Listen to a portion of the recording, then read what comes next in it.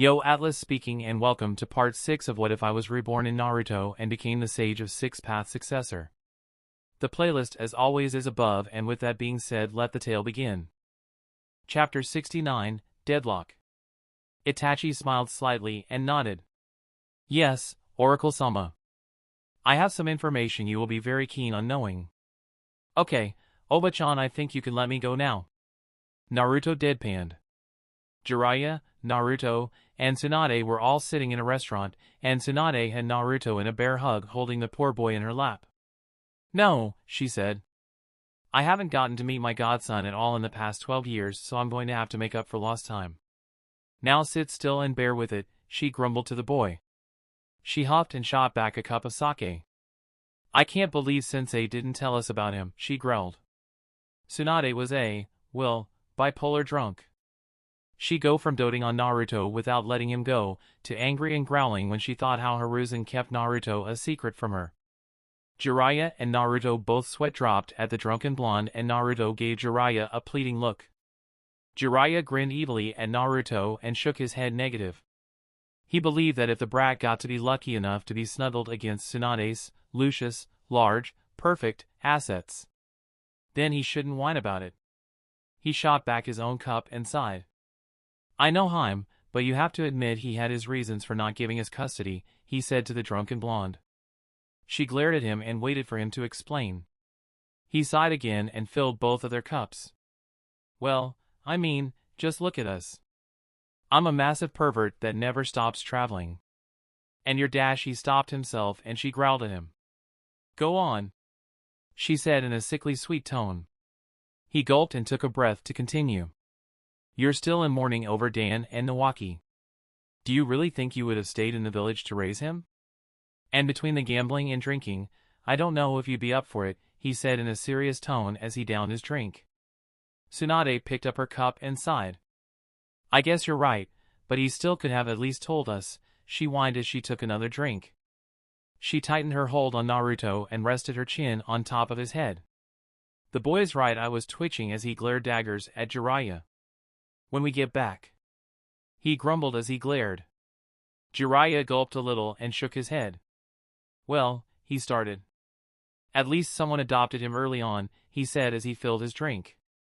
Tsunade sobered instantly. Really?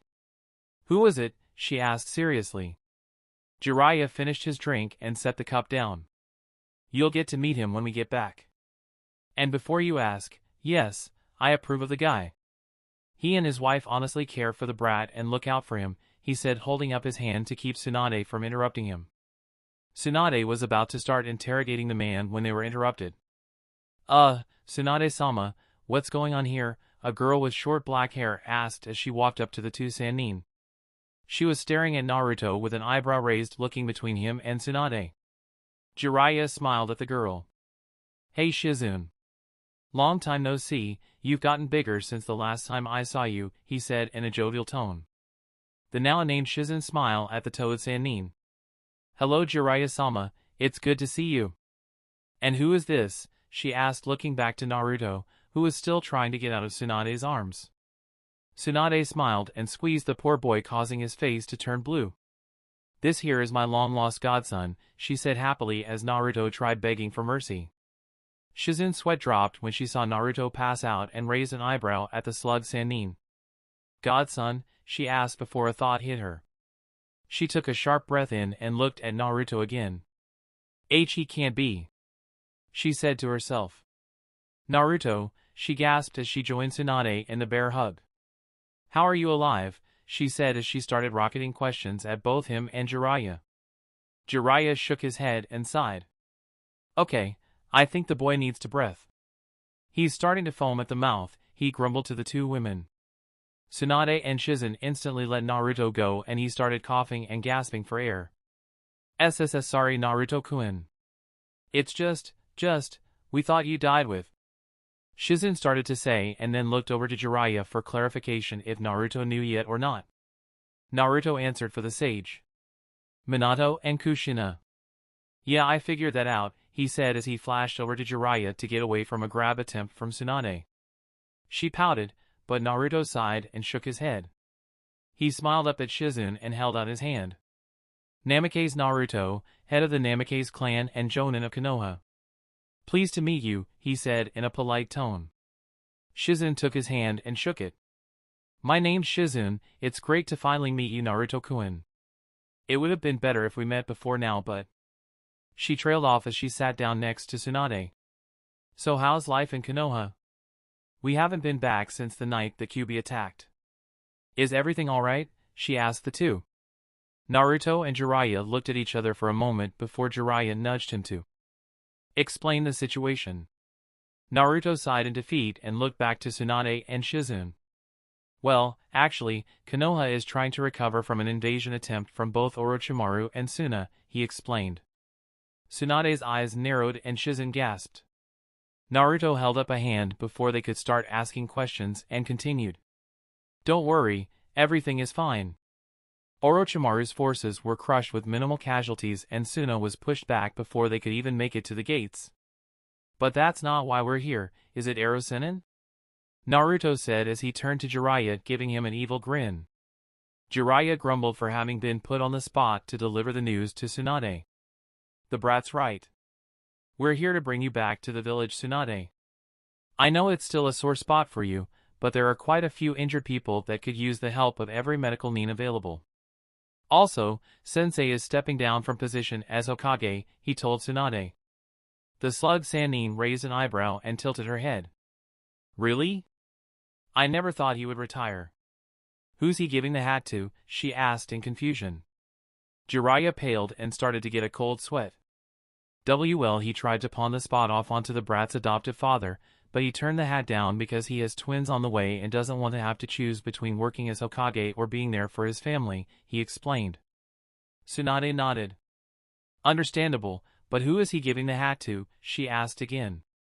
She pretty much knew where this was going, but she wasn't really thinking about that. She was wondering about Naruto's adoptive family. If the father was strong enough to be nominated for Hokage, how come she didn't know about him? Jiraiya scratched the back of his head and chuckled weakly. Will. Sensei actually wanted you to take over, he said sheepishly and was waiting for her to blow up at him and start hitting him. But when that didn't happen, he looked at and raised an eyebrow. Tsunade sighed and thought for a second. Fine, I'll do it, she said after a moment. Jiraiya's eyes widened and he blinked a few times before he smiled. Really? You'll do it? You're coming back? He asked happily. Tsunade nodded and finished her cup of sake. I'll probably hate the job, but if it means I get to be with my godson after so many years. Then why not, she said as she smiled warmly at Naruto. Shizune also smiled and stood up. Well, why don't go get our stuff packed so we can head out tomorrow, she asked Tsunade. The Sanin stood up and followed Shizune. Alright then. We'll meet you guys at the edge of town tomorrow. Just be careful, I heard there might be snakes in some of the hotels, she said on her way out. See you tomorrow, Oba-chan, Shizune-chan. Naruto called to them as they left. He leaned back in his chair and sighed as he put his hands behind his head. That went better than I thought it would, he said happily. He was smiling until he looked up into Jiraiya's face, and his smile went away.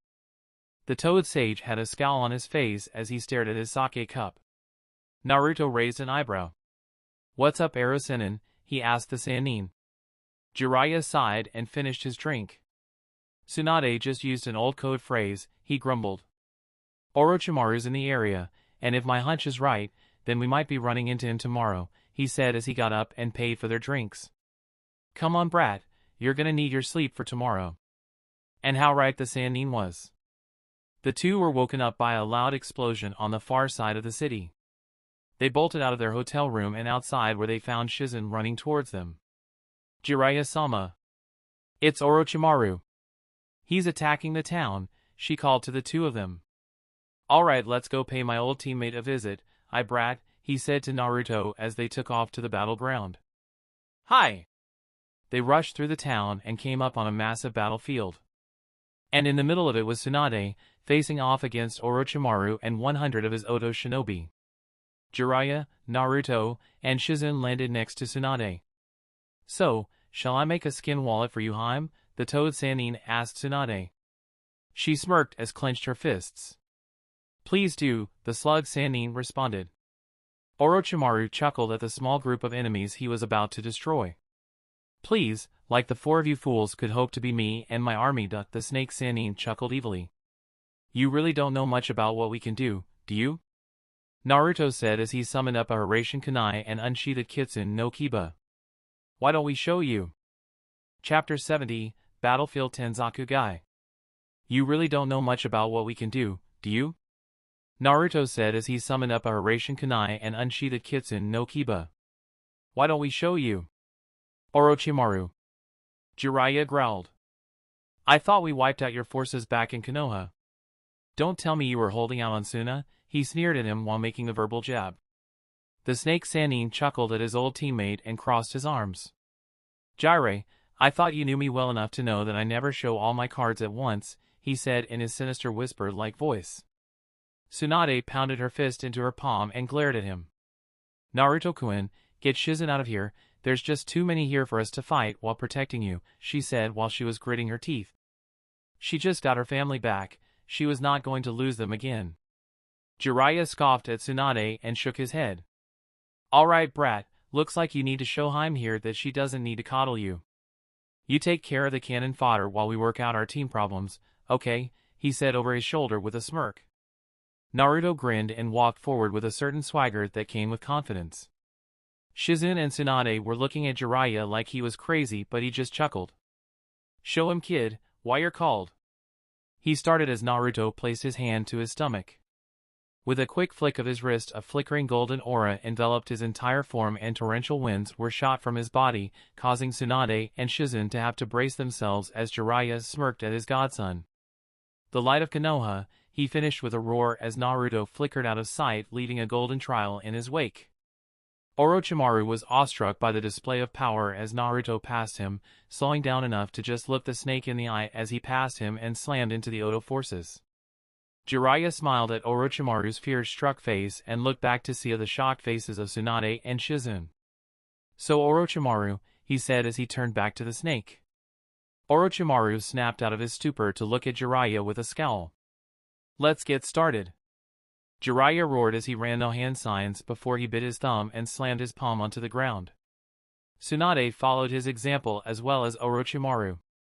Once the resulting clouds of smoke cleared, three massive summons stood staring each other down. Jiraiya, so, we get another shot at making a snakeskin wallet, huh? Gamabunta said as he let out a breath of smoke and slowly drew his sword. Tsunade-sama, it has been too long. Katsuyu said in a cheery tone as she greeted her summoner. Orochimaru. You bastard. You dare to summon me here. There best be 100 sacrifices. Manda roared in anger at Orochimaru. Don't worry, Manda-sama, you will have your sacrifices. But first, there is an old enemy that has crossed me for the last time. Orochimaru growled as he looked towards Jiraiya. Damn toads. Just this one time I won't expect any sacrifices. That toad's blood scattered across the field will be enough for me. Manda hissed when he saw Gamabunta. The toad in question laughed darkly. Just try it, you overgrown garden snake. I'll have a new wallet by the end of today. Gamabunta roared as he leaped towards the snake with his sword ready for an overhead slash. Manda curled up ready to pounce at the toad as soon as he was close enough. Orochimaru and Jiraiya jumped at each other and clashed in midair. You die here, Orochimaru. Jiraiya roared, planted a fist into the snake Sanin's face. Orochimaru retaliated by using the momentum to kick Jiraiya in the chin in mid-backflip. After the exchange of blows, the two Sanins spiraled through the air and land on the ground. They both preformed hand signs as fast as they could. Doton, Doria Taiga. Earth release, Earth flow river, Orochimaru exclaimed as a large river of mud formed and rushed towards Jiraiya. The Toad Sage finished his hand signs. Katon, Karyo Enden. Fire release, Fire Dragon Bullet, he roared as he shot a dragon made of flame towards the river of mud. The fire traveled up the stream and engulfed Orochimaru. Jiraiya scowled when he saw a charred earth clone where Orochimaru once stood. Jiraiya readied himself and sent his senses on overdrive to find him. After a quick second he jumped into the air to dodge a swipe from Kusanagi. Orochimaru came out of the ground and followed up by extending his neck so he could try and rip out Jiraiya's jugular. The toad Sanin did a few quick hand signs, and when he finished his hair extended to make a quick and spiky shield to block Orochimaru's attack. Before Orochimaru could retract his neck, Tsunade appeared next to him and punched his head, sending him flying across the battlefield. "Nice one, Haim," Jiraiya said as his hair tuned back to normal. Jiraiya looked away from Orochimaru's recovering form to see how Gamabunta was faring. He frowned at the fight that was going on. Even with Katsuyu's help, Manda was just too fast and Gamabunta was having a hard time dodging. "Alright, Kuchios no Jutsu," he said as he summoned another toad. "Gamaken, go help out Bunta." Jiraiya ordered his summons. "Alright Jiraiya, but I'm not very graceful," the giant toad said as he brandished his club and shield and charged into battle. "Haim, hold that snake at bay for a minute. I gotta channel some chakra real quick," he said to Tsunade as she cracked her knuckles. Gladly, she yelled as she dashed towards Orochimaru. Jiraiya smiled at his old teammate and clasped his hands together. "It's been too long, Haim," he mumbled to himself as he watched her charge into battle. Tsunade jumped high into the air and delivered an axe kick to the ground. Orochimaru jumped away before he was caught in the shockwave from the attack.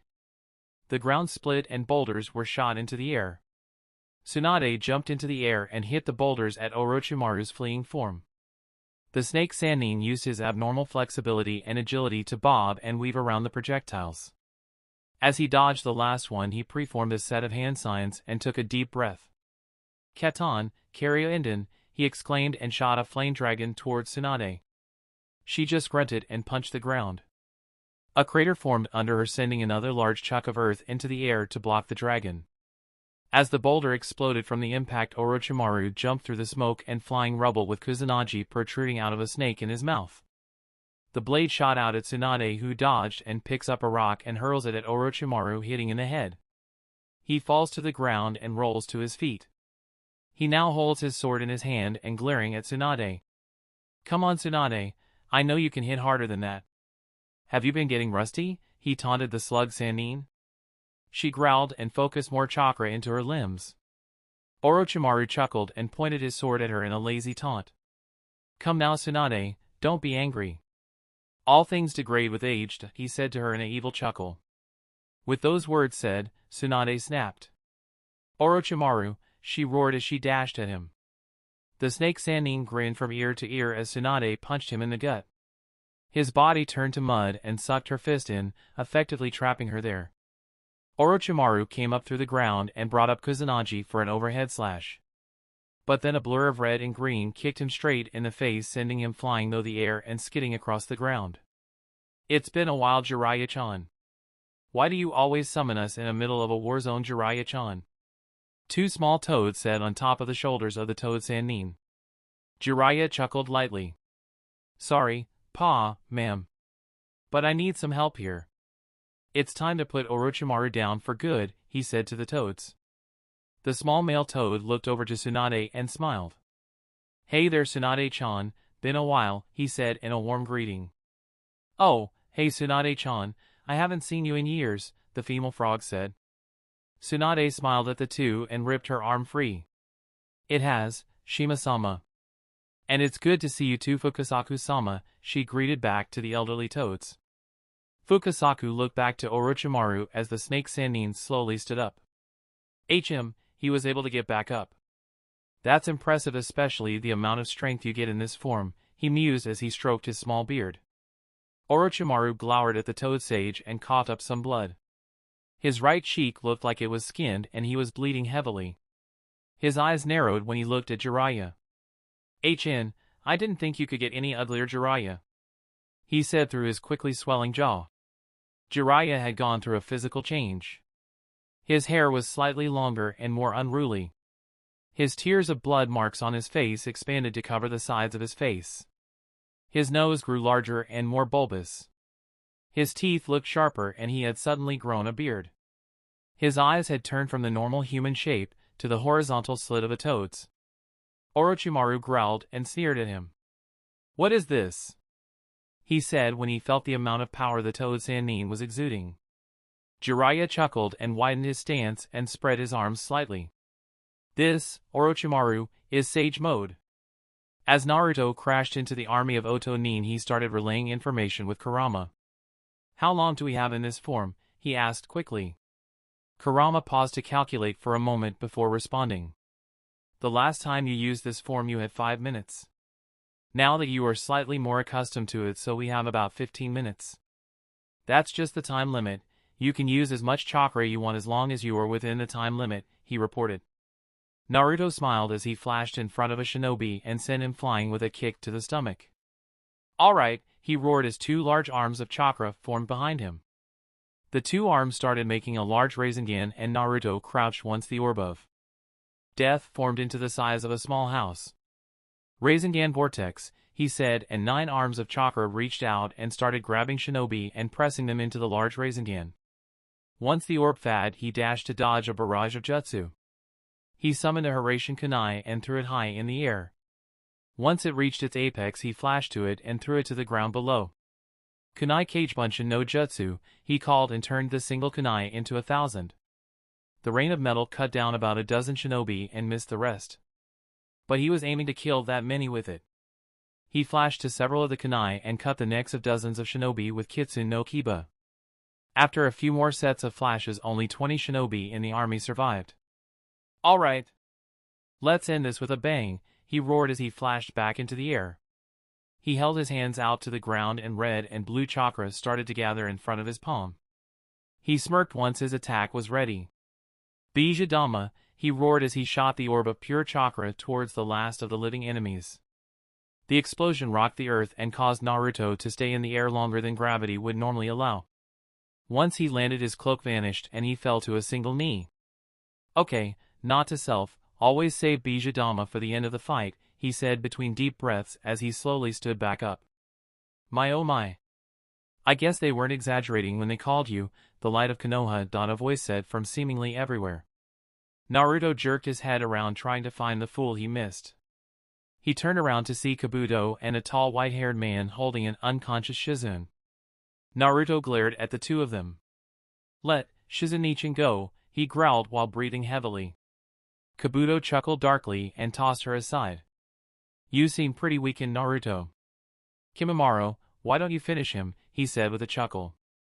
The now named Kimimaro raised his left arm and several bone-like protrusions jutted out of his arm. It will be done, Kabuto, he said as he charged Naruto. Dance of the Camilla. Naruto brought up Kitsune no Kiba and blocked the attack from Kimimaro and engaged the new enemy with the handicap of being almost completely drained. Chapter 71, Dance of the Camilla. Naruto brought up Kitsune no Kiba and blocked the attack from Kimimaro and engaged the new enemy with the handicap of being almost completely drained. Kimimaro was no slouch. Naruto was hard-pressed to keep up with his Kenjutsu in his current state and was forced to take a defensive posture. So Kurama, how long am I gonna feel drained like this? Naruto thought frantically as he narrowly dodged a thrust from his white-haired opponent. Another 10 minutes, kid. Try to survive till then, the fox said as he started to generate more chakra. Naruto jumped back from a spinning attack to gain distance. He tried to focus his chakra into his blade to use Kitsune no Hikari, but it was useless. Kid, be careful. In this state you won't be able to channel chakra effectively. Your Kagebunshin still should be usable, but try to keep the count low. The chakra you try to use, the longer this is gonna take to recover from. Kurama warned. Naruto cursed under his breath and sheathed Kitsune no Kiba. He unsealed a katana and assumed the ox's stance, holding the blade above his head with it horizontal to the ground and pointing at his enemy.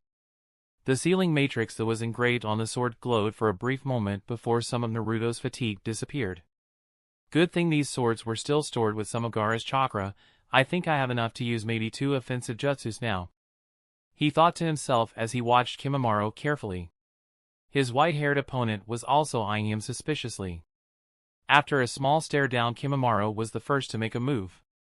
He shot his hand out as the bones and the tips of his fingers shot out like bullets towards Naruto. The blonde made a single fast overhead cut that deflected all of the projectiles. Biju left him open for Kimimaro to move in for a quick attack. However, before he was able to close the distance, Naruto switched to plow stance, holding the sword at his middle and pointed at a 45-degree angle towards his opponent. As soon as Kimimaro got close enough, Naruto tried attempting a thrust which Kimimaro deflected with his right-hand weapon and continued to flow with his left to try and stab Naruto in the chest. However, just before it got close enough, Naruto used his deflected sword's momentum to bring the hilt of his blade up and deflect the oncoming attack just enough for it to only graze his shoulder. Naruto tried to kick Kimimaro away from him, but before the blow landed, the white-haired teen jumped away and shot another volley of bone bullets at Naruto. This time Naruto rolled out of the way of the attack and again assumed the ox's stance. Kimimaro narrowed his eyes at the blonde. "That is an interesting Kenjutsu style," he said as he readied himself for another attack. Naruto shrugged slightly. "I guess it is, although it was originally made to be used by long swords.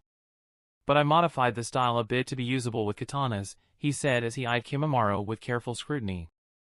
The teen was very skilled in Kenjutsu, but something was keeping him from moving at the speed someone with that much skill should be moving. Naruto was eyeing him for any resistance seals or any training weights, but caught his breath when he spotted the seal on his chest. "So," Naruto started, "the snake bastard marked you too." Kimimaro's eyes narrowed and his brow furrowed. "Don't you dare insult Orochimaru-sama. He is why I exist, and he is a god among men, you insignificant child," he growled. The cursed seal Naruto spotted started to spread across his skin, and it started to turn into a dark gray color. Naruto's eyes widened in horror as he watched Kimimaro's body morph from the effects of the cursed seal. Massive bone spikes protruded from his back as a spike tail formed from his lower back. The whites of his eyes darkened till they were completely black, and his normally green eyes turned yellow. A large spiraling mass of bones formed on his left arm, making a weapon that looked like a large drill. His right hand reached for his spine and pulled out a ling bone whip. "Dance of the clematis, vine," he said as he whipped the spine with such speed Naruto couldn't dodge. He was just able to bring his sword down to keep the whip from wrapping him completely, using his blade to give him some breathing room. Kimimaro readied his bone drill. "Dance of the clematis, flower," he said as he charged with the drill-like weapon, aiming it to impale Naruto. Naruto growled and summoned 2 clones without using seals. The clones tried to block the white-haired teen's path, but they were both killed by his weapon. They did, however, give the original enough time to sink into the ground with Doton, Dochu Igyo no Jutsu, Earth Release, Underground Projection Fish. Kimimaro's whip fell to the ground and he set himself into a defensive stance. He watched around, waiting for his opponent to appear. And when he did, he wasn't alone. 10 Naruto clones jumped out from the ground. "Ninpu, Cage Bunshin Tetsuotong Gi, Ninja Art, Clone Iron Maiden," the clones exclaimed as they brought up their swords to stab Kimimaro. "Dance of the Larch," he said quickly. Spikes of bone shot out from his body and blocked the swords. However, he was now trapped in that one spot, trying to overpower 10 people at once. He coughed slightly from the exertion and blood ran down his chin. The clones didn't let up and kept him pinned in place.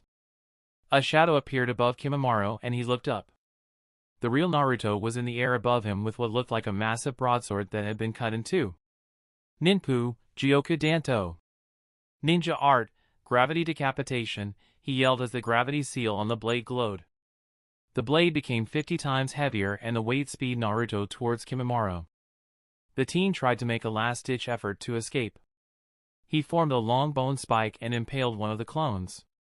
He moved to the opening right as the blade crashed with the ground. A massive crater formed, throwing up a cloud of dust. The original Naruto walked out of the cloud with Kubikuri Bocho resting on his shoulder. The blade was slowly growing in length as blood seeped into the sword. The cloud of dust dispersed to reveal Kimimaro laying on the ground, bisected.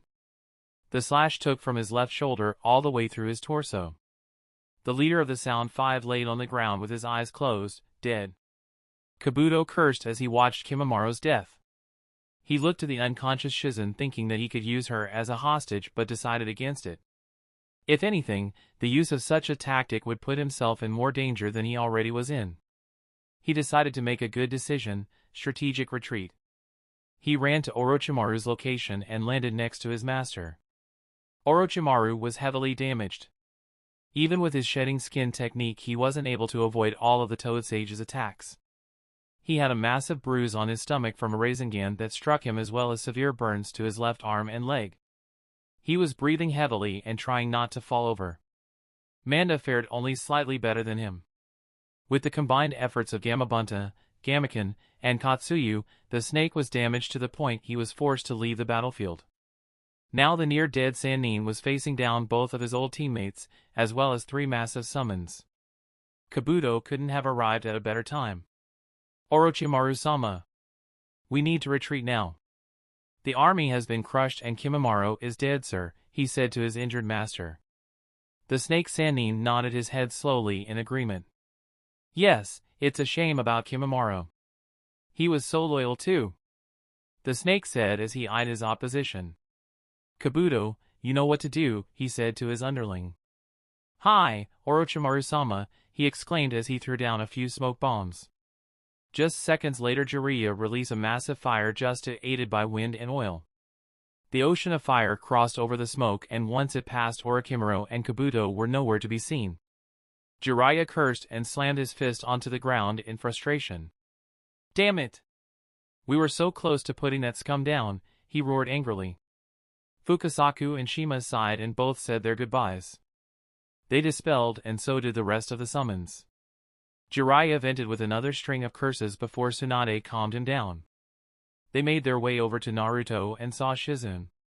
Tsunade made a quick analysis and began treating her. She has a severed Achilles tendon and some damage to her chakra coils. Nothing I can't fix, Tsunade said. Naruto sighed in relief. Jiraiya looked over to the battlefield Naruto was fighting on and whistled lowly. Damn brat, do you always leave a crater like that? Now I know who made the one in front of the village, he said in a mocking tone. Naruto chuckled lightly and shook his head. Yeah, I gotta be careful though. For some reason it almost drains me of all of my chakra and cuts off my connection to Kurama's as well, he said with a sigh. Tsunade raised an eyebrow and narrowed her eyes. By the way, Naruto-kun, what was that power? It didn't look like any normal jutsu, and who is Kurama? She asked in suspicion. Naruto sighed and scratched the back of his head. It's a long story. Why don't I fill you in on the way home? Chapter 72, Home Again. Tsunade raised an eyebrow and narrowed her eyes. By the way, Naruto-kun, what was that power? It didn't look like any normal jutsu, and who is Kurama? She asked in suspicion. Naruto sighed and scratched the back of his head. It's a long story. Why don't I fill you in on the way home? So let me get this straight, Tsunade said while she shut her eyes and rubbed her temples. You and the Kyuubi are friends, and he openly gives you chakra to fight with. It helps you out by being like another pair of eyes watching over you, and it tells you stories about ancient history and your parents, while you sit on his head in a separate dimension cheated by the seal that is in your mind, she asked in a confused and somewhat scandalized tone. Naruto, who had been walking beside her with his hands behind his head with his eyes closed, suddenly stops and opens his eyes. Yes, the kid and I work as a team. Why do you pathetic mortal flesh bags not understand this? Kurama/Naruto said. Tsunade, Shizune, and Jiraiya jump away from him in defensive positions on pure instinct when they felt Kurama's presence. Naruto looked at them with red eyes with a slit pupil for a long moment. He then burst into laughter as his eyes faded back to his natural cerulean blue. Oh, man! That just doesn't get old, he howled in laughter as he fell to his back holding his gut. The others in his group didn't take to the joke. Tsunade and Jiraiya looked at him with concern while Shizune looked at him with mild confusion. Jiraiya cleared his throat to get Naruto to stop laughing. Once he had the blonde attention, he looked at him seriously. Naruto, just what was that? I know you and the Kyuubi are close, but why is he able to control you? He asked seriously, a slight scowl on his face. Naruto looked at him for a moment before sighing. Because I let him. I let him talk through me if he wants to, and asks first. He isn't in control of my bodily actions either, unless I let him, he said as he looked right back at Jiraiya in the eye. The Toad Sage's eyes narrowed. Naruto, I don't think it's a good idea to let him control you. It might weaken the seal, and if that happens I doubt he would hesitate to break out, he said in a warning tone. Naruto glared at the sage, making Jiraiya's eyes to widen. Okay, Jiraiya, first things first. Kurama is my partner, teammate, friend, comrade, nakama, whatever you want to call it. He is like family to me. Do not insult him like that. He is one of the people I trust the most. Thinking he is some rage-filled beast that would betray the trust of his friends to be momentarily free from a perfectly gracious host that works alongside him and respects him. And then be put into a new Jinchuriki that would most likely shun him and treat him like scum is not only an insult on his intelligence, but his morals and way of life.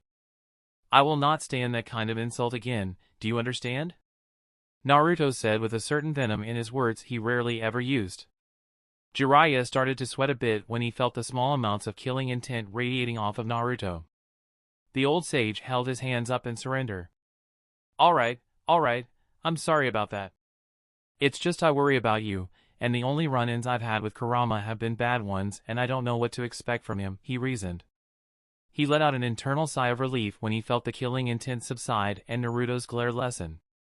Good. I'll forgive you this time, due to your own ignorance. But, I don't want you insulting my family. I don't care if you're my godfather or not, I will not tolerate it, he said as he picked up stride and walking ahead of the group. Jiraiya let out a depressed sigh and looked down. He felt like whatever progress he had made to being a part of Naruto's so-called family had been cut in half. He shook his head and slowly followed the boy. Tsunade and Shizen were wide-eyed at the reaction Naruto had towards Jiraiya. Tsunade caught up with Jiraiya and tugged a bit at his sleeve to get his attention. The hell was that? I thought you and Naruto-kun were close, she said in a hushed voice so Naruto couldn't hear them. Jiraiya sighed once more and gave a sad look to his former teammate. Well, I'm pretty much in the same boat as you. I've only known him for little over a month. I don't think he completely trusts me yet, he replied. He looked ahead at Naruto's back. The boy's adoptive father, Uzumaki Senaru, told me that when he found him, he was malnourished to point that the Kyuubi's chakra was the only thing keeping him alive. The boy had severe trust issues as a baby and only let a select few people around him. I think that mentality carried on to No, only letting people truly in when he can trust them completely. He said sadly as he watched the boy walk in front of him. Tsunade, and Shizen who had been listening in, were in shock.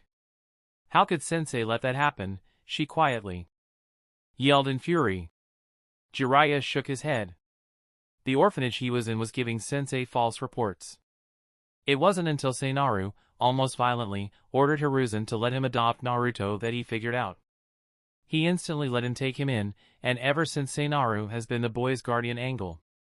The night he adopted Naruto, their estate was attacked by some villagers, demanding that he give them Naruto. Senaru ended up killing 11 out of the 12 villagers that night, leaving one to spread the word. Naruto is off limits. Senaru was only 16 and he took in a child. And not just any child. He took in probably the most problematic child in the village, and look at how well he turned out. Kushina would be proud. I know Minato was, he said while a sad smile crept onto his face. Tsunade's eyes narrowed. What do you mean, I know Minato was? She asked. Jiraiya sighed once more and quirked an eyebrow at himself. He felt like he had been sighing a lot today, but he just shrugged the thought off. Well, Haim, it's a long story, he said as he began retelling the events of the invasion. They arrived back in Konoha about 3 days later. Naruto's mood cooled down a bit, but he was still a little grumpy towards Jiraiya. Although, his mood quickly brightened when the group was met by a young Hyuga girl, a tall white-haired male, and a now obviously pregnant purple-haired woman. Naruto-kun! Hinata cheered as she ran over to Naruto. Naruto smiled broadly and caught the Hyuga heiress in a tight hug. Welcome back, she said as she snuggled into his arms. He chuckled and gave her a squeeze. It's good to be back, Hinaheim, he said to his girlfriend. Tsunade and Shizen both had their eyebrows raised as they saw the young couple, and Jiraiya, well, he was being Jiraiya. He had just pulled out his notebook when he felt several killer intents settle on him. He looked at where the most intense one was coming from and swallowed at Naruto and Hinata's glares. Senin, you're already on thin ice with me. Don't push it, he said as he increased the intent with each word. The great toad sage of Myobokuzen quickly put his book away and nodded fiercely to the blonde. Naruto gave him one more cold glare before his good mood returned. "Hey Dad, Mom, good to see you again," he said with a smile.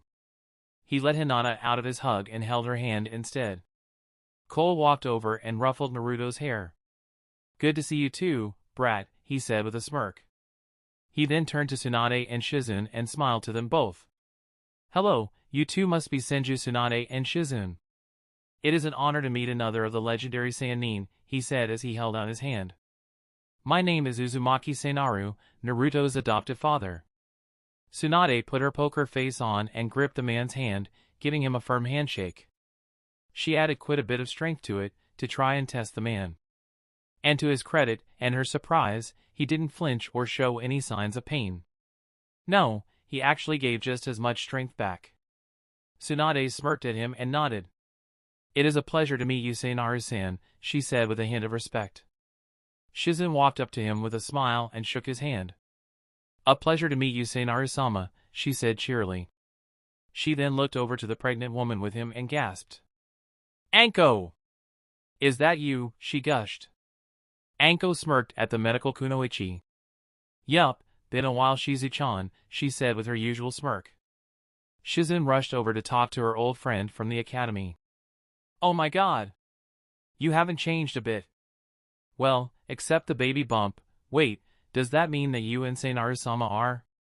she said as a slight blush spread across her face. Anko gave her usual snicker and flashed a toothy grin. "Hitched and expecting?" "Yes, we are. We've been married for about 4.5 years now. And I'm about 4 months pregnant," she said with a smile. While the two friends caught up, Naruto and Hinata talked about what happened during their time apart, and Jiraiya sulked while drawing circles on the ground with his fingers. Tsunade decided to talk to Cole for a bit.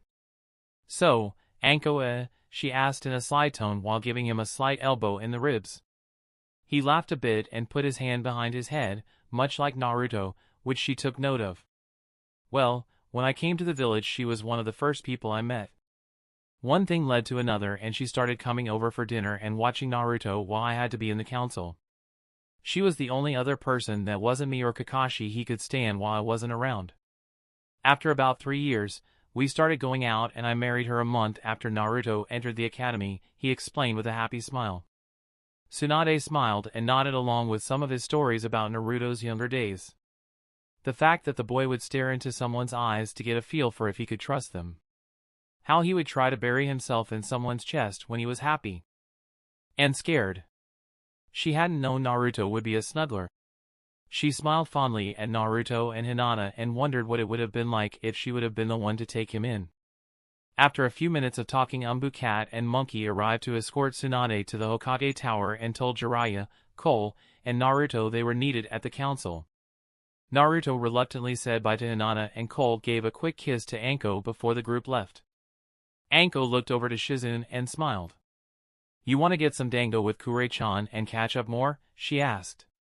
Shizune smiled and nodded quickly, and with that, the two were off to the dango stand. Chapter 73, Succession. Anko looked over to Shizune and smiled. "You want to get some dango with Kure-chan and catch up more?" she asked. Shizune smiled and nodded quickly, and with that, the two were off to the dango stand. Hiruzen sat in the council chamber, and for the first time since he got the Hokage title, he was happy to be there. He sat in his chair with a content smile as he watched the room fill with the councilmen who he had so many migraines over.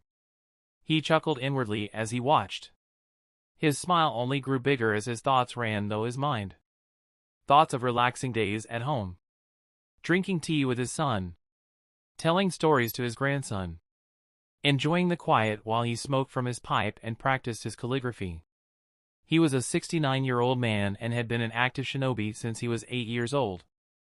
The man deserved a vacation. Oh, but no. He would be getting something even better than a simple vacation. Something that nearly brought a tear to his eye just thinking about it. Retirement. Finally he could give the Hokage title off to the next generation without any demons, wars, or any of the between. No, he would be able to retire into peace, and he was happy. His smile continued as he stood to call order to the chamber. All right, are we all in attendance? He asked his jonin commander, Nara Shikaku. The usually lazy and inattentive Nara was actually fully awake and quick to reply. Yes, Hokage-sama. Every council member here and accounted for, he said happily with his lazy smile. He, too, was happy for the old man. He had the privilege to be his commander for 10 long years, and he was happy to see his friend-slash-grandfather figure finally get the rest he deserves. Hiruzen smiled to his friend and took his seat. Now, I believe you all know why I called everyone in today, he asked with a happy smirk. Everyone in attendance nodded or mumbled their replied yes.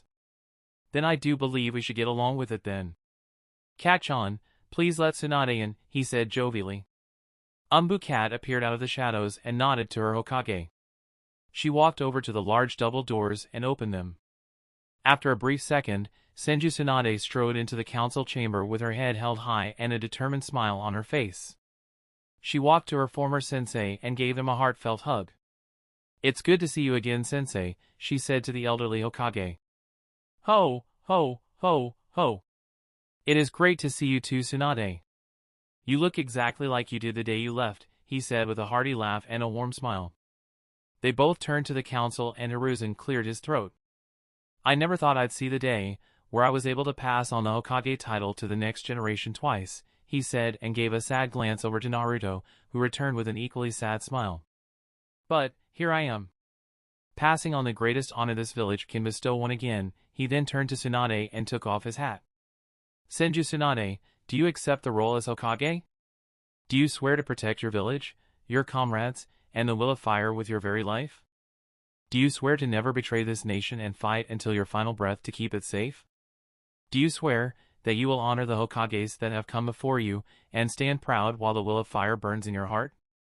Do you swear it? He asked in a completely serious tone and held the Hokage's hat out to her. Tsunade looked between the hat, her sensei, the members of the council, and rested her eyes on the face of her godson. She smiled broadly and turned back to Hiruzen. I swear it, she said as she gently took the hat from the elderly man. Hiruzen smiled with all of his heart as a single tear escaped him. Then, with this council as witness, I, Sarutobi Hiruzen, head of the Sarutobi clan, and Sandame Hokage, name you, Senju Tsunade, head of the Senju clan, Slug Sanin, and Master Medical Shinobi, the Godame Hokage. May you wear the hat with pride, and may you fight with the ferocity of all of the Hokage that have come before you, he said as he bowed deeply to her. Hail, the Godame Hokage of Sunagakure no Sato. The council stood and bowed as one. Hail, Hokage-sama. After a large applause from the council and many congratulations, it was decided that the ceremonial coronation in front of the village would be held in 3 days' time. Till then Tsunade would still be in charge as Hokage, but Hiruzen would have to advise her in his office and get her caught up on village secrets and other off-the-books knowledge. About an hour after the council meeting ended, Tsunade found herself in the Hokage's office with Hiruzen, Jiraiya, Cole, and Naruto. So, what do we do now? She asked her sensei as she sat down behind the desk, noticing that the chair was rather comfortable and the desk on her side had several storage seals along the drawers. Hiruzen smiled at her and sat in one of the chairs across from the desk. Jiraiya took the chair next to him, while Cole and Naruto sat on the couch in the side of the room. No, Hokage-sama, Hiruzen started, while stressing the word Hokage. We need to get you caught up on the hidden village affairs, the economy, and the new shinobi roster. But first, we need to get you 2 new advisors, since I had Koharu and Hamura fired and Seinaru here killed Danzo while the fool was caught red-handed committing treason, he said to Tsunade, and she nodded, only slightly surprised by the information. She was happy that her sensei finally manned up and fired those 2 snakes. She never did trust them. But the fact that Seinaru killed Danzo was a little surprising. It just added even more to the mystery that is Uzumaki Seinaru. Before she could speak, Hiruzen held a hand up for her to wait. He gave her a fiercely stern look. And, no. I will not be one of them. I believe I am in for a long retirement, he said to his former student, who in turn deflated a bit. She was really hoping to get the old monkey in her corner for the council meetings. Well, I was already going to pick Jiraiya, she said, and he nodded in agreement with her. He had all of the dirty little secrets on most of the village and could help her with blackmail. Then who am I going to choose other than you, sensei? She asked in frustration. Hiruzen smirked and pointed towards the father and son who were lazily watching from the couch. Why don't you ask one of those two to do it? Naruto, being our Jinchuriki, will be able to help you out when straight-up influence is needed. But, Seinaru-san would be able to help you gain connections and make governing choices. The man is very smart, and if he would have accepted my offer, be sitting where you are right now. So, who will it be? The elderly man asked with a sly smile. Naruto went wide-eyed when he heard Hiruzen rat him out to work as an advisor, but before Tsunade chose his father cut in.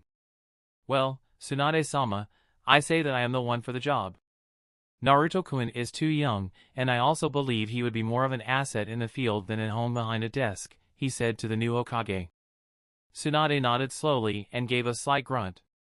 Fine then, you're in Seinaru-san, she said as she leaned back into the comfortable Hokage chair. Cole smiled and bowed his head slightly.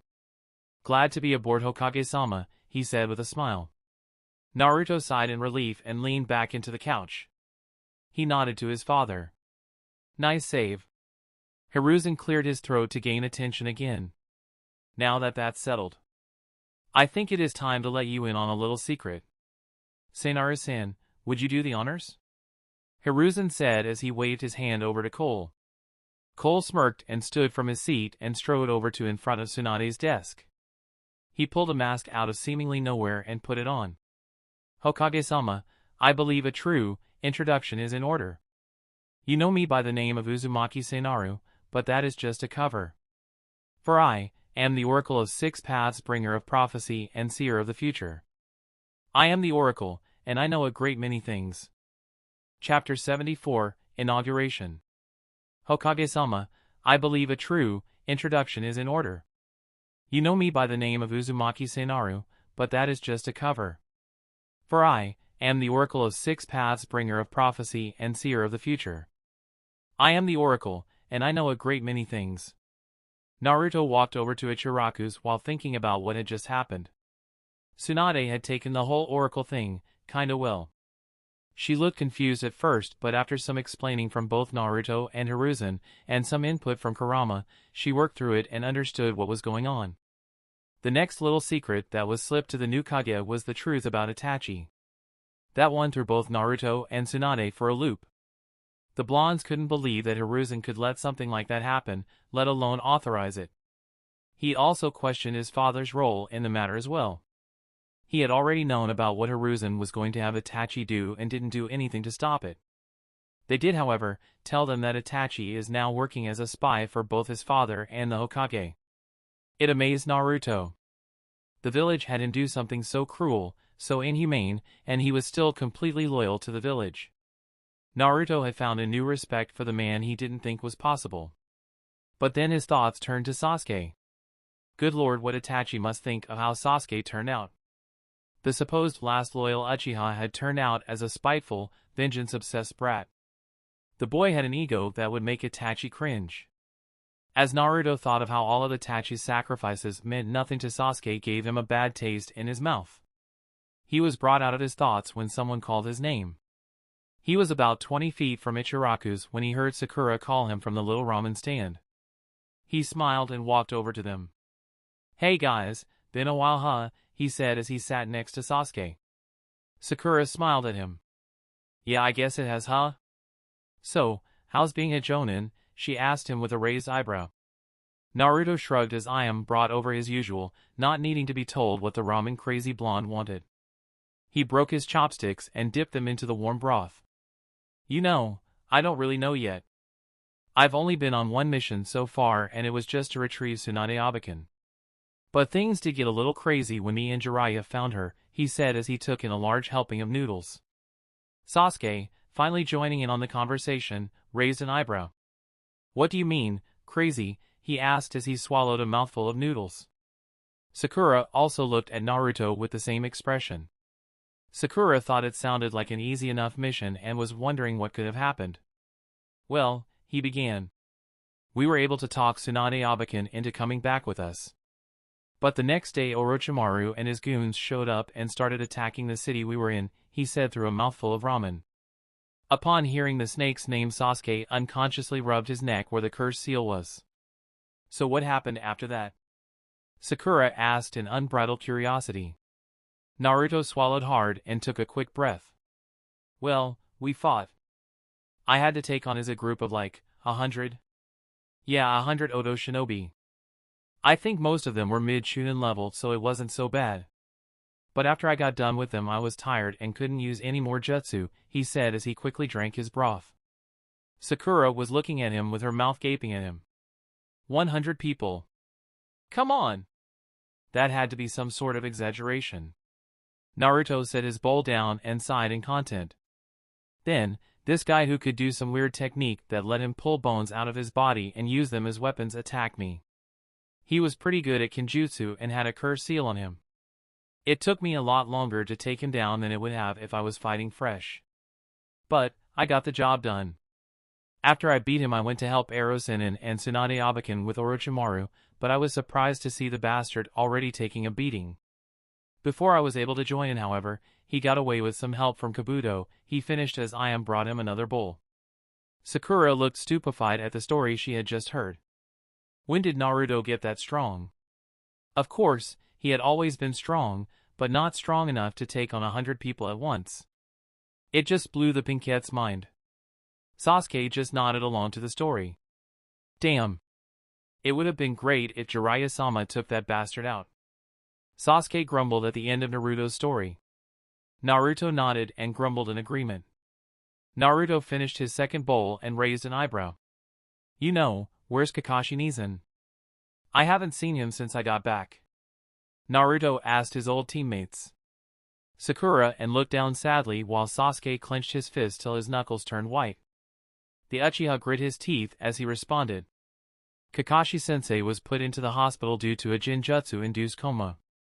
That bastard Itachi attacked while you were away and hit Sensei with a secret technique of the Sharingan. Your father tried to heal him but couldn't do it, he said, anger flooding his voice. Sakura at least looked up hopefully. At least Tsunade-sama is back. With her I think she can help him, she said to try and ease the mood. It worked some as Sasuke began to calm down. Naruto was shocked that someone could put his older brother figure down like that and was equally shocked that it was Itachi was the one to do it. He shook his head and finished his third bowl. He sighed and stood up. I've gotta go. I need to go see my dad, he said as he left his money and left. That night Naruto stopped by his parents' new home and got the full story from his father. After getting all the information he could, he wished them a good night and headed back to his own house just down the road. When he got to the Namake's estate he saw a dark blue-haired Hyuga waiting there for him. Oh, hey Hinaheim. What are you doing here? He asked his girlfriend with a smile. She smiled back at him and held up a bag. I thought, since it's your first night on your own, that I could make you dinner, she said with a slight blush. Naruto smiled broadly. I'd love that, my Heim, he said as he opened the gate for her. She giggled happily and walked in. After they were done eating they both sat on the couch in content silence. Hinata was snuggled up against him and happily leaning her head on his shoulder. Hey Naruto-kun, she said as she rubbed her head against his shoulder. He opened his closed eyes and looked at her. Yes, my Heim, he asked in a whisper-like tone.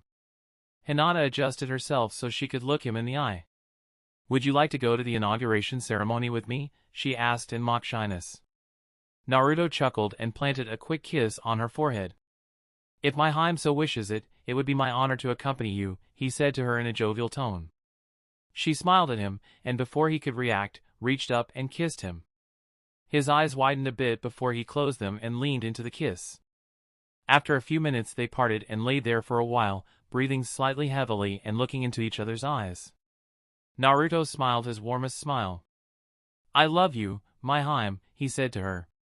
She smiled back at him and cupped his cheek with her hand. I love you too, my Kitsune Kishi. Fox Knight, she leaned up to him and he leaned down to her. They shared another passionate kiss. They stayed there for what felt like hours, just laying in each other's arms. Life was good. The next day Naruto met with Hinata and her family and walked to the front of the Hokage Tower, hand in hand with his Hyuga princess. They waited and saw that his father and mother joined up with Kurenai and Asuma. Naruto and the Hyuga group joined the Uzumakis and started to engage in small talk. Their conversations were all cut off when Hiruzen walked onto the roof of the tower. "Attention," he called to the massive crowds that had gathered. "I present to you, the Godame Hokage. Senju Tsunade," he announced as he made way for Tsunade to look over the village. She wore the formal Hokage robes and hat. She reached up and removed the hat and looked out to her people. "May the will of fire burn in the hearts of all of you. I am proud to be the Godame of Konoha no Sato," she called to the crowds of villagers and shinobi alike. She was met by the thunder of applause and overwhelming shouts of her people. All hail Hokage-sama. Chapter 75, The Next Step. She was met by the thunder of applause and overwhelming shouts of her people. All hail Hokage-sama. 2 days passed quickly as Konoha celebrated the inauguration of its 5th Hokage. Several food stands were put up and the main streets of Konoha and lights of the village stayed on from dusk to dawn. Naruto slowly opened his eyes and groaned when the morning light assaulted him. He quickly put his arm over his eyes and groaned even louder over the quick movement. He had a splitting headache from the night before and noticed he woke up on his couch. He blearily looked around the room and saw Kiba and Akamaru passed out in the floor while Ino and Sakura were curled up on his other couch. He noticed Shikamaru and Shuji we both passed out and leaning upright against the wall near the kitchen, and Sasuke was laying in the middle of the floor snoring lightly. Naruto tried to sit up but found a weight holding him down. Hinata was laying on top of him sleeping happily. Naruto's eyes widened a bit as he woke up and took in more of his surroundings. He noticed the empty food containers and bags laying all over the place, as well as a couple decks of cards with fake poker chips. But what he noticed the most were the several empty bottles of sake. Then his memories of the night before hit him. He also took into account the number of bottles on the floor. 46 bottles of sake. 37 of which he remembers drinking himself. He groaned and let his head rest back down on the couch. "Good Lord, Kurama, do you know what happened?" he asked in a half-whining, half-groaning tone.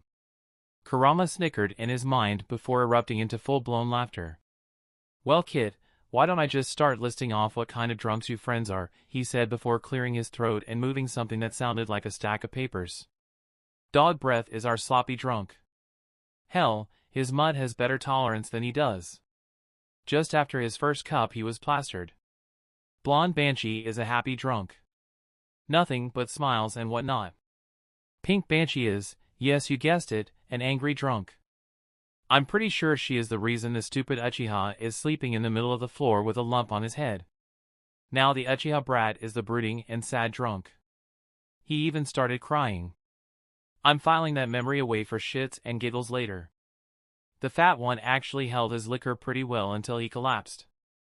And Pineapple Head is just a smart ass when he's in his cups. New to the interesting part. You little vixen, there is quite the clingy one when she's tipsy.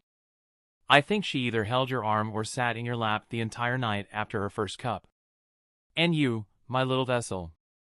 I must say you can power your way through so much alcohol that even the old woman Tsunade would have died from the poison." Kurama listed off with a defining laugh. Naruto groaned from the fox's booming voice and cut the connection before his headache could get any worse. He opened his eyes again when he felt Hinata start to wake up. She opened her eyes slightly and stretched her arms and legs, wincing in her movements and clutching her head slightly. She yawned and looked at Naruto's face with half-asleep eyes. "Hey there you, what happened last night?" she asked dreamily. Naruto would have reeled back if he could because of the powerful smell of alcohol coming from her, but couldn't with her on him. He waved his hand in a general direction to all of the bottles on the floor. "Take a guess, Heim." He groaned to her. She looked around like he suggested. Once she figured out what happened, she sobered instantly. She brought her hands up to her mouth and gasped. "Oh, and what did we do? Father's going to be so mad," she started yelling, causing everyone to wake up and groan from their headaches. Naruto just gave her a lazy wave. "Don't worry about it, Hina-chan. Remember, old enough to kill, old enough to drink, right?" he said in with a lazy drawl as he rubbed his head. "Though, I'd have to agree with you. The old geezer will probably be mad," he said as he sat up. And who exactly would this old geezer be? A loud and stern voice said behind Naruto. The blonde froze upon hearing the voice and shakily looked behind him and saw a very angry Hayashi next to Hinata's angry, but still angry Seinaru and Anko. Oh, hey, Hayashi-sama, how are you? He asked shakily, trying not to let loose a nervous sweat. Cole just pointed to the door. Everyone out, he said in his no-nonsense tone. And like that, all of the hungover teens bolted for the door. When Naruto tried to sneak away with the group, his father grabbed him by the top of his head. Not you. Naruto just started to weep anime tears as he watched his girlfriend leave him there for his fate. After a severe tongue lashing from his parents about parties and drinking in moderation, his father sat him down to talk about some events that will be happening soon. Okay, now that that's out of the way, Cole said as he finished his lecture. We have a mission. Naruto raised an eyebrow at his father. The last time he went on a mission was nearly a year ago, and that was to defeat the Mizukage and end a war. What the hell could he need both himself and Naruto? What kind of mission? Naruto asked skeptically. Cole smirked at his son. It's time to finish you training. We're going to Kumo in 2 days to have you master Kurama's chakra. But, we will only have 3 days to work once we get there. 1 day travel, 3 days training, and 1 day back. We only have 5 days to do this. And we have to remain under Kumo's radar for as long as we're there. This is an infiltration mission and an S-rank one. So, be ready, he explained to his son. Naruto and Anko's eyes were wide. Naruto's were wide from excitement to finally finish his training. And Anko's was from worry. You can't be serious, she yelled at him. You're going to break into Kumo, train Naruto how to use Kurama's chakra, and come out of it like nothing happened? Cole shook his head negative. Not quite. We aren't going to the actual city of Kumogakure. We are going to a moving island that is in its country, he clarified. It didn't help much. Still, she argued. I can't believe you are willing to take our son somewhere so dangerous to just train, she said as her eyes started to water. Cole smiled sadly and took her hands in his. Don't worry, Anko-chan. As long as I am there, I promise nothing will happen to Naruto. And besides, the brat isn't much of a brat anymore. He's strong enough to handle just about anything. And when he's done with training, I can't even imagine how powerful he will be, he said with a sad smile. Anko took an indignant sniff. Still, he's my little baby boy. Don't let anything happen to him, you hear? I don't care how strong he is, he's still my baby, she said with an angry pout. Naruto smiled at her. Come on, Mom, you gotta admit. I'm kind of a badass, he said with a smirk. Anko narrowed her eyes at him. Maybe, but I'll still beat your ass, brat, she said in a challenging tone. Naruto raised an eyebrow at her. You wanna bet? He challenged back. Cole cut in before things got out of hand. Okay. Why don't we settle this little squabble with a dango eating competition, he said with a sly smile. Naruto's jaw dropped and Anko jumped up in excitement. You're on, she shouted and ran out of the house. Cole looked over to Naruto and snickered at his look of defeat. Let's just call this payback for drinking all of my sake, he said as he left. Naruto just grumbled and walked out of the house and locked the door behind him. Chapter 76, Next Stop, Turtle Island. Naruto's jaw dropped and Anko jumped up in excitement. You're on, she shouted and ran out of the house. Cole looked over to Naruto and snickered at his look of defeat. Let's just call this payback for drinking all of my sake, he said as he left. Naruto just grumbled and walked out of the house and locked the door behind him. Geez, I'm only going to be gone for a week. Naruto shakily said as was being squeezed to death from Hinata's hug. Naruto and Cole made their way to leave when they were stopped by Hinata, and the young heiress had grabbed Naruto in a vice-like hug and wouldn't let go. She sniffed a little and sighed. I know, but it seems like every time I take my eyes off of you, you're off doing something dangerous. I hate watching you go, she said meekly as she buried her face in the crook of his neck. Naruto smiled softly and hugged her back. Well, you know me, wherever I go, danger just seems to follow, he soothed her as he ran his hand through her long dark blue hair. Even though Cole was happy for his son, they had things to do and deadlines to meet. Okay, Hinata. We really need to get going if we are going to meet our 5-day deadline, the Rinnegan bearer said as he placed a gentle hand on her shoulder. She squeezed her boyfriend one more time before reluctantly letting him go. Please come back soon, Naruto-kun, she said with a soft smile. Naruto turned to walk away and looked over his shoulder at her. He gave her his biggest grin possible and gave her a thumbs up. Don't worry, Haim, I'll be back before you know it. Oh, and one more thing. He stopped and threw something over his shoulder. A tri-pronged kunai landed in front of the girl and she raised an eyebrow at him. Just channel some chakra into that and give it a throw. And I'll be there, he said as he walked away with his father. I'll see you when I get back, Haim, he said as he waved to her from over his shoulder. Cole made the necessary hand signs and put his palm to the ground.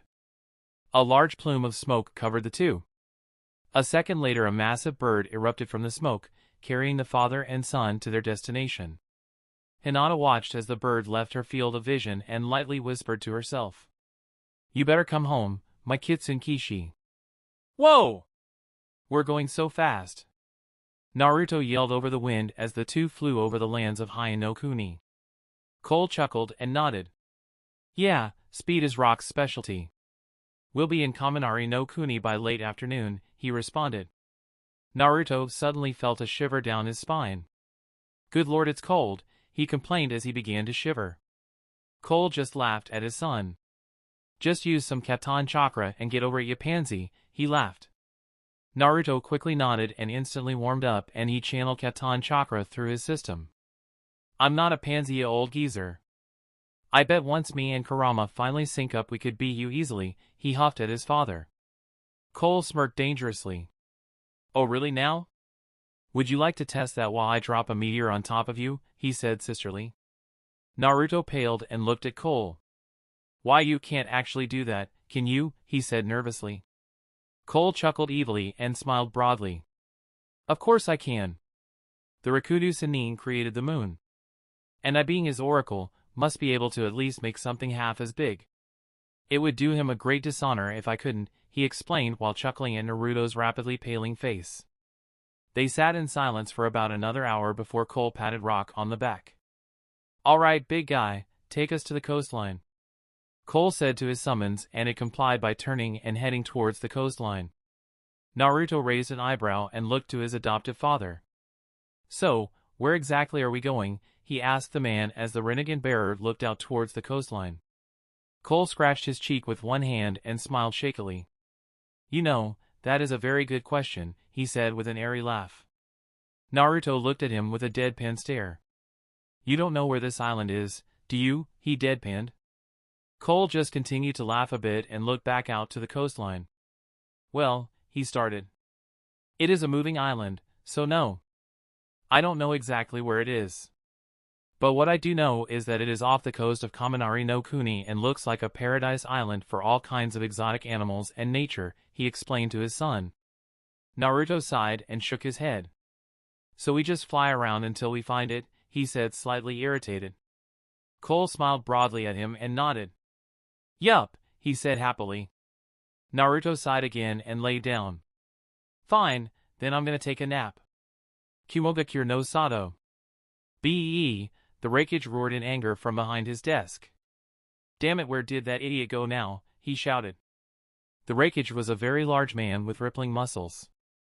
He had light blonde cornrows and dark brown skin. He also had a small mustache on his upper lip. And a spiky bead on his chin. Mabui, he called. After he yelled, a slender silver-haired woman with chocolate brown skin walked in. Yes, Reikage-sama, she said with a slight bow. Where's my idiot brother? I have a mission for him, he said in an angry huff to his assistants. Mabui looked through the folder she was holding and gave a hum in thought. Ah! B and Yujito went to the Turtle Island for a training trip. They should be back in about a week, she said to the Reikage. He just gave an exasperated sigh and rubbed his temples. All right, fine then. Tell Darui to get here for a mission then. Turtle Island. Yo! Yujito. Why you gotta act so cold? It's getting so old. Can't Cha just be nice to little old me?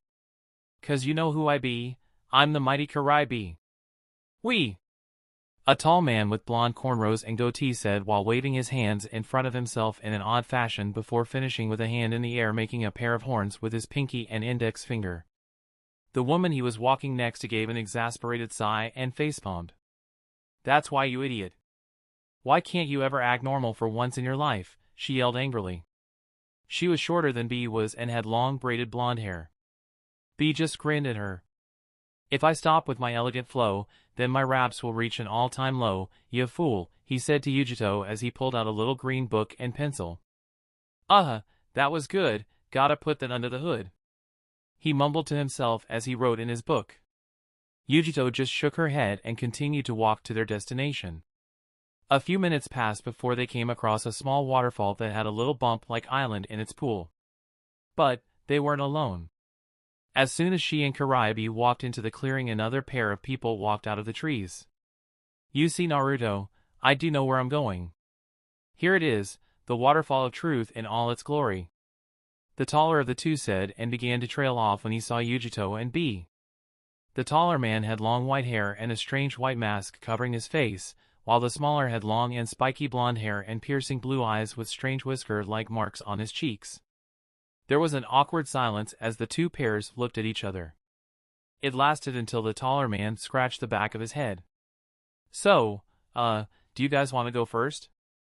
Chapter 77, Float Like a Butterfly. There was an awkward silence as the two pairs looked at each other. It lasted until the taller man scratched the back of his head. So, do you guys want to go first? Katon, Nazumi Ketama.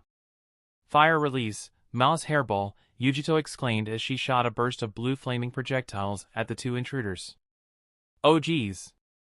Come on, there's gotta be a peaceful solutions to this, the taller of the two said as he raised a hand towards the flaming masses and simply absorbed the jutsu. Yujito's eyes widened when she saw her signature technique was negated easily. She snarled and charged her opponent. Hisu! Flying claw, she growls as long, sharp razor-like claws extend from her fingertips. She lunges forward in a quick dash and slashes at the tall man in a crossing motion with her claws. The man, however, simply leaps over Yujito with a quick forward flip and lands behind the blonde. Yujito tries to slash at the man with a quick spinning motion, but the masked man just quickly grabs her leading wrist and twists painfully. Yujito grunts in pain as she is flipped over the man's shoulder and into the ground. The man proceeds to bend her wrist in an awkward angle and places his other hand on her elbow and pushes his weight into her back with his knee. He now effectively has Yujito pinned over the ground in an armbar, while the blonde suddenly felt the chakra she had focused into her hand seep out of her in the man's grip. She winces in pain and looks over to where B was simply standing there watching as she was being defeated. A little help here, B, she yells at the large Jinchuriki before she winces as the white-haired man applies a little more pressure to the hold. B shakes his head negative at her and shrugged. Sorry, little miss too, but the one who started this was you. You fool, he replied with a slight smirk. The white-haired man let up in his hold a bit and leaned down to speak to Yujito. Okay. I'm gonna let you go now, and you're not going to attack us, alright? He said in a calm tone. Yujito sneered at the man. Fuck you, she said indignantly. The man just sighed and shook his head. He looked back over to B and bowed his head slightly. I guess I'll just greet you like this then. It is an honor to meet you, B-san. I am Uzumaki Seinaru. And this is my adopted son Namikaze Naruto, the now named Seinaru said to the large rapper and nodded his head to the blonde boy. B raised an eyebrow at them and shifted his weight slightly. Man, what are you doing here today? I know you ain't here for holiday. Sorry to make this a big deal, but you gotta answer, you feel, he rapped to the two as he gave them a cautious eye. Seinaru shrugged and looked over to Naruto. Why don't you talk to the man a little bit? Get to know a fellow Jinchuriki, he said to the blonde, which caused both Yujito and B to look over to the blonde boy with eyebrows raised. He raised a hand in greeting and smiled a bit. Yo! Kurama tells me that you guys are the Hachibi and Nibi Jinchuriki, it's nice to meet you. I am Namikaze Naruto, the Kyubi Jinchuriki, he said to the pair. B smiled at the boy and walked over to him. Yo, I'm the mighty Karaibi, and you're right, my partner is the Hachibi. He rapped as he raised a fist to the blonde. Naruto smirked and bumped fists with the man. Naruto's eyes widened a bit and he shrugged. He closed his eyes, and when he opened them they were red instead of blue. Seems Kyuki got himself caught, how pathetic. Kurama said, though Naruto's body. B smirked and was about to answer back when Yujito jumped in on the conversation. What the hell, B? These are enemy Nin and you're just talking to the dash, she yelled until she winced when Seinaru applied a little pressure to her elbow. Seinaru shook his head. If you're not going to be civil then please remain quiet, he said to her before looking back to B. Now, B-san. Would you be kind enough to let us use the waterfall of truth? He asked in a polite manner. B thought for a moment before receiving a glare from Yujito. He sighed and shook his head. It ain't that big a deal, but I gotta do my job, ya feel? So now I gotta fight me, the Might Kuraibi, he rapped before pulling out one of his 7 blades to attack Seinaru, but was stopped when Naruto appeared in front of him, blocking his attack with Kitsune no Kiba. B frowned at the boy and noticed the tanto he was using begin to glow red and quickly slashed through his super vibrato chakra blade. B backed off before Naruto could continue with the slice and observed his own blade. His brow furrowed as he looked at his broken blade and noted that it was so much broken, rather it was melted through. He discarded the useless sword and decided to not use his others in fear of them two being cut apart. Naruto pointed his blade at B and kept his face neutral. B-san, I don't want to fight you. All I want is to use the waterfall so Kurama and I can finally work together properly, he said in a calm tone. B looked at them and back to Yujito. Yujito had a glare set at him, telling him to fight, but when he looked back to Naruto he knew the fight would force him to use Hachibi to his fullest. He sighed and got out of his defensive stance. Yeah, I'd rather sit tight than start a fight. You can let go of Miss Yujito. Let her free and she'll be watched by me, Kuraibi. Ya fools, he rapped to the two. Naruto smiled at him and sheathed his sword and Seinaru disappeared from Yujito's back and stood next to Naruto. Yujito hurried to her feet and dashed to B's side and glowered at the two. Come on B, we can handle these two, she growled as her claws grew again. B just shook his head and placed a hand on her shoulder. No can do little miss too. Mr. 9 is too fine. If we take him on we both be gone, he rapped / murmured to her to try and get her to calm down. She looked at him incredulously and sputtered. There's no way, how could a run like him fight both of us, she argued. B just shook his head again and pointed at Seinaru. Not Mr. 9, Papa Bear would make things unfair. Without him here we'd be fine, he said in a calm tone. Yujito narrowed her eyes at the masked man and huffed in defeat. Fine, but I'm telling the wreckage when we get back. She grumbled. After that little run-in, Cole let out a sigh of relief that they were able to convince the two Jinchuriki to let them use the falls. Naruto now sat in a meditative position on the small bump of land in the pool around the waterfall, facing off again with his inner darkness. Cole stood watching his son as B walked up next to him while Yujito was content to glare at them from afar. Yo, Mr. Mask. You think the kid's up to the task? He asked. Cole shrugged his shoulders and looked back over to his son. He's my son, I have to believe in him, he said to the Jinchuriki. B smiled and raised a fist to Cole. He smirked back at him from behind his mask and bumped fists, and found himself in B's mind space. So human, would you like to explain to us about your eyes? The booming voice of Kyuki filled the area. Cole looked around to observe his surroundings and noticed he was in a mostly black void and had the Hachibi and Nibi on either sides of him. Cole chuckled and removed his mask. Well, it is an honor to be able to speak to the both of you, Kyuki, Matatabi, he said with a bow to the two Biju. They were both startled and narrowed their eyes at the human before them. Tell me, how do you know our names? Matatabi purred as she lowered her head to the renegade bearer. Kyuki hummed to himself and scratched what seemed to be his chin. He really does have father's eyes, he mumbled to himself. Cole smirked at the two and dipped into an even deeper bow. I know many things, Matatabi, Kyuki. I know these things for I am the Oracle of 6 Paths, and I bring prophecy and instruction from your father himself. For I am the one he passed his chakra on to. Chapter 78, It's Time. Naruto vs. Kurama. Cole smirked at the two and dipped into an even deeper bow. I know many things, Tobi, Kyuki. I know these things for I am the Oracle of Six Paths, and I bring prophecy and instruction from your father himself. For I am the one he passed his chakra on to. Naruto sat in front of the waterfall of truth with his eyes closed and his breathing methodical and slow. He could hear all of the sounds of the forest around him. The crashing of the fall, the chirping of birds, the sounds of insects, and the sound of the wind breezing by. He sat there in content until they stopped. The sounds disappeared, leaving nothing but the waterfall. Even the wind halted and Naruto opened his eyes. Cerulean met red for not the first time as Naruto looked into the waterfall. What did you want? Dark Naruto said lazily as he walked out from behind the waterfall. His right eye was red with a black scara. But his left eye looked normal, cerulean blue shining proudly against the whites of his eyes. Naruto smiled at his counterpart and offered him a space to sit. It's been a while, huh? Why don't we talk for a little while, he said happily. Dark Naruto snorted as he sat across from his lighter self. You remember?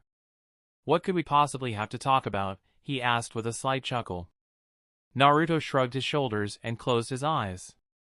I dunno. You are supposed to be my inner self.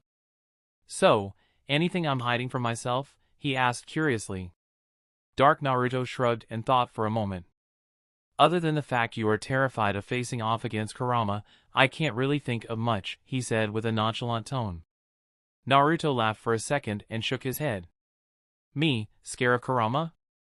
Huh, I guess that's what I've been feeling ever since we arrived. He said to himself. His hand unconsciously gripped his arm. He looked down to his hands and chuckled dryly. Look at that, I'm even shaking. Dark Naruto smiled slightly and closed his eyes. It's alright to be afraid. I mean, we're about to face off against a freaking Biju. I think that calls for a safe amount of fear, he said with a shrug. They looked at each other in the eye before they started to laugh. When they finally stopped, they sat in silence for what felt like eternity. The first to break the silence was Dark Naruto. He brought up his fist to the original and smirked at him. Show him who's boss, alright, he said with a cockiness that seemed to lift the original's spirits about facing off against the most powerful demon in the world. Naruto returned his darker self smirk and bumped fists. Will do, brother, he said to him. Dark Naruto smiled a genuine smile and nodded his head. It's been real, brother, he said as his one dark eye faded into the blue and white of the original. His body then began to turn to dust and be blown away by a false wind that seemed to scatter his ashes across the island. Before Naruto faded from the mindscape he was in, he looked to where the wind had taken his darker self and smiled sadly. Don't worry, I'll win this fight. For you, for Hinata, for everyone. I refuse to lose no matter what. And I never go back on my word. That is my nindu after all, he said as he clenched his hands into fists. As his trembling finally stopped, Naruto's eyes snapped open and he found himself back in reality. He slowly stood up from his sitting position and turned around. He saw his father and Bee smiling at him. Naruto smirked at the two of them and held a thumbs up. That wasn't too hard, he said with a confident smirk. Cole nodded to his son and smiled. Bee smirked and started to say something before Yujito held a claw up to his throat and looked him in the eye. Rap. One more time. And I swear I'll get you, she said as she gave him a death glare that made both Naruto and Cole shake in fear. Bee's dark skin paled a few shades before he nodded. He gave a shaky smile to Naruto and held a thumbs up. Gee, good job. He congratulated, trying to keep his knees from shaking. Naruto tried to hide his laugh when he saw how Bee acted, but he let a slight snicker out and instantly shut up when Yujito leveled her glare at him. Just hurry up and do what you two came here to do. The sooner you finish whatever it is you want to do, the sooner I can get away from this idiot, she huffed and walked away from the group. Naruto and Cole gulped and turned back towards the waterfall. I think she has a point, Naruto. Come on and follow me, Cole said quickly as he walked towards the waterfall. Naruto quickly followed him and Bee followed just after the blonde. When they went through the waterfall, Naruto's eyes widened in wonder. The room was massive. There were waterfalls flowing from the walls and several statues sat along the path to a large door at the other end of the room. Naruto quirked an eyebrow at the statues though. It seemed that every single one had its head cut clean off. He looked around and saw a massive tile painting of the Hachibi. Wow! He breathed. Cole chuckled and placed his hand on Naruto's shoulder. Welcome to the Biju temple, he said as he led his son to the door on the other end of the room. There at the end of the room next to the door was a large head of some form of beast with its mouth open. Cole pointed to the beast and looked at his son. Look inside its mouth. But be careful, if you have any darkness left in your heart it will bite your head off. So, good luck, he said with a smirk hidden by his mask. Naruto gulped and slowly walked over to the statue head. B and Cole were both fighting off a laugh to the best of their ability as they watched the tentative look on Naruto's face. The blonde slowly put his head into the statue's mouth and sweat dropped when he realized the part of it biting his head off was a joke. There was a switch inside the mouth that he flipped, causing the door next to them to open. He took his head out of the statue and gave his father and B a dry look. You guys aren't funny, he deadpanned. Cole and B finally broke and started laughing at Naruto's cold stare. Once they got themselves under control, Cole sighed and looked into the door. Alright Naruto, let's go inside so we can begin, he said in a serious tone. Naruto nodded, with determination in his eyes, and followed his father into the brightly lit room. Inside the room was nothing but a white and yellow void.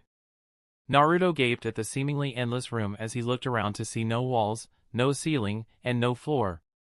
He turned to his father and saw both him and B sitting across from Naruto. Come son, sit. There are some things I need to explain before you challenge Kurama. Cole said to his son. Naruto nodded and sat with the two older men. B-san has agreed to assist you in your battle against Kurama, but he can only help so much before he is pushed out of your mind. I will also be there for assistance, but like B-san, I will only be good for a few quick defensive moves. Now, before you go in, you'll need to know what to do. The first thing you'll have to do is unlock your seal, which is something I can do for you. But, while you are fighting Kurama, you must weaken him enough so you can latch onto his chakra and forcibly take it from him. But be careful, if he has enough strength left his will crush you and take you over. Do you understand what you need to do? He explained to his son. Naruto nodded with a confident smirk. Cole and B smirked back at him and raised their fists. Alright. Teach that fool a lesson, you fool. B said to Naruto. The blonde smirk widened as he brought both of his fists up to meet Cole and B's. And like that he was in his mindscape. Naruto opened his eyes and saw Kurama's cage. The mindscape was no longer the mountaintop cave, and was now back to the dark sewer it was before. He looked up to see Kurama looking at him, a fire in his eyes. So, kid. You feel that you are ready to take me on? Well, I won't be holding back, so you better prepare yourself. Kurama growled in challenge to his host. Naruto smirked at the fox and let his father into his mind. Cole rose from the ground until his torso was above the ground.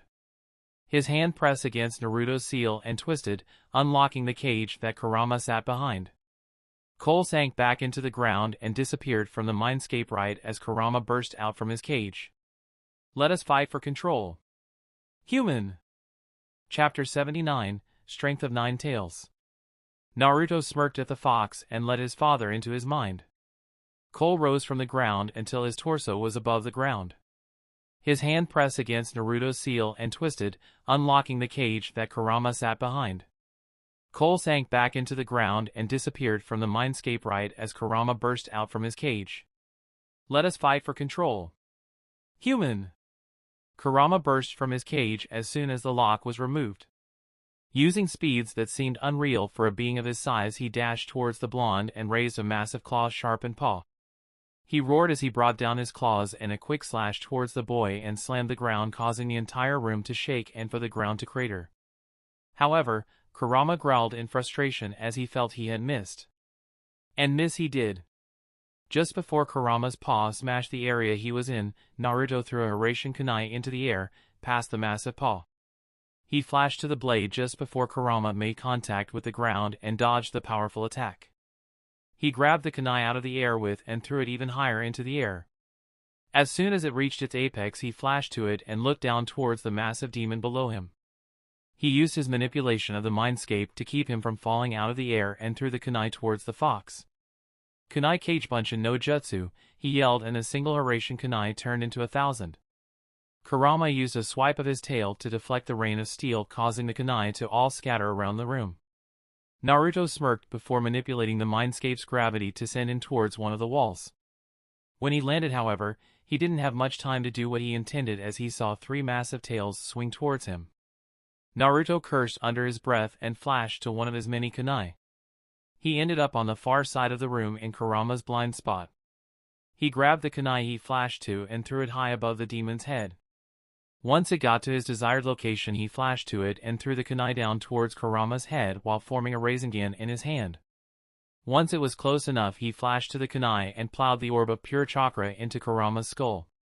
Kurama howled in pain but simply brought one of his tails up to bat away the boy on his head. Just before the tail made contact, the boy flashed to another of his hundreds of kunai. Damn it, no effect. Naruto cursed to himself as he contemplated what he could do next. Sure, the Rasengan hurt the fox like a bitch, but it didn't do enough lasting damage to be very effective. Naruto pulled a few kunai out of the ground and flashed himself back into the air. While dodging around various swipes from Kurama's tail and the occasional vacuum of air caused by them, he threw his kunai into the 4 walls of the room and one in the ceiling as well. He finally flashed back down to the ground and started thinking of a way to distract the fox long enough for his plan to work. He smirked when an idea came to mind. Wordlessly, he created 50 clones of himself and they set a perimeter around the fox. Kurama sneered at the boy, wondering what he was planning. Then, all at once, the clones threw Horatian kunai at him from all angles and used kunai Kagebunshin to make it a proverbial cage of sharp steel flying towards him. Kurama had no way of deflecting all of it and just curled his tail around himself to act as a shield. But it didn't do much, as the original Naruto finished running through hand signs and threw a single kunai into the air. Katon, Gokumakyaku. Fire release, great fire annihilation, Naruto roared as he let loose a torrent of flame towards the kunai in the air. Once the kunai touched the flame, it began to absorb it and redirect the flame through all the other kunai surrounding the fox. Fuinjutsu, Horatian Inki. Ceiling style, Flying Thunder God Flame Connection, the blonde yelled as fire erupted all around Kurama, roasting the fox from all angles. Naruto smirked but knew he needed to hurry with his follow-up attack. Just as he finished with his next round of hand signs, Kurama thrashes all of his tails out from around him, knocking away the fire and dispelling all of the clones with a mighty roar. Naruto was forced to brace himself as he brandished a scroll from his belt. He quickly unrolled the scroll to reveal an extremely intricate seal surrounding a large circle with the word Raiton inscribed in the middle of it. Naruto placed the Horatian kunai in the circle and channeled chakra into the seal. Once Kurama rebounded from the pain the fire had created, he looked around to see Naruto charging chakra into a seal. The demon took a quick inward breath as he realized what the blonde was doing. Fuinjutsu, Horatian Jinrai. Sealing style, Flying Thunder God Thunderclap, the blonde roared as lightning chakra was unleashed from the seal and into the kunai. The kunai absorbed the lighting and transferred it to the 4 kunai in the walls. Once they were charged, the lightning was sent out of the 4 kunai and into the kunai in the ceiling. Once the 4 beams of electricity, it crashed downward, directly into Kurama's back. The beast howled loudly in pain as Naruto kept transferring chakra into lighting and keeping the lighting bolt a continuous strike of electricity. Hooray! Ah! Naruto roared as he pumped even more chakra into the seal. The bolt of lightning striking Kurama intensified in power as it continued to shock and burn the demon. Kurama's howls of pain soon faded as the fox was knocked unconscious. As soon as the fox slumped to the ground, Naruto released the jutsu and panted heavily from the effort it had required. The seal actively turned his normal chakra into Raiton chakra and channeled it into the kunai at a continuous pace. As long as he had his hands placed to the seal, it would sap him of chakra until he was dry. Even with his reserves, this was intensive and a last resort jutsu. He stood shakily and walked over to one of Kurama's tails. He placed his hands on the red fur and latched his chakra onto the demon's. With a heavy pull, Naruto began to rip free the demon's chakra. But as soon as he connected to the fox, he felt it. The hatred. The anger. The utter sadness that Kurama had within his heart. It was nearly enough to bring Naruto to his knees as the voices pounded in his mind. Monster. Demon. Beast. Destroy it. Use it as a weapon. Seal it away. Hate. Hate. Hate. The voices pounded in Naruto's mind as he pulled Kurama's chakra free. He let loose a scream of pain from the voices and images that rolled through his mind. He soon realized he was looking not into Kurama's thoughts, but into his memories. So many people with hate towards a single being. He saw Kurama's younger self, tortured and cursed by humans for as long as the demon could remember. Used in war, abused for his strength. As Naruto strode through the darkness of Kurama's memories, he finally saw it. The smallest hint of light within the vast darkness. It was small, almost flickering out of existence, but Naruto had found it. Kurama's happiness. He looked into the light as soothing voices and calm memories drowned out the hatred of before. Kurama! Brother! Kurama-kun, the voices said in happy and calm tones. The images that passed through Naruto's mind were those of Kurama with his sibling Biju. They were all extremely small compared to their current size, and all had childlike features to them. Then an elderly voice cut into their fun. Come my children, I have a story to tell, the voice called in a peaceful and kind tone. All of the Biju gathered around an elderly man while happily exclaiming Father. The old man smiled at the Biju as they sat with him. The elderly man had strange gray skin and odd horn-like protrusions on his forehead. He stood with a long shokuju and had gray spiky hair and a long gray beard. My children. Shikaku, Matatabi, Isabu, Son Goku, Kokuo, Saikin, Chome, Gyuki, Kurama, I have seen a vision of the future, he said to the gathered Biju. Really father, a hyper Shikaku, practically bouncing in his spot. Kurama snapped at the sandy tanuki and growled. Calm down and let father speak, he growled in, funny enough, a high-pitched tone that showed how young the fox was. The elderly man laughed a hearty laugh at the antics of his children and sighed. Now, Kurama. There is no need for that. The vision I saw was of my replacement, he said with a sad smile. All of the gathered Biju gasped at the man and started talking frantically. You can't go father. Father, what do you mean? No one can replace you father, the Biju cried to their creator. The man's smile only grew from the heartfelt pleas of his children.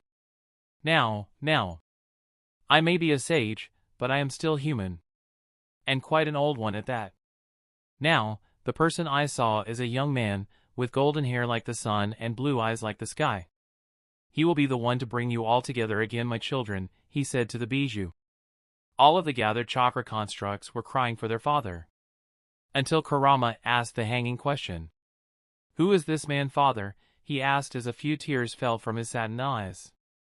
The old man took a long breath and smiled happily, finally opening his squinted eye enough for Naruto to see the rippled pattern of the Rinnegan. His name is Uzumaki Naruto. Chapter 80, Fall of a Sage, Rise of a Child. All of the gathered chakra constructs were crying for their father. Until Kurama asked the hanging question. Who is this man father? He asked as a few tears fell from his satin eyes. The old man took a long breath and smiled happily, finally opening his squinted eye enough for Naruto to see the rippled pattern of the Rinnegan. His name is Uzumaki Naruto. The vision shifted to a massive forest in the middle of the night. All was quiet, save for a small rumbling sound far off in the distance. The wind blew gently across the tops of the trees, causing them to bend slightly, and the round of leaves in the wind cut through the air softly. All the while the rumbling sound grew slightly louder. The quiet booms started to sound at an even pace, continuing to gain in volume until... Boom! The area of the forest exploded into chaos as a massive wooden dragon tore apart the landscape, trying to wrap itself around a massive nine-tailed fox covered in blue flaming armor. The fox drew a sword made of blue flames and fended off the wooden dragon until it was knocked back by a massive wooden golem. A voice called from atop the fox, calling in a hysteric laugh. Ah! Come Hashirama! Fight me! Kill me! Let us dance till we die, the voice cackled from upon the fox's skull. He was Uchiha Madara, outfitted in his red armor, Manjikyu Sharingan blazing. Madara, a second voice called. This voice came from the head of the golem.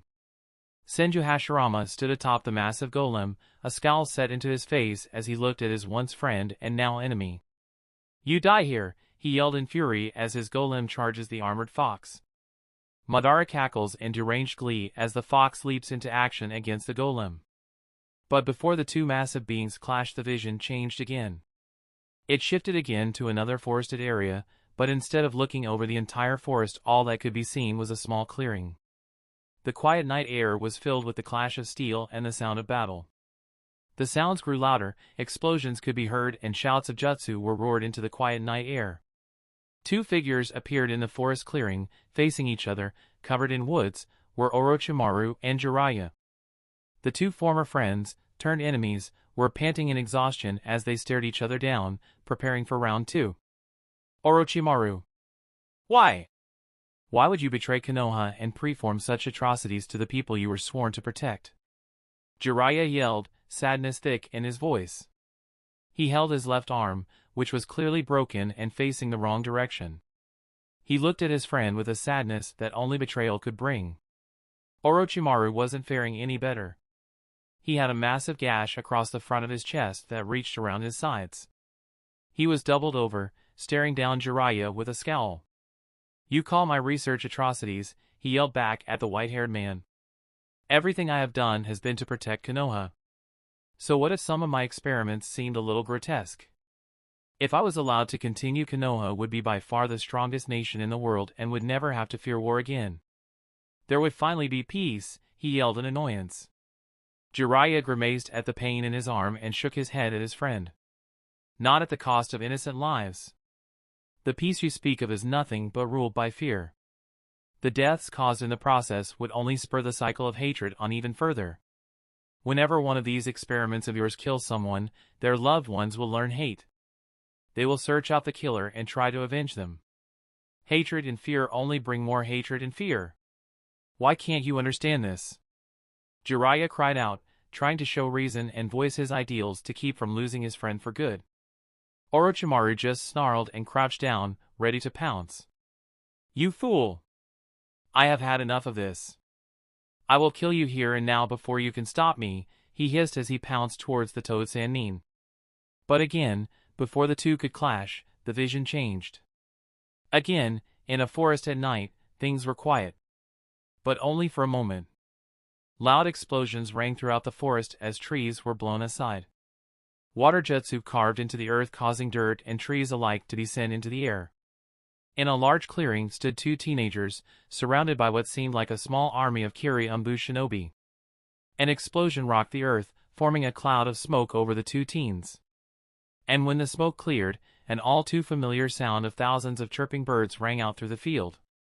One of the teens, a silver-haired boy with a scar over his left eye, had pierced the heart of the girl that was next to him with a jutsu only known as the Chidori. The girl slumped forward, and the boy, who could only be Hatake Kakashi, caught her in his free arm. She muttered a single word to the boy before she fell back and off of his arm. "Kakashi," she said as blood spilled from her mouth. And then she fell, dead on the ground. A look of shock marring her face. Kakashi shed a single tear before he too slumped forward and fell unconscious. There was silence for but a moment before curses were said by the surrounding shinobi. They were about to move in to finish the job on the unconscious boy, but were interrupted by a single, blood-chilling yell. A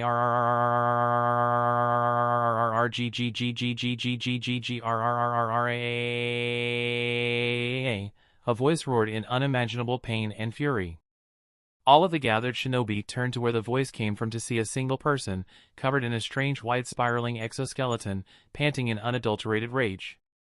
One of the gathered shinobi scoffed and tried to hit the newcomer with a hail of shuriken, only for the projectiles to phase right through the boy and hit the tree behind him. The boy growled and charged the man. And from there on, was nothing but a bloody massacre. The boy phased through every attack sent at him as he tore his enemies apart. Using a strange jutsu, massive spike-like trees formed from his body, skewering every one of the shinobi.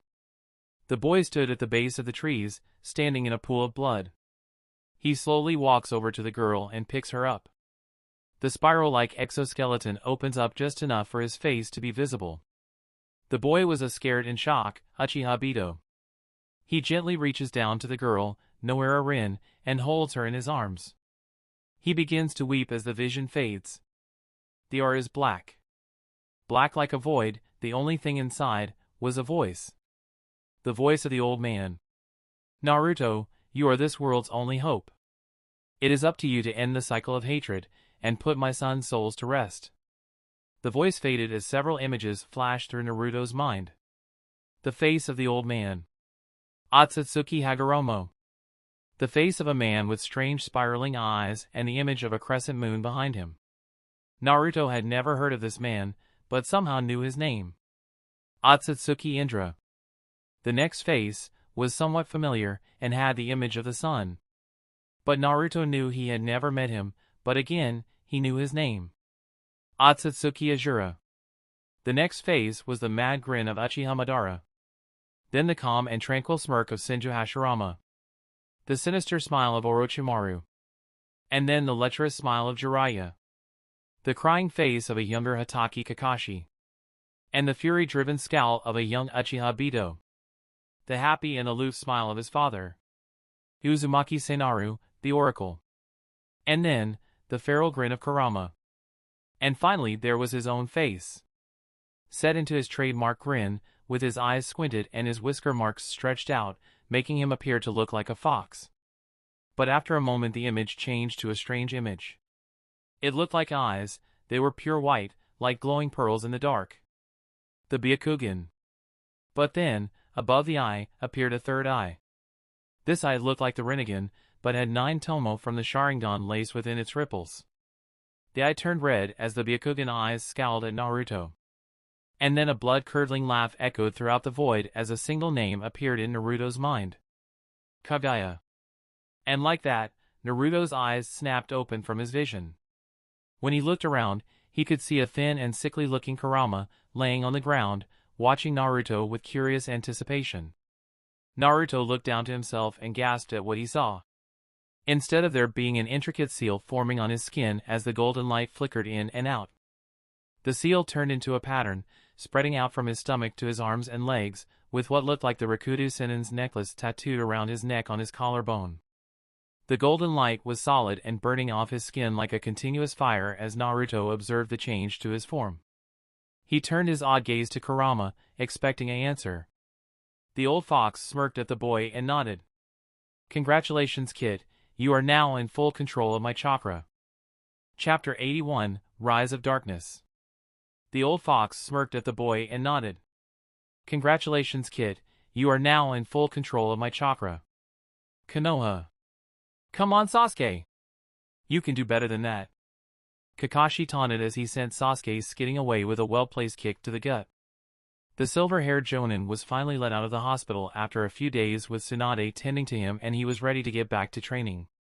His fight with Itachi showed that, even though he hadn't stopped training since he left the Umbu, he needed to keep pushing himself to be able to protect the ones closest to him. And right now, he was trying to get them to be able to defend themselves. Ever since he was let out of the hospital, he had Sasuke sparring against him every day, trying to nitpick on his taijutsu form as much as possible to make him downright perfect. After Kakashi saw that both Sasuke and Sakura lose in the preliminaries of the third exam, he made a mental note to focus on their training more, and not just focusing on teamwork and missions. In fact, Team 7 hadn't been on any missions in 3 days.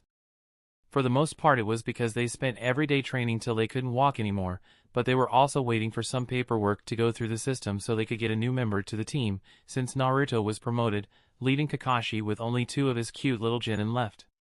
It was almost enough to bring the man to tears seeing his cute little genin become a badass Jonin elite, almost. Those tears were kept for later when his entire team made it to Jonin. It was his goal to make this team work, no matter the cost. He would not allow for another Team 7 tragedy to occur in his lifetime, and hopefully, for several generations down the line. He had his nose in his book as Sasuke tried to bring a quick hooking kick towards his midsection. Kakashi just showed off a bit of his flexibility and bent backwards at a near 90-degree angle and effortlessly avoided the attack, all while keeping his eye on his book. Sasuke, however, just dropped to the ground and did a quick leg sweep which forced the Jonin to jump into the air, which made Sasuke smirk. He pirouetted on his base foot with a quick spin and made a near completely vertical horse kick straight up at the Jonin. Kakashi simply countered by catching the kick with his hand and balanced on the Uchiha's foot. He used Sasuke like a springboard and flipped over the raven-haired boy and landed with his back towards him. Sasuke growled and charged his sensei, while holding kunai in each hand.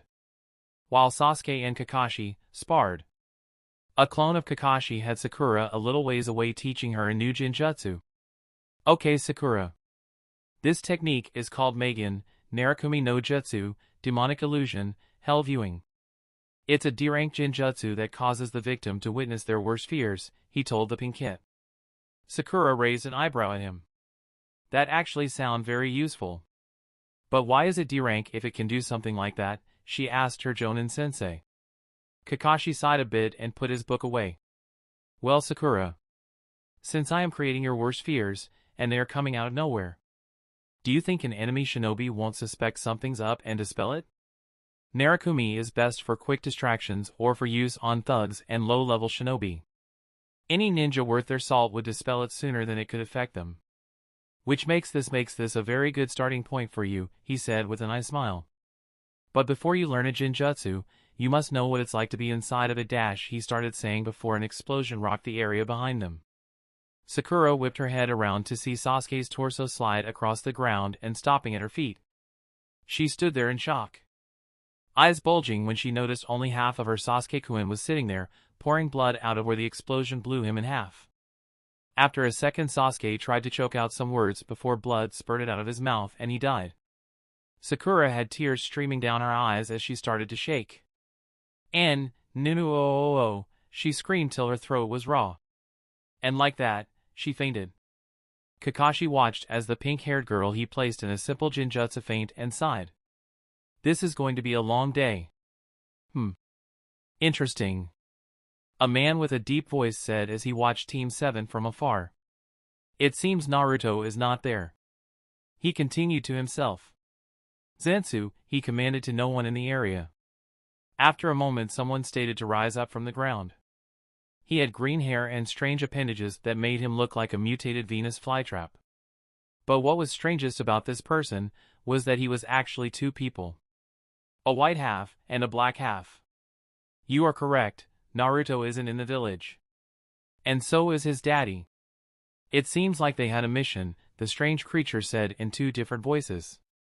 The man nodded his head slowly and turned around, his one red eye glowing out of the single eye hole in his orange spiral mask. All right then. I believe it may be a little early, but this will be our key to victory. It's time to enact Plan Legacy, he said as he began to disappear through what looked to be a vortex. Yes, Tobi-sama. Urgrge.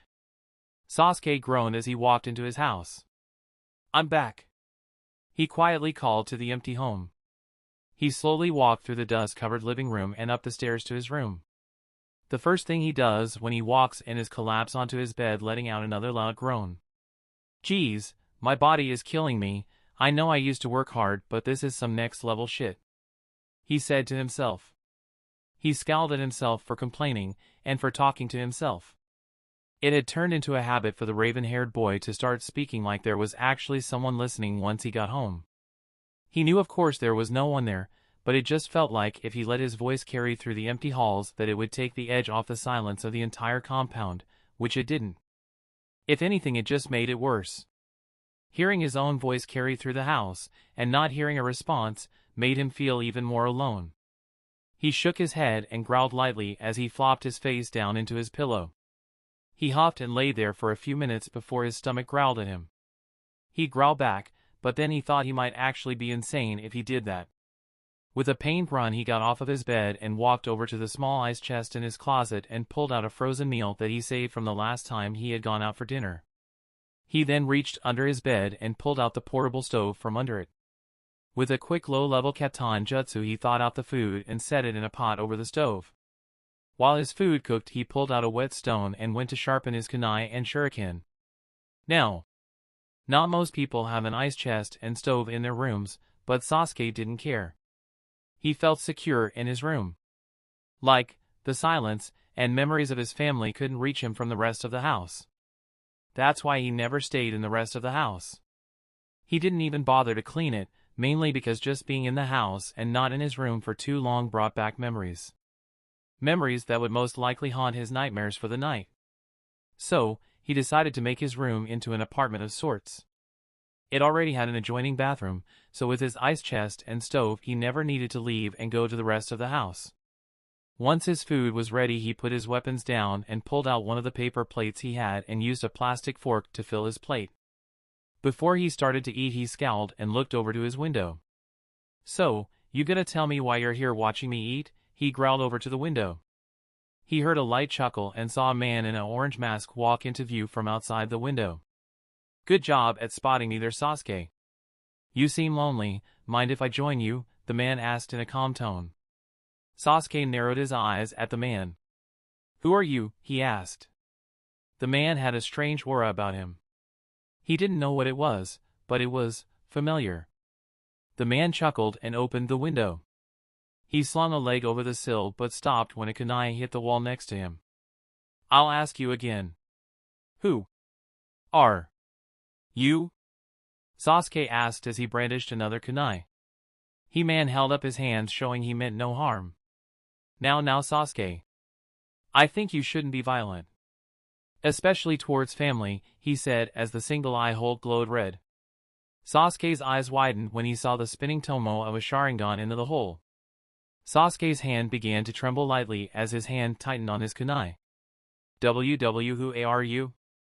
Sasuke asked again, this time more in fear and anxiety than rage like before. The man only chuckled as he swung his other leg over the sill so he was in a sitting position facing Sasuke. "Well, Sasuke, I've had a lot of names in my day. But my most prominent would have to be Uchiha Madara," he said to the raven-haired boy.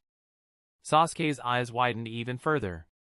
He was a loss for words as he looked at the man before him in shock. "And what if I could help you kill that traitorous brother of yours?" he said in a dark tone.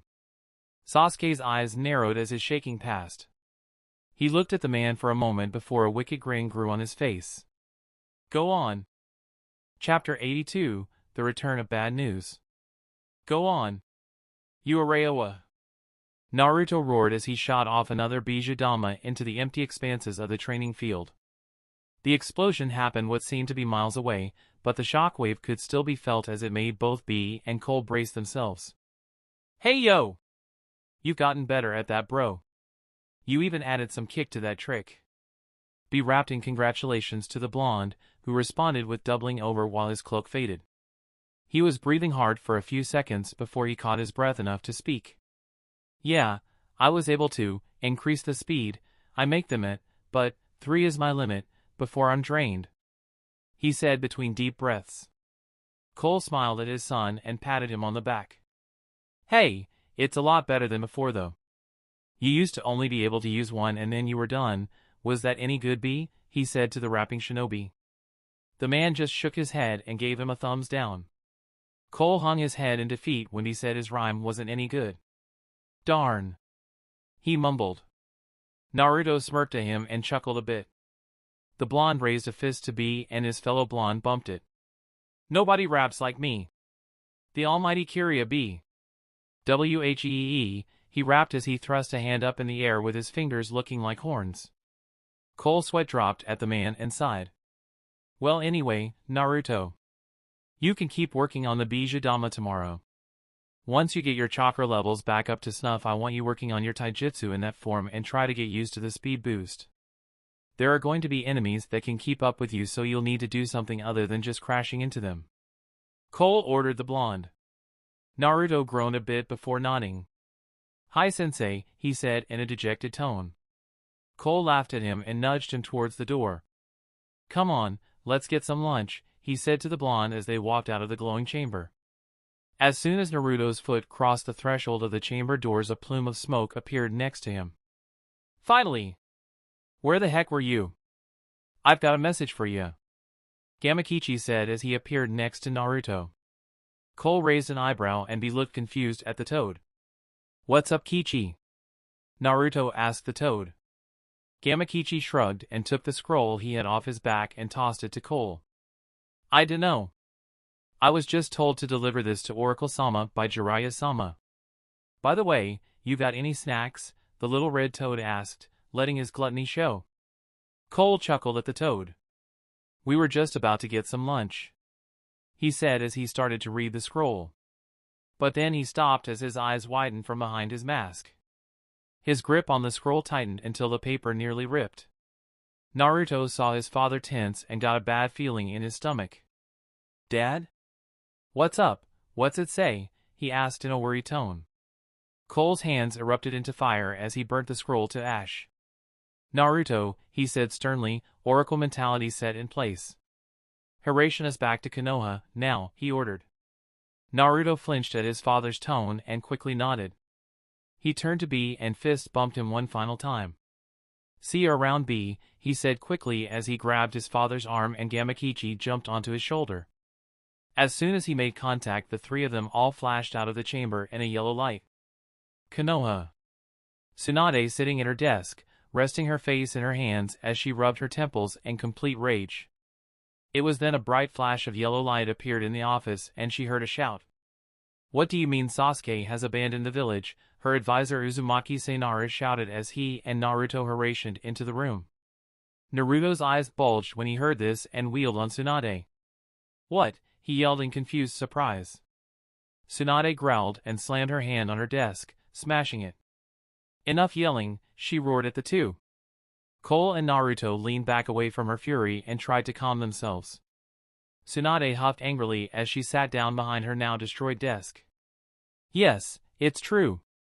Sometime last night Sasuke slipped out of the village without anyone seeing him.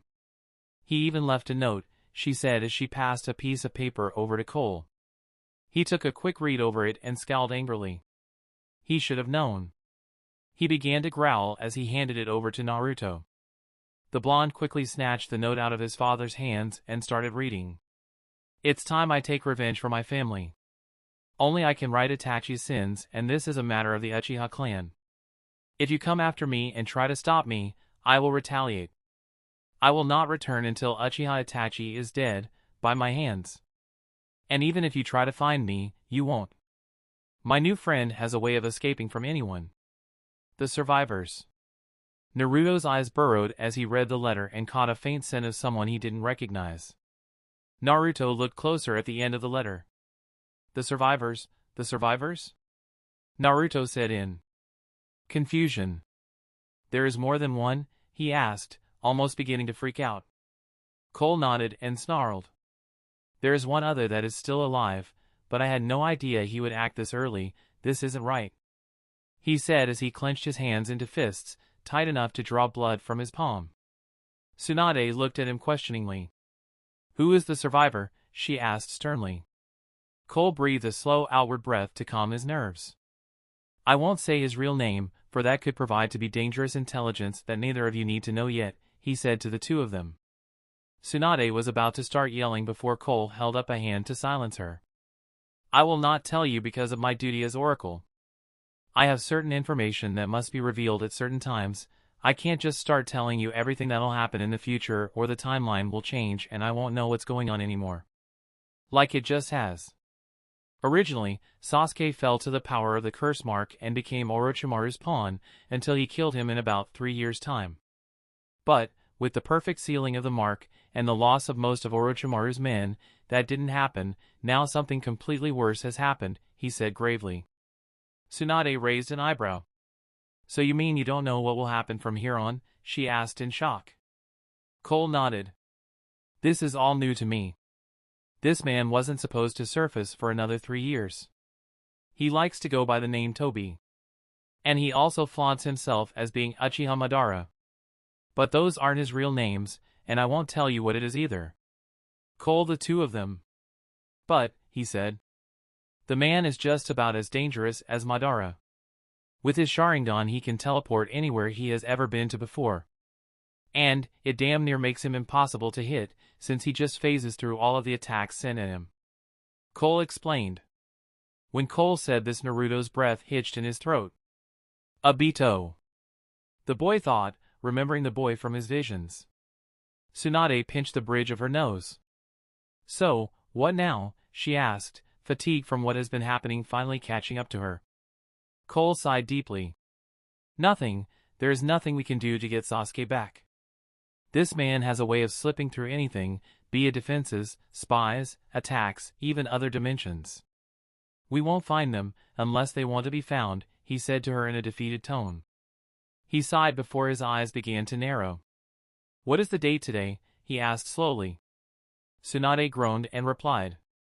July the 8th, why? She asked. Cole sighed once more and sunk into the couch in the side of the room. Itachi's intel told me that Akatsuki's members would start doing their jobs in earnest on July the 25th. This is also happening too soon, he groaned.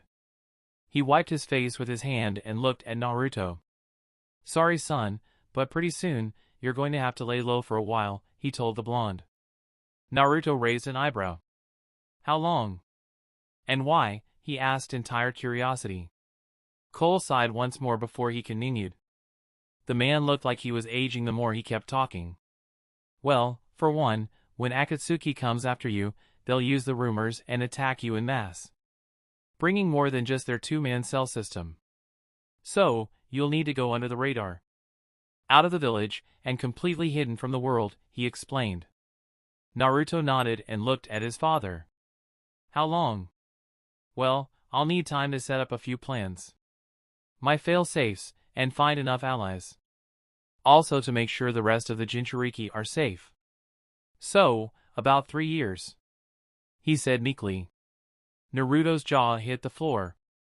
3 years, both him and Tsunade yelled in surprise. Cole nodded. I need to get things back to the original timeline enough so that I can make an accurate reading of the future. So, with Naruto safe for the next 3 years, I can go about fixing the shit I messed up by being here.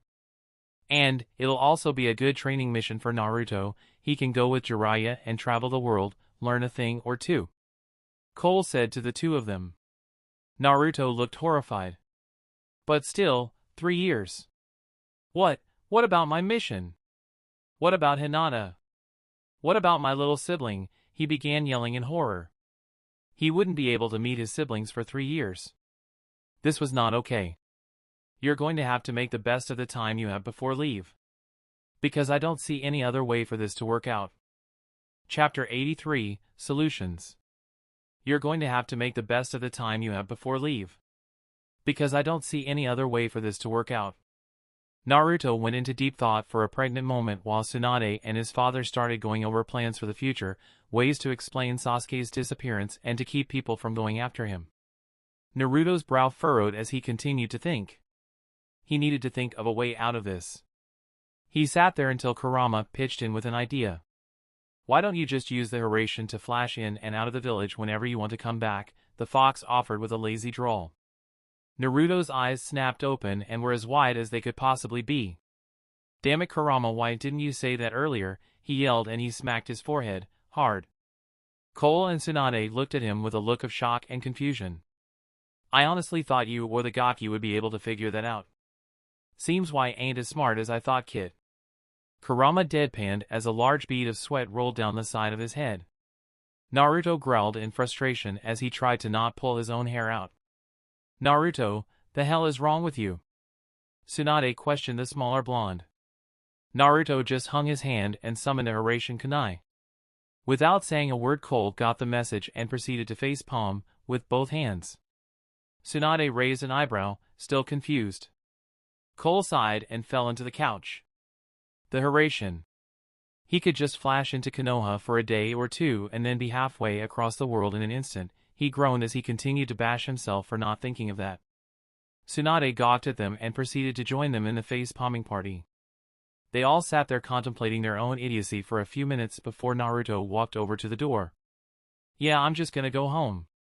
Don't want to stick around and learn that I'm more of an idiot than I already am, he mumbled as he began to open the door. Tsunade stopped him before he could leave though. Wait! You still haven't given me a report on how the training went, she said in a tired tone. Naruto just sighed loudly and looked at her. The privacy seals are up, right? He asked and she nodded in return. And they won't let out chakra signatures, right? He asked, and again she nodded. All right then, he said as he let Kurama's chakra cloak form on him for a moment. Tsunade gawked at the amount of power he was giving out, and the fact that it looked downright amazing. Naruto dispelled the cloak.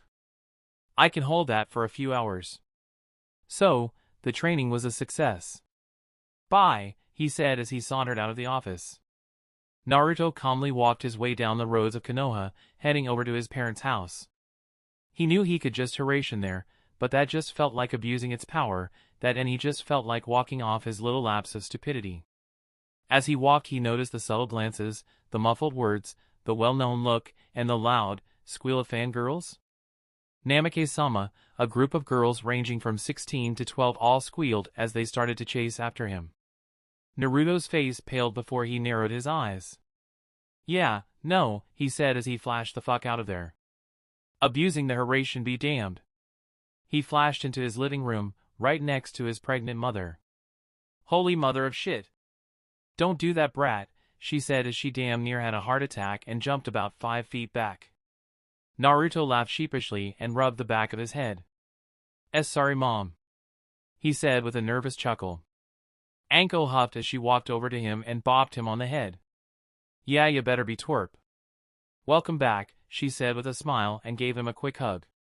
Naruto smiled and hugged her back and then sat down on the couch. She sat next to him with a loud sigh and put her feet up on the ottoman. So, where's that husband of mine? She asked in a mischievous tone. Naruto shrugged and leaned back a bit into the couch. I think he's still talking to Oba-chan, he said as he closed his eyes and thought over the day's events. He had finished his training a day early, hung out with B for a bit, got a gut check from Sasuke and his disappearance, and had a quick lapse of idiocy that Kurama was still laughing about. All in all, today kinda sucked. He sighed and rubbed the bridge of his nose after recounting the crap of the day. Anko raised an eyebrow at him. That bad a day, huh? She asked her adopted son. All Naruto did was nod with a sigh. Anko nodded a couple of times. Yes, I see. Well, why are you here? And not with your little Haim-chan? She asked with a sly smile. And then something happened that Anko didn't expect. Naruto hung his head and sighed heavily. She raised a concerned eyebrow at him. Is there something wrong in paradise there, twerp? She asked the blonde. Naruto just groaned and leaned back into the couch. Well, I tried to find a way to explain that I'll be in and out of Konoha for weeks or months at a time for the next 3 years. He started to say before Anko interrupted him, along with Hinata. What? They both yelled at the same time. Naruto jumped out from the couch and looked at his girlfriend who had just appeared out of nowhere. Haim. What are you doing here? He asked, trying to quickly change the subject. Hinata didn't take the bait. Oh no! No changing the subject. Explain. Now, she said in a commanding tone.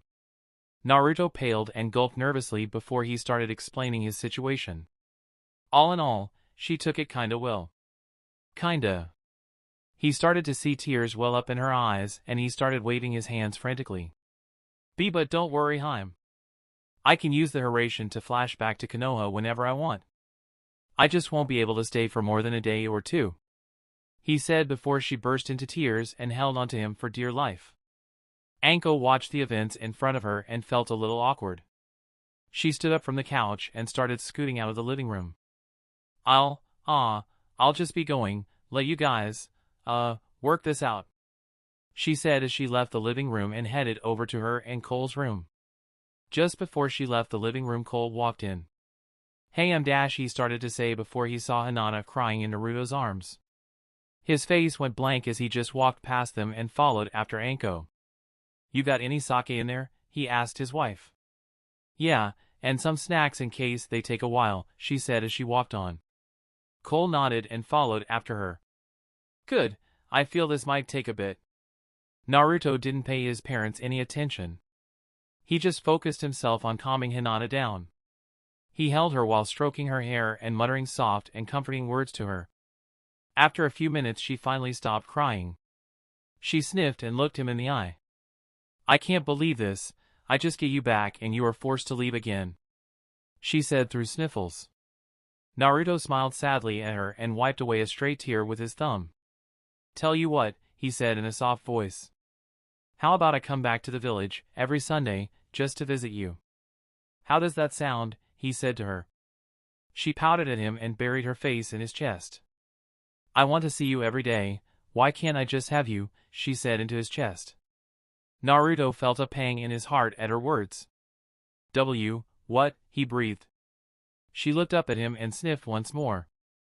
Naruto, I love you more than anything. I hate seeing you leave me. It just crushed me every time that you leave, that it could be the last time I ever see you. Why can't I just have you? I know it's selfish, but I want you all to myself. I love you, Naruto, and I want to be with you forever. She said to the blonde, and right as she finished, he claimed her lips with his own. She let out a small squeak when he first kissed but quickly settled into his embrace and kissed him back. Without breaking away from her, he dragged her over to the couch and sat down, her in his lap. They continued to kiss as Naruto brushed her lips with his tongue. She graciously complied and began to fight for dominance. And surprisingly won out over the blonde. They continued to kiss and moan for what seemed like hours before they separated from each other, panting and looking heatedly into each other's eyes. The first one to recover was Naruto. Marry me, he panted as he held Hinata close to him. She sobered instantly and flashed a crimson blush. What? She squeaked. Naruto pulled her closer and planted another long kiss. It doesn't have to be now, he said when they separated again. When I get back, he said and gave her a quick kiss on her chin. Hinata, I love you more than anyone in the world. Hyuga Hinata, will you marry me? He asked with pleading eyes. Hinata flushed with the biggest and brightest blush she had ever had. After a moment of silence, she leaned in for a slow, passionate kiss. Of course, my Kitsune Kishi. Of course I will marry you. Chapter 84, Plans. Hinata flushed with the biggest and brightest blush she had ever had. After a moment of silence, she leaned in for a slow, passionate kiss. Of course, my Kitsune Kishi. Of course I will marry you. And at that moment, Cole made his presence known. He was walking out of his and Anko's bedroom after a good munchie party/nap and was holding an empty bottle of beer. He walked into the living room just in time to hear Hinata agree to marrying Naruto. He dropped the beer as his jaw hit the floor, causing the bottle to shatter, loudly. The two teens quickly snapped their heads around to see where the noise had come from and saw a shocked and dazed Sayonara standing just out of the hallway. They looked at each other for a few awkward minutes before Cole raised his hands and slowly backed up. I was never here, he said slowly before dashing back into his bedroom. Naruto and Hinata sat there for a few more awkward, silent minutes, just staring at where the man had been. Then they heard something that sounded akin to squealing fangirl getting asked out by the resident Uchiha. Anko came rushing out of the room and jumped onto both Naruto and Hinata. I can't believe it! My baby! My little baby is all grown UUPPPPPP, she squealed as she squeezed the life out of the two teens. Tears started running down her face as she cried happily for the happy couple. Hinata fainted from sheer embarrassment and Naruto was turning blue from the hug Anko had them both in. Mom, air! He choked while he tried to tap out. Just as his face started turning purple, Anko let up. Is it true? She squealed. Did you just propose? She squealed again like a little schoolgirl who just heard a juicy bit of gossip. Naruto's face as burned red by his flaming blush and slowly nodded. Anko squealed yet again before pointing at the unconscious Hyuga. Except, she asked quickly and again Naruto nodded. Anko let out an ear-splitting squeal as she jumped around excitedly. Oh! We need to start planning for the wedding. Say Naruto-kun. Wake up! You're a man. Quit fainting like Hinata and get in here already, she yelled with a sly smirk. Cole slowly and shakily walked into the living room and went over to his wife. We need to start planning for the wedding, she yelled to him. He nodded before Anko gasped and turned to Naruto. We need to get a marriage contract from Hayashi, she yelled a bit worried. Cole placed a hand on her shoulder to calm her down. Don't worry, Anko-chan. Naruto and Hinata have actually been engaged since they were 3, he said with a bright smile. All of them, including the now conscious Hinata, turned to him with wide eyes. What? They all yelled at him. He nodded and continued explaining. Naruto, remember when we first went to the Hyuga compound and you met Hinata? He asked to the blonde. Yeah, he said. Cole shrugged and looked his with a sly and smug smile. I had Hayashi sign the marriage contract then and there. So it was only a matter of time before you two got hitched anyway. Naruto narrowed his eyes at Cole. You used your power as Oracle to see this, didn't you? He accused Cole with a bit of ice. Cole chuckled and shook his head. Not exactly this. Would you believe me that, in a world where I didn't exist, you two wouldn't have started dating till you were 18? So, you're welcome for the little push I just gave this relationship, he said smugly. Naruto and Hinata just looked at him darkly. Run, they said in unison. Cole stopped smiling and started to sweat a bit. What? Run. Fast, they said again in perfect unison. Cole gulped before he dashed for the door, screaming like a little girl as Naruto and Hinata chased after him with rage-filled battle cries. All through Konoha, pain and terror-filled screams could be heard, with the occasional, "You can't run from the Hiraishin," and "You can't hide from my eyes," as the couple chased after the Rinnegan bearer. Several Umbu, including Kakashi and Hayate, were watching this all go down, laughing and eating popcorn while they were making bets on how long it would take the two teens to catch the clan head. In the Hyuga compound, Hayashi started growling randomly. Hana and Hanabi were looking at him with confusion. Father, why are you growling? She asked the clan head. Hayashi shrugged as he kept growling. I don't know, I just feel like there is a blonde out there that needs the fear of God put into him. He growled in response. While Hanabi was still confused, Hana raised an eyebrow. Naruto, good luck, she thought to herself before she went back to what she was doing. On Training Ground 10, Team Asuma was taking a break from training.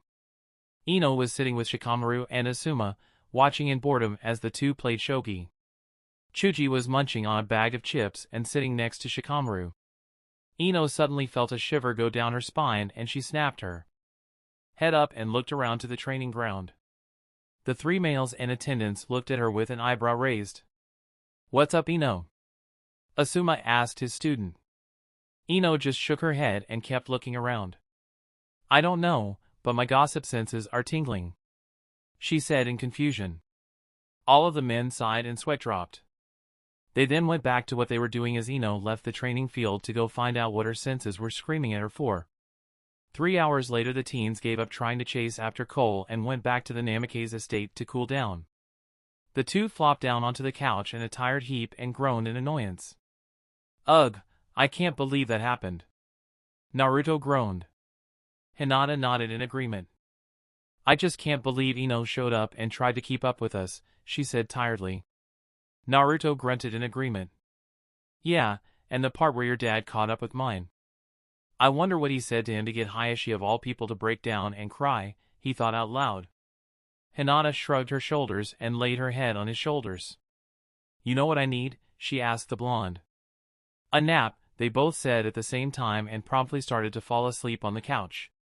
About an hour later, they heard a loud cough that woke them both up. They opened their eyes and looked over to where the cough came from. Jiraiya stood about 5 feet away from them with an open notebook and a pen. You know, if you two don't do anything, I won't have any material to use for my next book, right? He said in a serious tone. The two teens glared at the man before Jiraiya held up his hands in defeat. All right. I'll stop trying to write about you two, geez, he said defensively. Naruto quirked an eyebrow. Really? He asked with suspicion. No. But I do have some things to talk to you about, brat, he said to the blonde. The Sanin heard a low growl come from both of the two teens before Naruto nodded for Jiraiya to go on. Jiraiya gulped lightly when he felt a little killing intent coming from Hinata. Well, we need to start laying out a plan for the trip, he said, a little frightened by the Hyuga.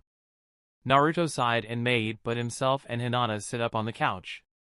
Well, what's up? He said tiredly. Jiraiya plopped into a chair and sighed.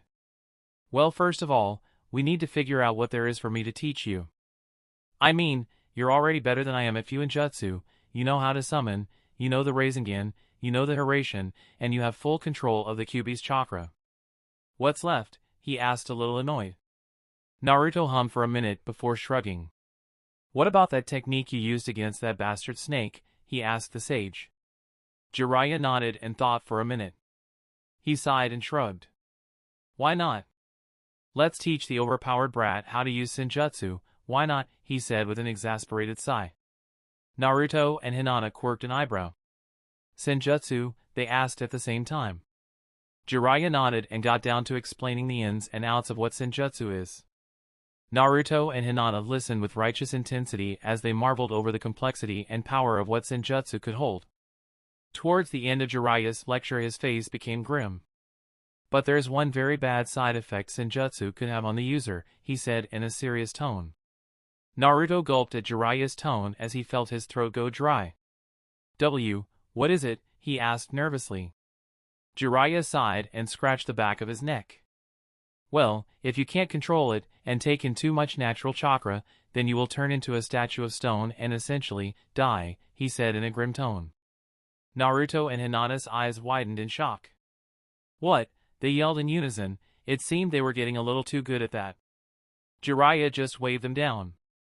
Now, don't worry. The brat will be trained in a safe location by 3 masters of Senjutsu. Fukasaku, Shima, and myself. Besides, if he can handle the fox's chakra then this'll be a walk in the park for him. I mean, it's like he learned to run and jump before he could walk. He has nothing to worry about, mostly. Chapter 85, The Last Spar. Naruto and Hinata's eyes widened in shock. What? They yelled in unison. It seemed they were getting a little too good at that. Jiraiya just waved them down. Now, don't worry. The brat will be trained in a safe location by 3 masters of Senjutsu. Fukasaku, Shima, and myself. Besides, if he can handle the fox's chakra then this'll be a walk in the park for him. I mean, it's like he learned to run and jump before he could walk. He has nothing to worry about, mostly. The next 11 days we spent in peaceful quiet while Naruto prepared for his journey with Jiraiya. Between practicing meditation, gathering supplies, and saying goodbye to all of his friends, it was a pretty mellow time. Albeit Hayashi never once stopped growling at him. And apparently word about Naruto and Hinata's engagement traveled fast. It only took 2 days for all of Konoha to be in an uproar about it. It seemed like everywhere Naruto went it was, congratulations Namikaze-sama this, and to the Namikaze clan, that. Frankly, Naruto was a little annoyed by the villagers. And not to mention thoroughly embarrassed that everyone knew. Hell, when he and Hinata went to Ichiraku's for lunch Itachi had a table with candles and rose petals set up. It wasn't all that bad though. He spent nearly every day with Hinata, and Kurenai was kind enough to give Team 8 time off until Naruto left. He'd have to thank her for that. The Rookie 9 were shocked and happy for them and all, but their attitudes were diluted while they were trying to get over Sasuke abandoning them. Everyone was a little depressed, but Sakura had it the worst. She was unresponsive and locked herself in her room for the most part. Kakashi also took it hard. He felt as though he had failed to protect his comrade yet again and developed a bit of a temper. And now that he was down to a single genin on his team he would have to transfer her to a separate team that is missing a member and start from scratch. Naruto was also down a bit about Sasuke leaving, but from what his father told him, it was most likely going to happen no matter what they did. And besides, he had someone who needed him to be with her and smile. And so he did, and it was the happiest smile he had worn for a long time. The 12th day. Naruto opened up his eyes slowly and adjusted to the light of the room. He let out a quiet yawn as he slowly sat up. He looked to his side and smiled at the sleeping Hyuga clinging to his arm with a happy smile. They hadn't done anything. Hayashi made sure to Naruto if she wasn't pure for their wedding that he would take pleasure in castrating the boy. And besides, they were only 13. But that didn't mean they couldn't enjoy each other's warmth and company. His smile saddened as he thought about what he was in for today. Leaving her. He bent down and gently kissed her forehead. She stirred slightly and tightened her grip on him. Go back to sleep. She groaned in a half-asleep voice. Naruto chuckled and laid back down and held her to him. She breathed in and took in his scent. She let out a content sigh and snuggled up against him. Why did life have to be so cruel sometimes? He sighed and tried to fall back asleep. But he was forced to open his eyes when a knock came from his door. "Naruto? Wake up, son, there are some things we need to do before you leave," his father said from the other side of the door. Hinata groaned and held him tighter, making him laugh a bit. It was funny to see his usually prim and proper girlfriend act her age. She was not a morning person and liked to sleep in. Especially if she was with Naruto. He smiled at her and kissed her cheek. "Come on home, time to wake up," he whispered in her ear. She opened her eyes and pouted at him with a half-asleep gaze. "Fine," she said as she started to get out of the bed.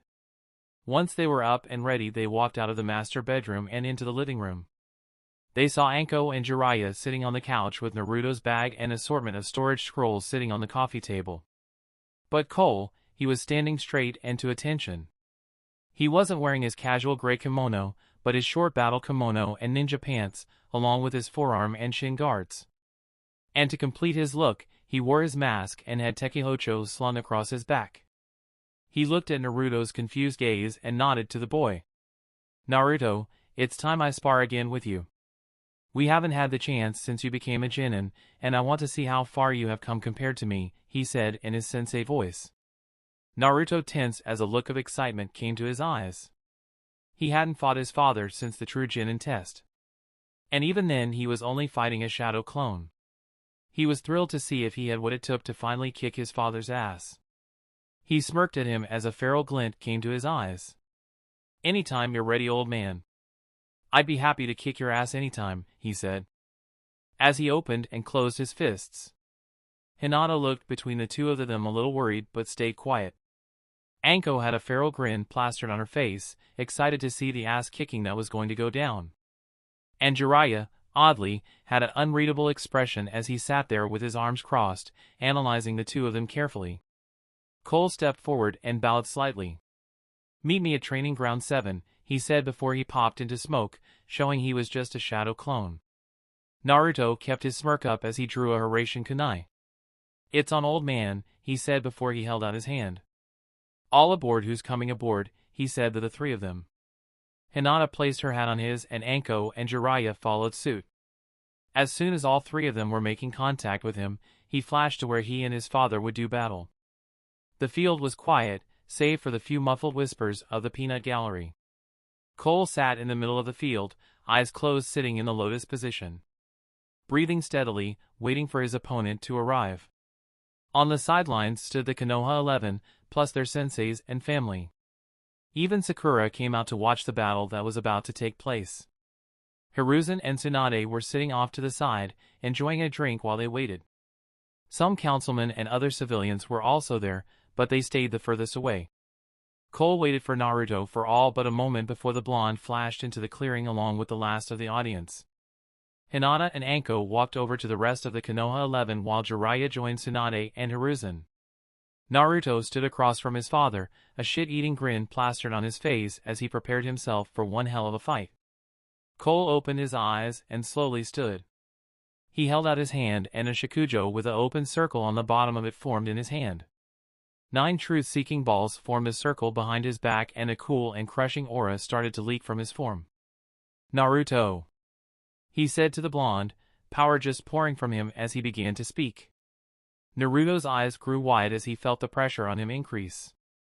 A bead of sweat rolled down the side of his face as he realized something. Back when he thought his father knew nothing about the word restraint, in all actuality, he was holding back so much that if he didn't, he'd be nothing but a stain on the ground. "I fight you not as Uzumaki Senaru," he began, "but as the Oracle of 6 Paths. Are you prepared?" he asked the boy. Naruto gulped before he let out a breath he didn't know he was holding. The blonde calmed his nerves and closed his eyes. He placed his hand to his stomach and opened his eyes. With a quick turn of his wrist he was enveloped in a golden light that signified Kurama's chakra. Once his transformation was complete he looked to his father with confident eyes. He summoned a Hyakushin kunai and crouched into a ready stance and drew Kitsune no Kiba. After a quick nod, Cole finally smirked at him. "Then let us begin," he said before he disappeared from everyone's sight. Naruto was startled by the sheer speed his father possessed as he kneed him straight in the jaw, sending him flying across the training field. Naruto recovered quickly however and dodged the follow-up attack by throwing his Hiraishin kunai away from him and flashing to it, only to have to flash away from a truth-seeking ball that rocketed towards his location. Naruto cursed as he was forced onto the defensive from the very beginning. To think, someone would be able to keep up with him with just speed alone. Cole backed off however and summoned 2 shadow clones. Katon, Gokakyu no Jutsu. Fire release, Great Fireball. Futon, Rapusho. Wind release, Gale Palm. Raitun, Jinrai. Lightning release, Thunderclap. The 3 oracles said together as they cast jutsu at Naruto without even forming hand seals. Naruto's eyes hardened as he held up his kunai before him with both hands. Hiraishin, Dorai. Flying Thunder God, Guiding Thunder, he exclaimed as a sealing matrix formed in front of him in mid-air. As soon as the jutsus hit the matrix, they were absorbed into it. Once they were completely absorbed, a massive explosion rocked the forest 3 miles from Konoha. Cole's clones dispelled and he smirked at his son. Alright then Naruto, let's make this a lesson. First lesson, Taijutsu, he exclaimed as he charged his son with his Shikujo. Naruto readied Kitsune no Kiba and waited for his father. And when the two met, the sound of steel clashing against steel could be heard for miles around. Chapter 86, Departure. Cole's clones dispelled and he smirked at his son. Alright then Naruto, let's make this a lesson. First lesson, Taijutsu, he exclaimed as he charged his son with his Shikujo. Naruto readied Kitsune no Kiba and waited for his father. And when the two met, the sound of steel clashing against steel could be heard for miles around. Shit! Naruto exclaimed as he was forced to duck underneath a kick from Cole. He flashed away just in time to dodge the axe kick he followed up with. Once Naruto got far enough away, he placed his Hiraishin kunai in his mouth and summoned one of his black katanas to use alongside Kitsune no Kiba. Cole scared at his missed attack and scowled at Naruto. Hey! It's taijutsu time. No Hiraishin allowed, he said as he readied his Shikujo. Naruto took a deep breath and steadied his racing heart. He calmed himself and readied himself for Cole's offensive. Cole blurred out of sight along with Naruto as they re-engaged each other. Naruto brought up his katana and blocked a blow from Cole's staff and moved to thrust his tanto into his father's ribs. Cole merely spun his staff around and knocked both blades away from him. He continued to spin his staff until he brought the butt end of it down towards Naruto's skull. The blonde quickly sidestepped the attack and blurred in a yellow burst of speed. He reappeared behind the Rinnegan bearer and made for a cross-slash with his blades. Cole brought the top of his Shikujo up from behind him and caught it in the middle of the two blades, blocking the attack. Cole pushed the two swords up before delivering a powerful horse kick to Naruto's stomach. The blonde coughed up a bit of spit mixed with bile as he was sent flying from his position. Naruto skidded across the ground on his feet, maintaining his balance. Once he was able to stop himself, he wiped away some blood from his lip and smirked at Cole. Not bad, old man. Now, I think it's time for me to use my full speed on you, he said between breaths as he crouched slightly, sheathing Kitsune no Kiba and dispelling his katana. Kitsune no Jiku, he exclaimed as he dashed forward, tuning into a thin line of golden light. Cole's eyes widened as he tried to get into a defensive stance. He was about to say before Naruto made a sliding leg sweep and knocked Cole off balance. Before Cole hit the ground, Naruto turned back into a stream of light and blasted Cole into the air with a kick to the stomach. Cole was just able to block the kick but felt his right forearm begin to crack. Naruto disappeared again and again, landing blow after blow on his father as he sped past him, only to turn around and hit him again. Cole grit his teeth and took the pain. He knew how long Naruto could keep this speed up for and waited for the right moment to strike. In the crowd, everyone was in awe at Naruto's sheer speed alone. Not even the veteran shinobi could follow the blonde as he blurred out of sight and reappeared with a golden trail. Even Jiraiya, Hiruzen, and Tsunade were hard-pressed to follow his movements. And even better, Seinaru was not only taking every single blow, he was still somehow standing. The same thought ran through everyone's mind. That guy's some sort of juggernaut. Cole was panting heavily as some blood dripped down his chin. It had been 15 seconds since the fox's run started, and he smirked. He jabbed out his fist and was able to catch Naruto in mid-stride. Caught you! He roared as he sent the blonde flying through the air, a shock wave erupting from the blow.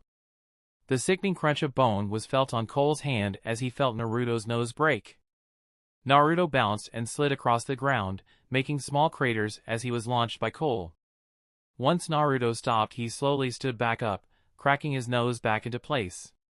He blew the excess blood out of his nose and snarled at Cole. Cole was breathing heavily before he turned his Shikujo back into a truth-seeking ball. "Alright, Naruto, next lesson, ninjutsu," he exclaimed as he started running through hand signs. "Katan, Gokumekyaku," he roared as a torrent of flame rolled towards Naruto. The blonde made a half-tiger seal as 7 swords appeared in mid-air. "Fuinjutsu, Kyujin Fukin," he roared as the 7 blades began to glow a bright blue. As soon as the fire came close to the swords, it was absorbed into the blades until the jutsu was negated entirely. Naruto made 3 quick hand seals, tiger monkey horse. "Rebound," he exclaimed as the 7 swords pointed towards Cole and jets of fire blasted towards the man. Cole just raised his hands and absorbed the fire, but was forced to dodge when the swords were sent sailing through the air towards him. When he landed, Naruto smirked. "Ninpu, Tajijin Ipatsu," he exclaimed as the area Cole was interrupted into a mass of clones, all wielding Hirashin kunai, aimed for Cole. Before the first clone could make contact, Cole thrust his hands out from himself. "Shinra Tensei," he roared, sending all of the clones flying, dispelling them. Cole took a deep breath and cracks his neck. He smirks at Naruto with an evil glint in his eyes. "My turn." Cole brings both hands up and points his palms out towards Naruto. "Naruto! This is the pinnacle of ninjutsu. A completed version of the Rasengan," he roared as 2 Rasengans appeared in his palms. Wind began to gather between the 2 glowing orbs before what seemed to be a small tornado was forming in his hands. "Futon, Nanafu no Taifu. Wind release, Typhoon of the 7 winds," he roared as the mini tornado expands and hurtles towards the blonde at unbelievable speeds. Naruto has barely enough time to Hirashin out of danger's path as the torrent of wind ripped through the ground and tears through the trees, leaving nothing but ruined earth in its wake. When Naruto flashed back into view, there was nothing left of the area he was in. The ground was ripped and tossed around, as well as all of the trees that were behind him, leaving nothing but a large path of destruction. Jiraiya was openly gaping at the man. "Impossible," he breathed. He completed the Rasengan. He fell back onto the ground and just shook his head, chuckling to himself. Tsunade and Hiruzen were wide-eyed at the destructive force of the jutsu, as were everyone else in attendance. "Why yup, that one's a kenjutsu," Tsunade said as she tried to recover. Hiruzen nodded. "I second that." On the battlefield, Cole was panting heavily while sweat poured down his face. He was nearing his finishing point, but not before one last technique. "Bansho Tennin," he yelled, causing Naruto fly over to him, still in shocked awe. He grabs Naruto by the throat and presses a chakra receiver rod to his chest. "Game over," he said to the blonde. All Naruto could do was nod as Cole put him back down to the ground. Cole flopped down next to him and raised his fist into the air. "Good fight, now, get out of here before I have to kick your ass again," he said between tired breaths. It was later that afternoon and Naruto and Jiraiya were walking towards the main gates of Konoha. "You sure you're alright?" Jiraiya asked the blonde. Naruto groaned, but nodded anyway. "I think I'm gonna be sore for a week. But other than that, yeah, I'm fine," he said to the sage. Jiraiya just shrugged. "Whatever you say, brat, but to think that Seinaru would actually be able to perfect the Rasengan," he mumbled as he hung his head. Naruto raised an eyebrow. "Perfect th" he started to say before he was interrupted. "Naruto!" Hinata called from the gates. He looked over to her and noticed the large crowd of people waiting to see him off. He smiled as he and Jiraiya made their way over to them. Hinata ran up and hugged him with all of her strength, trying hard not to cry. "Hey Haim-chan. You know I'm gonna visit often," he said to her, trying to get her to calm down. "Don't care," she stated as she held him tighter. He sweat dropped and looked to the others. Kiba, Shino, Chuji, Ino, Shikamaru, Niji, Tenten, Lee, Sakura, Guy, Kakashi, Kurenai, Asuma, Tsunade, Anko, Tuchi, Ayam, Hiruzen. They were all there to wish him safety in his travels and good luck. Naruto smiled at them and placed his arms on Hinata's shoulders, gently peeling her off of him. And just as he was out of her grip, a voice came from behind him. "Good luck, Naruto-san," Hayashi said as he walked up to him. The man held out his hand with a stern face. Naruto gulped lightly and shook it. Hayashi's grip was like steel and his face stern, but his eyes, they showed how proud of him he was. "I expect great things from my future son-in-law," he said with a slight smirk. Naruto nodded, determination in his eyes. "Yes, sir." Hana and Hanabi walked up to him and gave him a tight hug. "Good luck, Naruto-kun," Hana said to him with a smile. Hanabi gave him a broad smile. "Come back soon, Oniai-san," she chirped to the blonde. Naruto chuckled and rubbed the top of her head. "Sure thing, Hanabi-chan," he said as the girl whined about her hair. He turned back to the rest of the group and smiled brightly to them. "Thanks, guys. I'll see you around." And with that, he and Jiraiya started on their way out of the village. The group starts shouting to him and he looks back. "Get stronger, Naruto." Kiba howls. "Good luck, Namikaze-san," Shino says. "See ya, Naruto." Ino and Sakura yell. "I'll share a meal with you when you get back." Chuji yells to his longtime friend. Shikamaru just gives him a lazy wave with a smirk plastered on his face.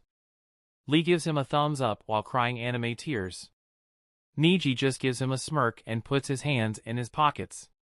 Tenten gives him a big wave while smiling happily next to Niji. Tuchi and Ayam just smile at him as he walks off, and Tsunade and Hiruzen give him a slight bow. Off to the side he could see Anko tearing up, giving him a small wave goodbye. He smiles at her, a slight tear comes to his eye and he nods to her. And in the middle of the group was Hinata. A proud smile on her face as she smiles at him. A single tear runs down her faces as she watches her loved one go. Goodbye, Naruto-kun, come back soon. Chapter 87, Newborns. Goodbye, Naruto-kun, come back soon. 4 months pass as Jiraiya and Naruto travel around the elemental nations. Every time they make a stop in a village or town, Naruto would leave a Hiraishin kunai for future use. While Jiraiya was teaching Naruto about his spy network and the importance of intelligence gathering, the blonde would make weekly appearances at either the Namikaze estate or Hiraishin to Hinata to visit her in private. Over the few months of his travels he grew a few inches, making him taller than his fiancée/girlfriend. He decided to let his hair start to grow out as well. He now had long spiky hair that reached the tops of his shoulders and had 2 large bangs of golden hair to frame his face. If anyone didn't know any better, they would swear they saw the ghost of the Yondaime Hokage. As the time went by, Naruto began to perfect his synchronization with Kurama, while keeping a low profile. The main reason why they were traveling so much was to throw off the Akatsuki and make it nearly impossible to find them before going to Mount Mayuboku. But, to Naruto's ire, they wouldn't start Senjutsu training until the 2nd year of the trip. This was what was making Naruto groan today. "Come on, Aro Senin," Naruto whined as they walked down some random road of Heian no Kuni. "Why can't we start Senjutsu training yet?" he yelled as he flailed his arms like a toddler. Jiraiya groaned as he face-palmed. He shook his head and willed for his eyes to not twitch.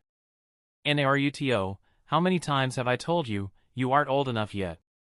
You may have the reserves and the skill to get it mastered, but if your body can't handle it, then you will be turned into stone."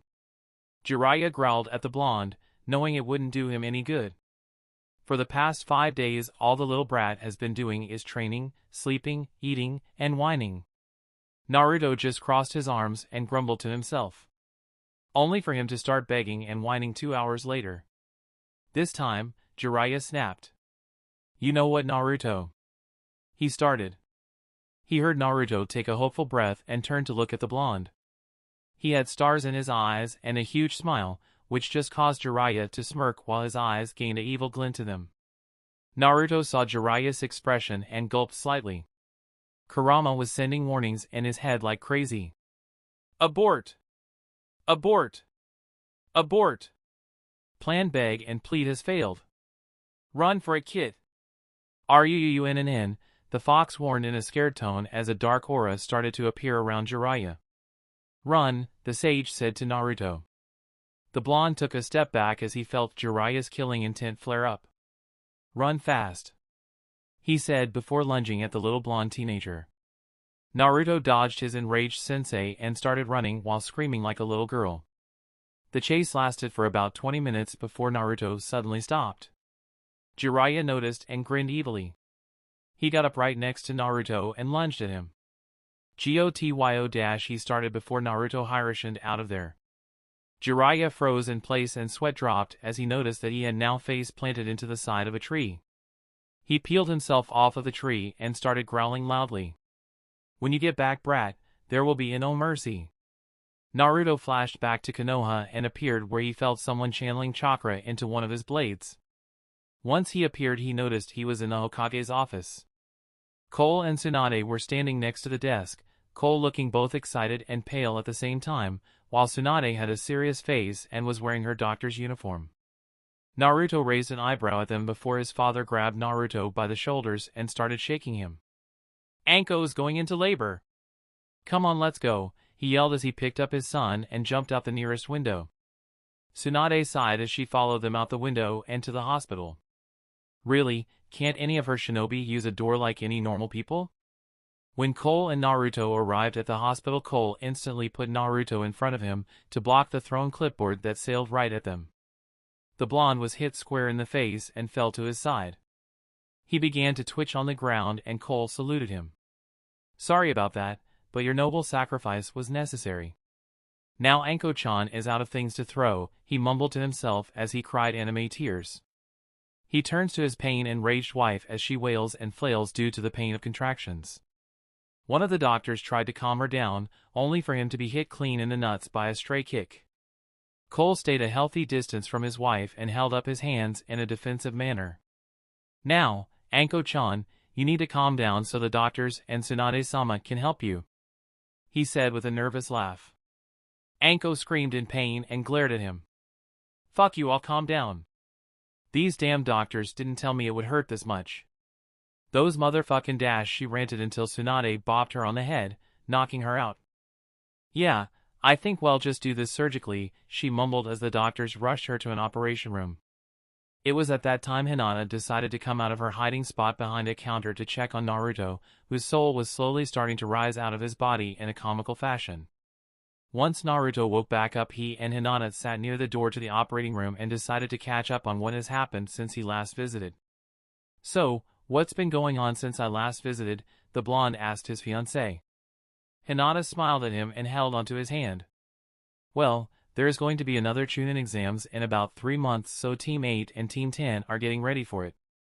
Also, Sakura and Tenten were assigned to a new team with a guy named Sai. I don't know much about him, but apparently he's good enough to help them compete in the Chunin exams. So, anything new with you? She asked him. Naruto shrugged and closed his eyes. Oh, you know, the usual. Me trying to get Sanin to start Senjutsu training early, him saying no and getting mad. The usual. But we did go to Yuki no Kuni recently. Apparently there was some princess that asked Konoha for help with a revolution, so me and Sanin went and won over the country for the princess, he said in a nonchalant tone. Hinata was looking at him wide-eyed and shook her head. All these crazy things and you just sit there saying they aren't anything big. She sighs. Oh, no. The crazy thing was that the princess was the girl from those Princess Gale movies you like so much, he said with a smirk. Hinata beamed at that. Really? Did you get her autograph? She asked while shaking him. He chuckled and pulled out a picture of the princess, with a signature to Hinata and everything. What kind of fiancé would I be if I didn't? He said as she swiped the picture from him. Naruto! Thank you, thank you, thank you, she cheered before giving him a big kiss on the cheek. Hee hee, no problem, Haim-chan, he said before a god-awful scream scared them. Fucking heel! Get them out of me! Anko screamed through the door of the operating room. Cole shivered as he looked over to the door. He gave the doctors inside a quick salute as tears streamed down his eyes. Asterisk sniff asterisk I salute you valiant sacrifices Dr. San sniff. Naruto and Hinata sweat drop at the crying man and shake their heads. For hours of screaming, cursing, and unconscious doctors being switched in and out of the operating room later, the babies were delivered. Cole, Naruto, and Hinata were permitted to enter the operating room after an exhausted-looking Tsunade walked out. Good Lord, I hope you never have any more kids. She grumbled as she walked past them. Cole hurried through the door as Naruto and Hinata followed him closely, slightly hiding behind him in case Anko starts throwing things again. When they walk through the doors, they see a tired and crying Anko sitting on a bed, holding two blanket-wrapped children. On her right was a baby boy wrapped in a blue blanket. The baby had a small tuft of purple hair hidden underneath a blue cotton cap. And on her left was a baby girl wrapped in a pink blanket. She had a small tuft of light purple hair hidden under her own pink cap. Cole's eyes softened till tears started to threaten to fall. He slowly walks over to Anko's right and looks to the small children. He holds his index finger out to the little girl and she grabs on tightly. A single tear runs down Cole's cheek and he kisses Anko on her forehead. I love you, Anko-chan. I love you so much. He whispers to her as he rests his forehead against hers. She tears up and smiles happily. You better love her, boy. Because I don't think I am ever going to do that again, she laughs to him as a few tears fall freely down her cheeks. Naruto and Hinata watch the older couple with a smile before Cole and Anko look over to them. Come on, Naruto, come say hi to your little sister, Akari, and your little brother, Akira. Cole says to his adoptive son. Naruto's eyes widen as he begins to look nervous. Hinata gives him a smile and nudges him to go forward. Naruto slowly walks over to the small infants and can't help the smile that spreads across his face as Akira takes his finger into his hand. His smile widens as a single tear runs down his cheek. Welcome to the family, Akari, Akira. Chapter 88, Movement. Welcome to the family, Akari, Akira. For the first time in Cole's life he felt like Naruto had it better off than he did. Sure, he loved his family. They were his everything. But honestly, having newborns sucks. It had been a little over a week since Akira and Akari we brought into the world, and so far, Cole had gotten a collective 8 hours of sleep. Anko wasn't in much better shape either. She was exhausted from childbirth, only to be awake at all hours trying to help Cole with two hungry and crying twins.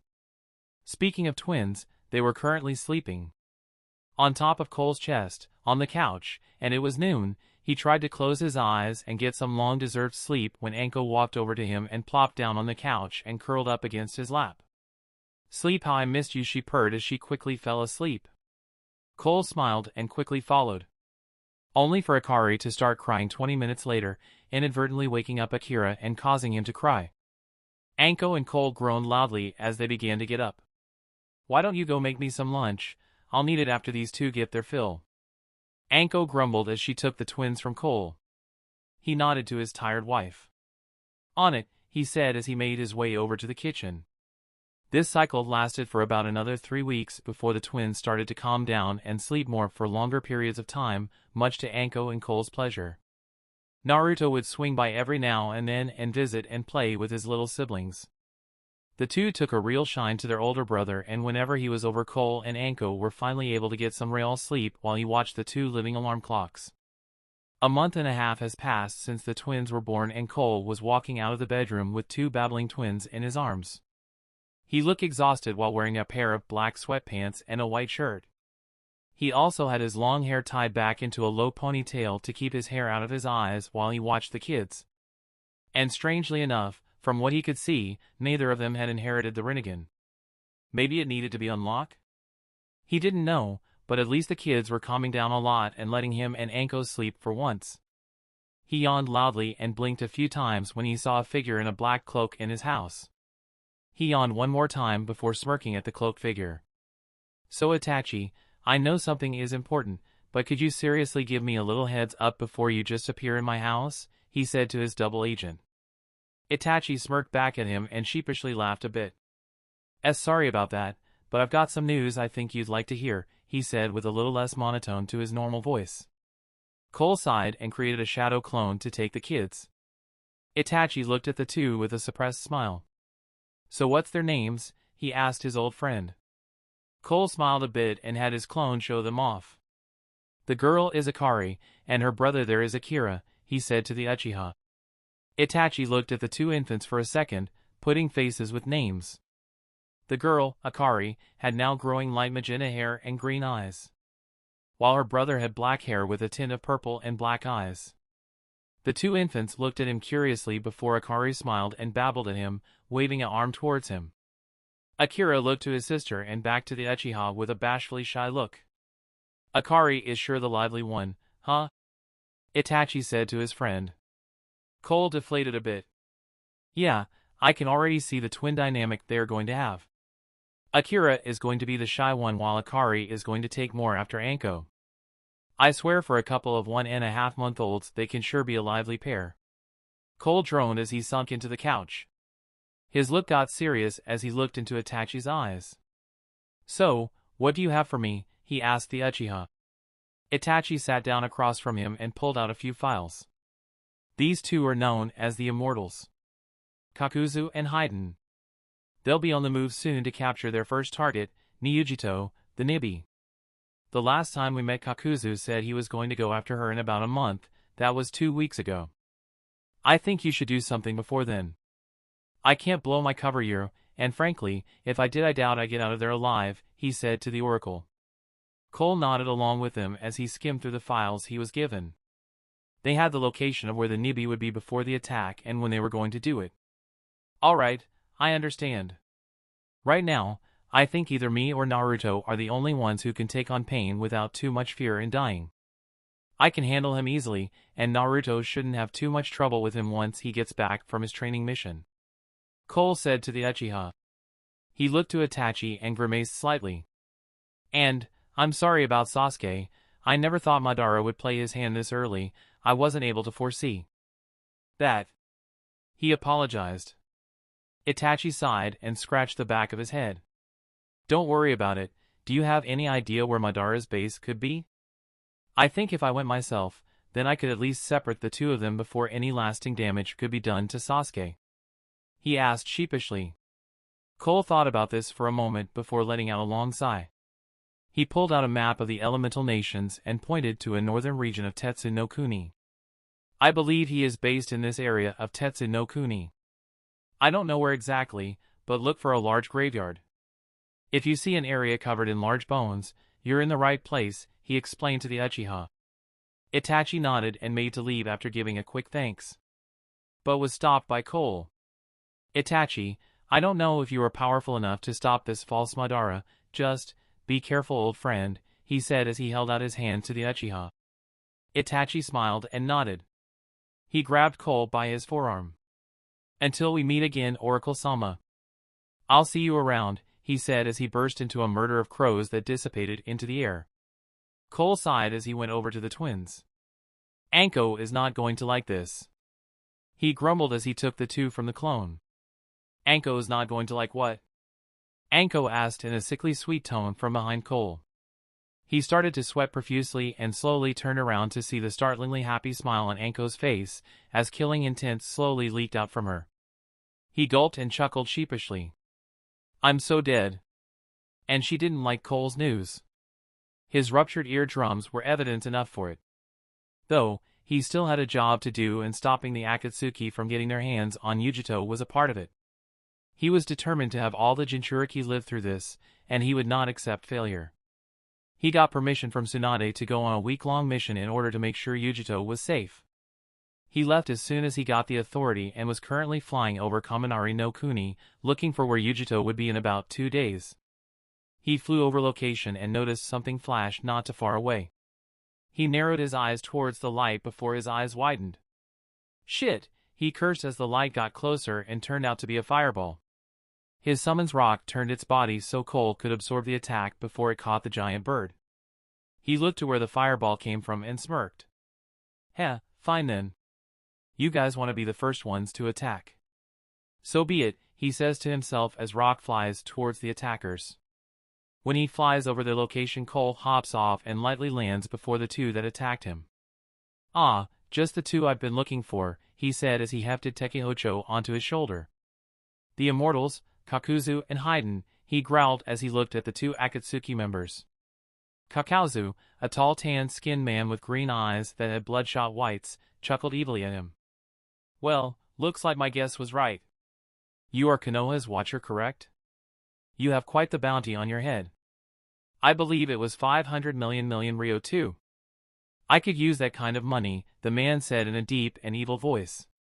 Cole quirked an eyebrow from behind his mask at the moniker he was apparently no by, but shrugged it off. He pointed his cleaver at the two of them and snorted. So, which one of you wants to test your immortality against me? How about you, tall, dark, and gruesome, he said to Kakuzu. Haiden started laughing and pointing at Cole. Like some heathen, like you could kill us. We're immortal, ass wipe. Come on, Kakuzu, I want to sacrifice this guy already. Haiden cackled as he readied his three-bladed scythe. Kakuzu grunted and sat down on a nearby rock. Just make sure you make him recognizable. We don't get paid if they can't tell who he is, he growled at his chuckling partner. Don't worry. I'll kill this fucker nice and good. Jashin-sama will be getting a worthy sacrifice today, he said darkly as he smiled psychotically. Cole smirked from behind his mask and motioned Haiden with his left. Well, come on then. I want to see how many pieces I can cut you into before you actually die. Chapter 89, The Immortals Fall. Don't worry. I'll kill this fucker nice and good. Jashin-sama will be getting a worthy sacrifice today, he said darkly as he smiled psychotically. Cole smirked from behind his mask and motioned Haiden with his left. Well, come on then. I want to see how many pieces I can cut you into before you actually die. Haiden scowled at Cole. I will show you the absolute wrath of Jashin, you heathen. How about we share the most excruciating pain together, he cackled as he dashed forward towards Cole with his three-bladed scythe raised above his head. Cole scoffed at the man and readied the Takehocho. When Haiden got within 10 feet of Cole, he sneered and threw his scythe at the Rinnegan bearer. Cole simply batted it away with the flat of his blade and stood his ground as Haiden continued to advance. At the last possible moment before getting into Cole's striking range, Haiden dashed backwards and channeled chakra into the cable connected to his scythe. The scythe stopped in mid-air and rocketed back towards Cole from the side. Cole, however, just raised his hand towards the Jashinist and pulled him to him with a wordless Bancho Tennin. The technique caught Haiden in mid-air as he flew back towards Cole just in time for his body to block the scythe for Cole. Ah!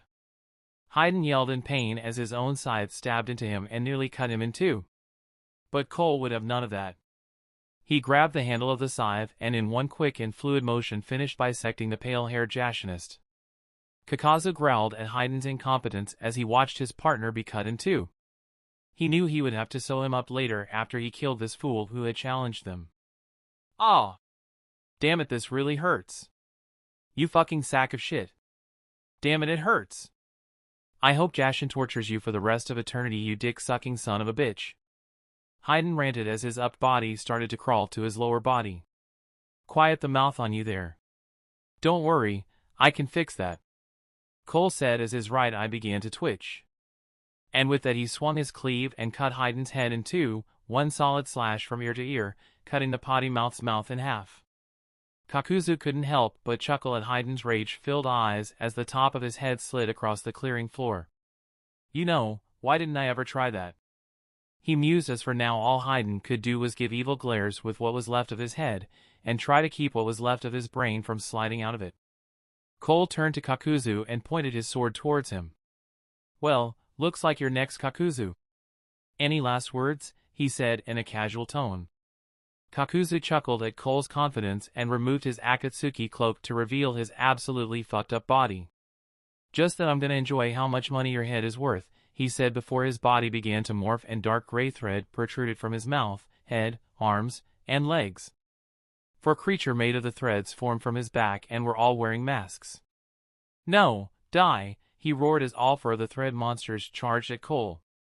Yujito and her team were running through the mountain forests that dotted the landscape between Kaminari no Kuni and Hai no Kuni. She was leading a squad of Chunin on a routine border patrol mission when her senses suddenly screamed danger. Moments later they felt an enormous amount of killing intent and soon after that the shockwave of a massive explosion. She looked to her team and they all nodded and confirmed they were ready to go. "Alright, let's go check it out," she ordered and started off towards the site of the explosion. After about 2 minutes of full speed running, her and her team arrived at the site of the explosion and couldn't believe what they were seeing. Four strange creatures made of some sort of thread were attacking an all too familiar man to Yujito. They had arrived just in time to see the Oracle to cut one of the masked monsters in half, while breaking the mask it wore. The beast let out a small shriek and fell into a lifeless heap of thread. The three other beasts backed off a small distance till they stood next to a man that looked like he was half human and half of one of those beasts. The man growled at the Oracle. "You killed one of my hearts. How did you know to do that?" the man growled furiously. The Oracle pointed his blade towards the man and chuckled loudly. "I am called the Oracle. And I just so happen to know a great many things, Kakuzu of Takigakure. I know you have 5 hearts, 1 in each mask as well as 1 in your chest. And I know to kill you, I need to destroy your hearts. I know your weaknesses and your techniques, you have no hope of victory," Cole declared before he dashed forward, while summoning 3 shadow clones that unleashed a flurry of jutsu without hand signs. A large fireball the size of a house was enhanced with a wind jutsu as well as a lightning jutsu before it crashed into the area Kakuzu was in. The strange monster-like man had Kawarimi just in time for him to avoid the massive explosion, but his water mask was not so lucky. He growled at Cole viciously. "Great! Now I need to get a new water nature as well as a lightning nature. I will take pleasure in killing you," he roared at the Oracle, who just ran through more hand signs. "Katon, Gokumakyaku. Fire release, great fire annihilation," Oracle roared as a massive torrent of fire rocketed towards Kakuzu. Kakuzu made some quick hand signs before trying to counter the fire with a water jutsu. It didn't work. The fire appeared to be too powerful for his water to handle, and at the expense of his own fire mask, he was able to avoid the attack. Yujito was mesmerized by the battle, as was her team. They had never seen a battle with such powerful techniques before and were gobsmacked at what they were seeing. But one thing was for sure. They were not getting in the middle of that. Kakuzu cursed as he took stock. Haiden had been cut into 3 different pieces, so he wasn't going to be of any help. He had lost 3 of his 5 hearts and was not willing to lose any more of them. He cursed again and sent his wind mask over to Haiden's scattered carcass. The creature grabbed onto Haiden's body parts and dragged them over to Kakuzu. But as soon as they got close, Cole appeared in the air above them. "I've got you now, Shinra Tensei," he called and sent all of gravity down on top of the Akatsuki members, crushing them into the ground. The creature wasn't able to hold up against the force of gravity and its mask broke, leaving Kakuzu with only a single heart. Cole shot chakra receiver rods down at him and pinned his arms and legs with them. He relented on the gravity and landed between Kakuzu and Haiden's disassembled body. "That wasn't very fun. I thought you two would have a little more skill than that if you wanted to capture Yujiro-san. Guess I was wrong. Oh well, time to die I guess," he said as he placed a palm on top of Haiden's bisected skull. Haiden mentally scoffed at the man. Like he could kill him? He was a Jashin immortal, damn it. He could never. That thought was cut short as Haiden's soul was ripped from his body and sent on to the next life. Cole shuddered from all of the man's memories. He had really been scum among men. What a disgusting man he was. Hopefully in the next life he will right his wrongs, Cole muttered to himself. Kakuzu was looking at the now dead Haiden with wide and terror-filled eyes. He wasn't able to speak because of the oppressive chakra keeping him from moving, but the man was absolutely miffed at how this man was able to not only defeat him with little to no trouble at all, but he was able to kill Haiden. Cole turned his gaze towards Kakuzu and placed his hand upon his skull. "Rest in peace," he said before removing Kakuzu's soul. The immortals of the Akatsuki were now dead. Chapter 90, Nature. The immortals of the Akatsuki were now dead. "Alright Naruto," Jiraiya started as he and Naruto left a remote town outside of Sunagakure. "I think it's time we start with your Senjutsu training," he said to his apprentice with a smile. Naruto looked at his sensei and smiled. Naruto had grown over the past 2 years of his training and traveling with Jiraiya. He was no longer his runty 4 feet 9 inches, he was now a respectable 5 feet 7 inches. After growing so much he was in need of new clothes, and that's what led up to his new look. He wore black ninja pants that cut off at mid-calf. Under that was a dark gray mesh armor that covered his full body.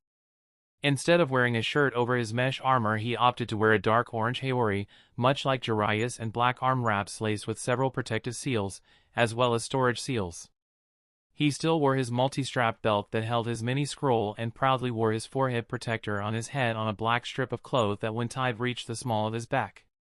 He also wore black steel-toed combat boots that had gravity seals on them for when he wanted to deliver an especially powerful kick. The blonde smiled at his master and let his startlingly blue eyes fill with determination. Finally! Well, when do we start Orochimaru? He asked with a giddiness that made the Toad Sage face fault. Jiraiya shook off his apprentice's juvenile expression and sighed. Welp, he started as he began to stretch his arms.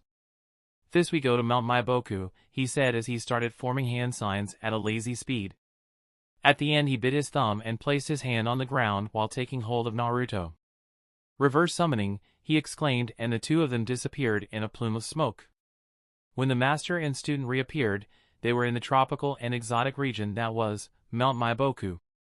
Naruto stared in awe as he took in the beauty of the mountain. There was plant life everywhere he looked, and he had never even seen plants like these. Reds, yellows, purples, and especially greens colors the landscape in a tantalizing treat to the eye. And on top of that, most of the plants were the size of Naruto himself, if not even bigger. Jiraiya chuckled at Naruto's awestruck expression and was about to break him out of it when a booming voice did it for him. Welcome, Naruto, to the land of toads. Gamabunta called from a little ways away. Jiraiya and Naruto turned to the Toad Chief and walked over to him. So I see Jiraiya finally thought it was time for you to learn how to use and control Senjutsu? Gamabunta asked the blonde, ignoring Jiraiya's greeting to him. The sage dropped his head and mumbled things about lack of respect and whatnot. Naruto smiled with determination and nodded firmly. Yup. Orochimaru finally decided to get off his ass and start my real training. I swear, following him for 2 years doing nothing but hitting up bars and creeping out on chicks has made me hope for this training to be as hard as I've been told so I can forget the last 2 years of my life. Naruto said as he began to sulk about how his training mission was going. Gamabunta roared in laughter as he saw Jiraiya become even more depressed. The boss summons looked down to Naruto and nodded his head towards a small building up the road. You guys should get up to Fukasaku-sama and Shima-sama. They've been expecting you and Shima-sama has been cooking all day. Gamabunta said before he hopped off. Jiraiya stiffened when he heard that Shima was cooking and shivered in fear. Naruto raised an eyebrow at the man but decided to not ask about it. Usually when he had a question the old perv would make it into some sort of innuendo anyway. They made their way to the small building and knocked before entering. Pa! Ma'am! I'm back! And I brought Naruto! Jiraiya called into the building as he crawled into it. Once Naruto entered he noticed it was a house of some sorts. As he crawled into the house he heard a male voice call out to them. Oh! Hey Jiraiya-chan! It's been a while. And you must be Naruto-chan. You look so much like Minato-chan it's almost scary. A small toad said to the blonde as he walked over to the two and sat down into a chair. I'm Fukasaku, but you can call me Pa. It's good to finally meet Chan Naruto-chan, the old toad said to Naruto. Naruto bowed his head slightly and smiled. It's good to meet you to Pa, he greeted the toad. He was about to ask Jiraiya something when a feminine voice cut in. Oh Jiraiya-chan. It's great to see you again. And you and Naruto are just in time to have some dinner. I made grub gumbo. I remember how much Cha liked it. So come on in and sit down, a older-looking female toad said as she carried a big pot of some sort of food that Naruto was getting a terrible vibe from. She put the pot onto the small table and smiled over at Naruto. Hey there honey. I'm Shima. You can call me ma'am if you like, she said in a happy tone. It's nice to meet you ma'am. Naruto said with a smile before he spotted Jiraiya shaking in fear. He nudged Jiraiya in the side covertly and whispered. What's got you all riled up? He asked his sensei. Jiraiya gave him a defeated look. Don't worry, you'll know soon. After that meal the four went out to the Toad oil ponds to start Naruto and his training. Also, now that Naruto had eaten some of Shima's cooking, he had a healthy fear of her and understood just why Jiraiya was scared of the food. He would never see Shino again without picturing that food from hell. Fukasaku lead the group to a fountain of toad oil next to a mountain peak and Naruto noticed a massive amount of toad statues. Fukasaku saw him looking around and grinned. Here Naruto-chan, why don't ya put your hand in the oil and see what happens, he told the boy. Naruto was weary of the oil, it was giving him an odd vibe and he could hear Kurama silently giggling in his head. He relented though and put his hand in the oil. And soon after he did his hand started to morph and look like a toad's. What the foo dash he started to freak out until Fukasaku smacked him hard in the head with a stick. Naruto held his head in pain but noticed the morphing stopped and his hand was back to normal. The hell was that all about, he yelled as a Kurama was howling with laughter in his mind. Fukasaku pointed his cane to the statues that surrounded them. That is what was going to happen to ya if I didn't disrupt the flow of natural chakra into ya with this here hoop and stick, the old toad said with a smirk. This here oil is meant to assist ya in the absorption of natural chakra. And if you take in too much you turn into one of those poor fowls who failed, he said while pointing at the statues. Naruto raised an eyebrow. He had gotten a brief rundown on what natural chakra was from Jiraiya but decided to get a more in-depth description from Fukasaku. The old toad was pleased that the blonde wanted to know more about natural chakra so he cleared his throat and started to explain. All things in nature have chakra Naruto-kan. The rocks, the dirt, even the air has chakra running through it. When you preform Senjutsu, you're taking this chakra into your body. If you take too much however, you turn into one these here statues. But, why is it so difficult? Well, natural chakra is very difficult to control you see. To control it you gotta be one with nature. And that all starts with meditation and being completely still. Not just sitting without moving, you gotta be completely and utterly still, even the slightest movement can ruin you. So, that's where you're gonna start Naruto-chan. I want Cha to practice being completely still for now, then we'll move on to our next step. Jiraiya snickered at Naruto, the blonde had his head hung and was sulking because his new training was just sitting still, and he sucked at that. He hated sitting still more than anything and he let out a defeated sigh. This is gonna suck. Chapter 91, Brothers. Jiraiya snickered at Naruto, the blonde had his head hung and was sulking because his new training was just sitting still, and he sucked at that. He hated sitting still more than anything and he let out a defeated sigh. This is gonna suck. In a dark cave in an undisclosed location in Tetsu no Kuni, explosions rock the rocky expanses of near lightly space of the cave. Only the occasional burst of flame envelopes the cave with a dull orange light as muffled voices can be heard and the sounds of scuffling feet echo throughout the cave. Once the muffled sounds cease, the sound of thousands of chirping birds echo throughout the cave as a light blue light forms. Chidori, a dark-haired youth calls as he tries to impale a man in an orange mask.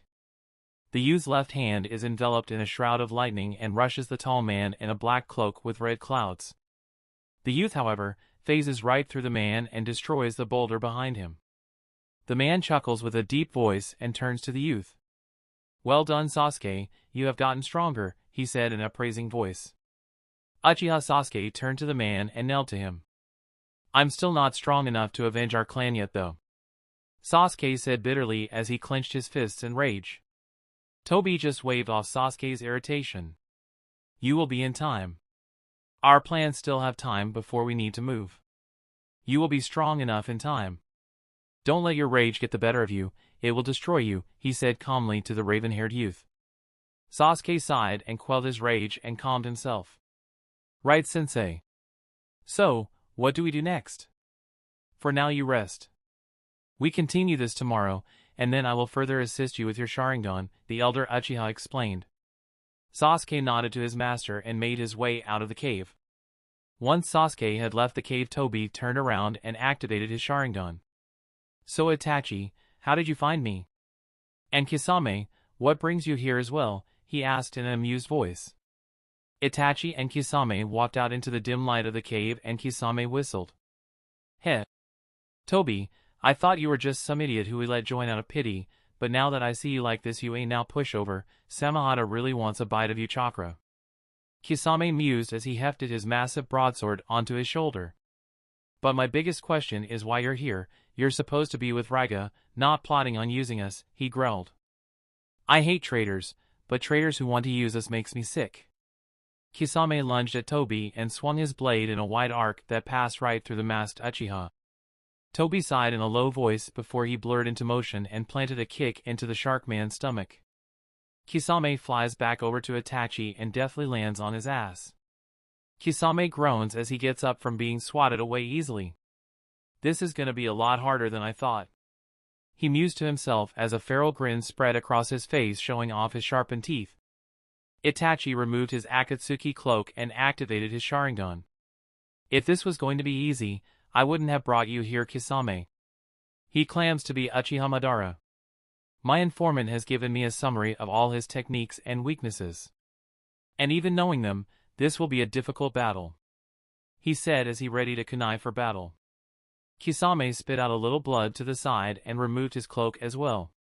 Heh, but that just makes this all the more fun.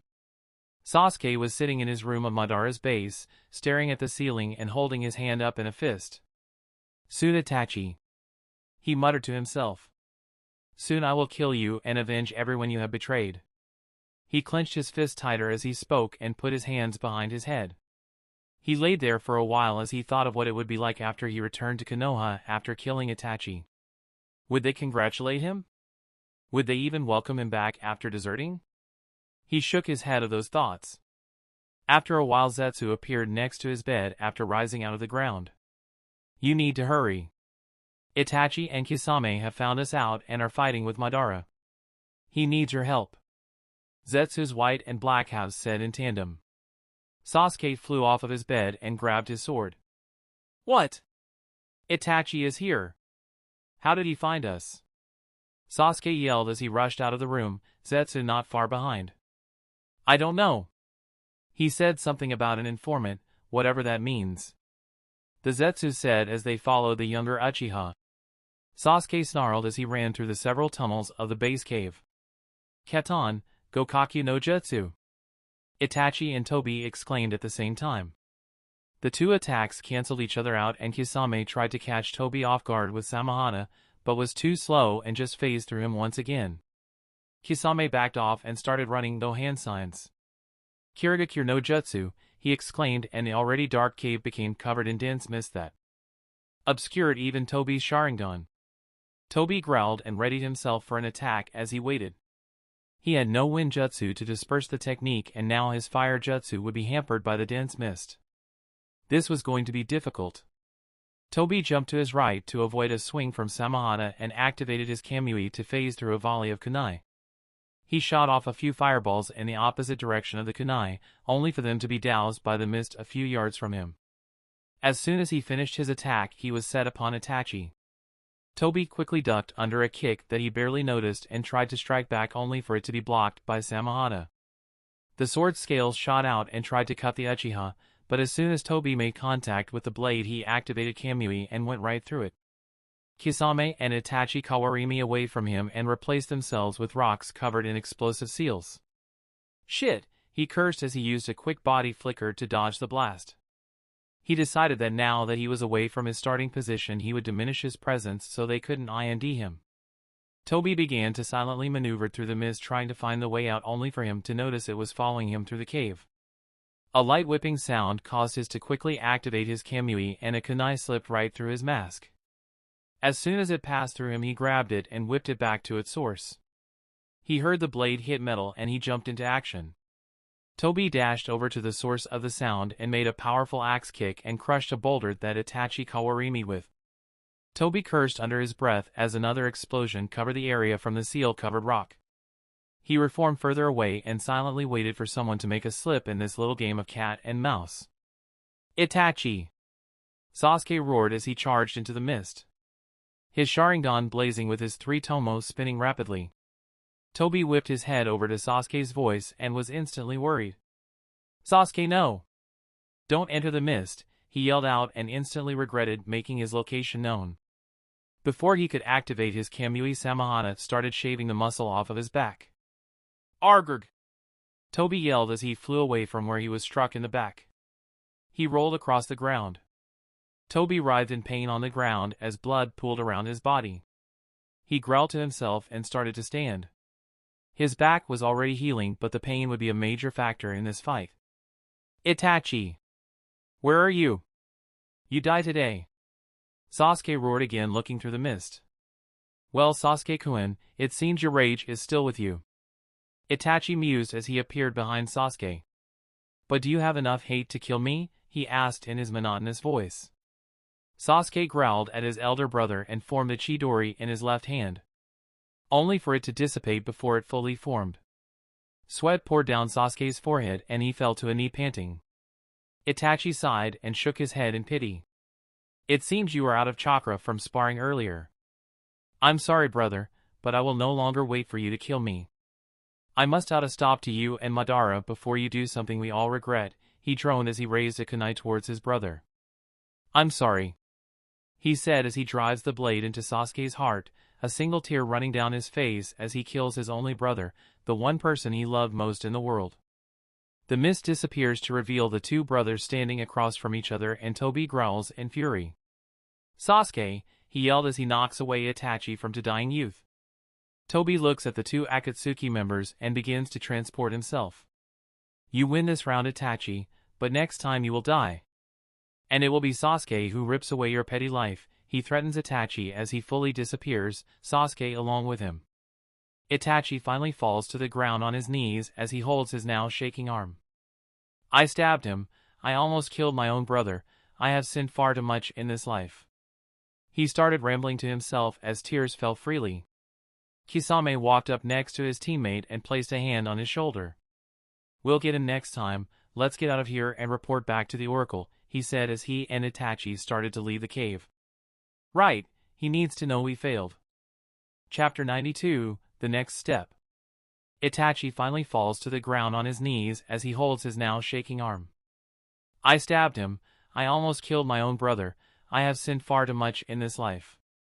He started rambling to himself as tears fell freely. Kisame walked up next to his teammate and placed a hand on his shoulder. We'll get him next time, let's get out of here and report back to the Oracle, he said as he and Itachi started to leave the cave. Right, he needs to know we failed. Cole sat down on his couch with a heavy sigh. It had been 2.5 years since the defeat of Kakuzu and Haiden, and life had been uneventful. Well, he couldn't really say that. He did have 2 hyper-toddlers to look after now that Anko was released back into active duty. So, he'd been the one in charge of the kids while she was working. He couldn't help but laugh at the irony and backwardness of the situation. Him, the strongest person in the village by leaps and bounds, reduced down to a stay-at-home dad. Hilarious. He didn't really care though. He never did enjoy killing or fighting in general. If he had a choice, he'd gladly stay at home with his 2 little angels for the rest of his life, then go out and save the world. But that wasn't his choice. He hadn't had a choice since he came to this world.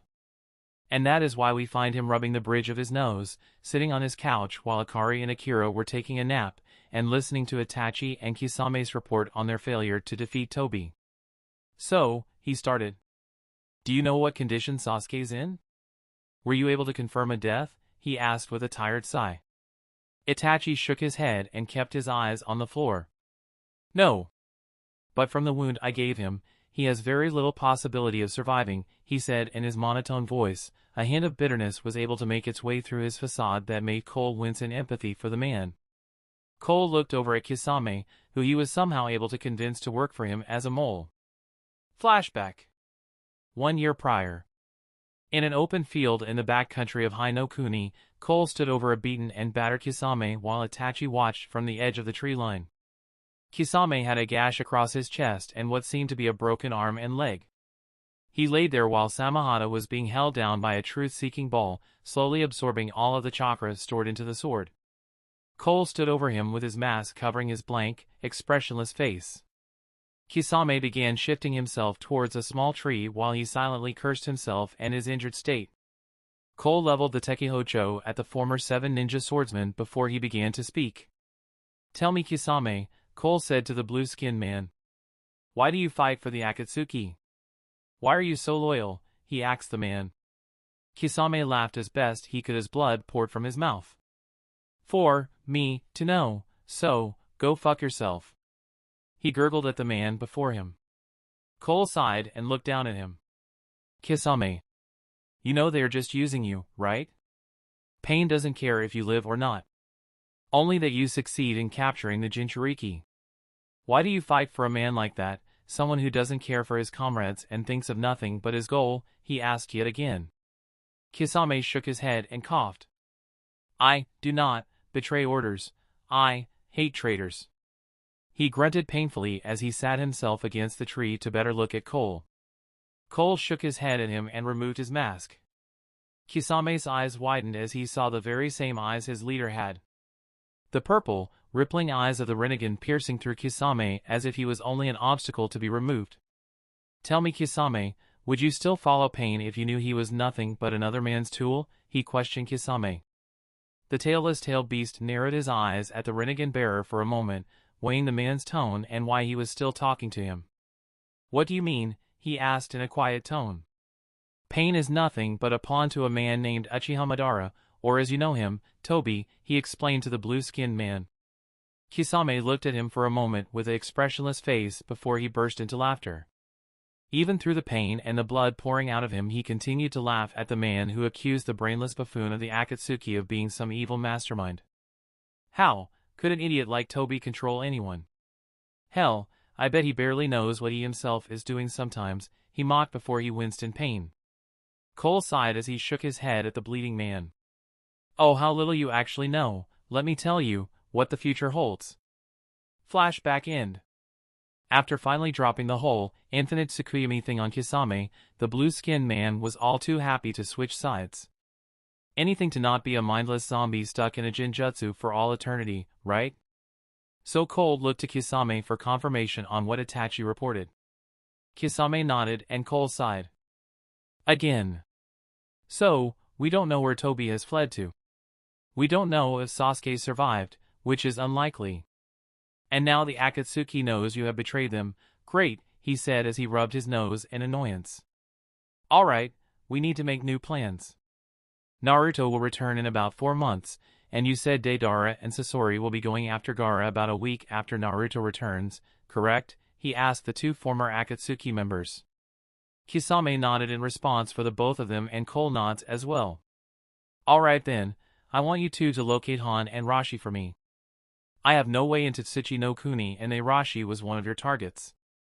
Make sure they are safe and report to me regularly, he ordered to the 2.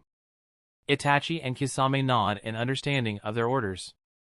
After some time and other minor orders, the former Akatsuki members made their way to Tsuchi no Kuni to look for and protect their 2 Jinchuriki. Cole leaned back into his couch and went over his plans in his head. Alright, Tobi surviving isn't good, but I can work with this.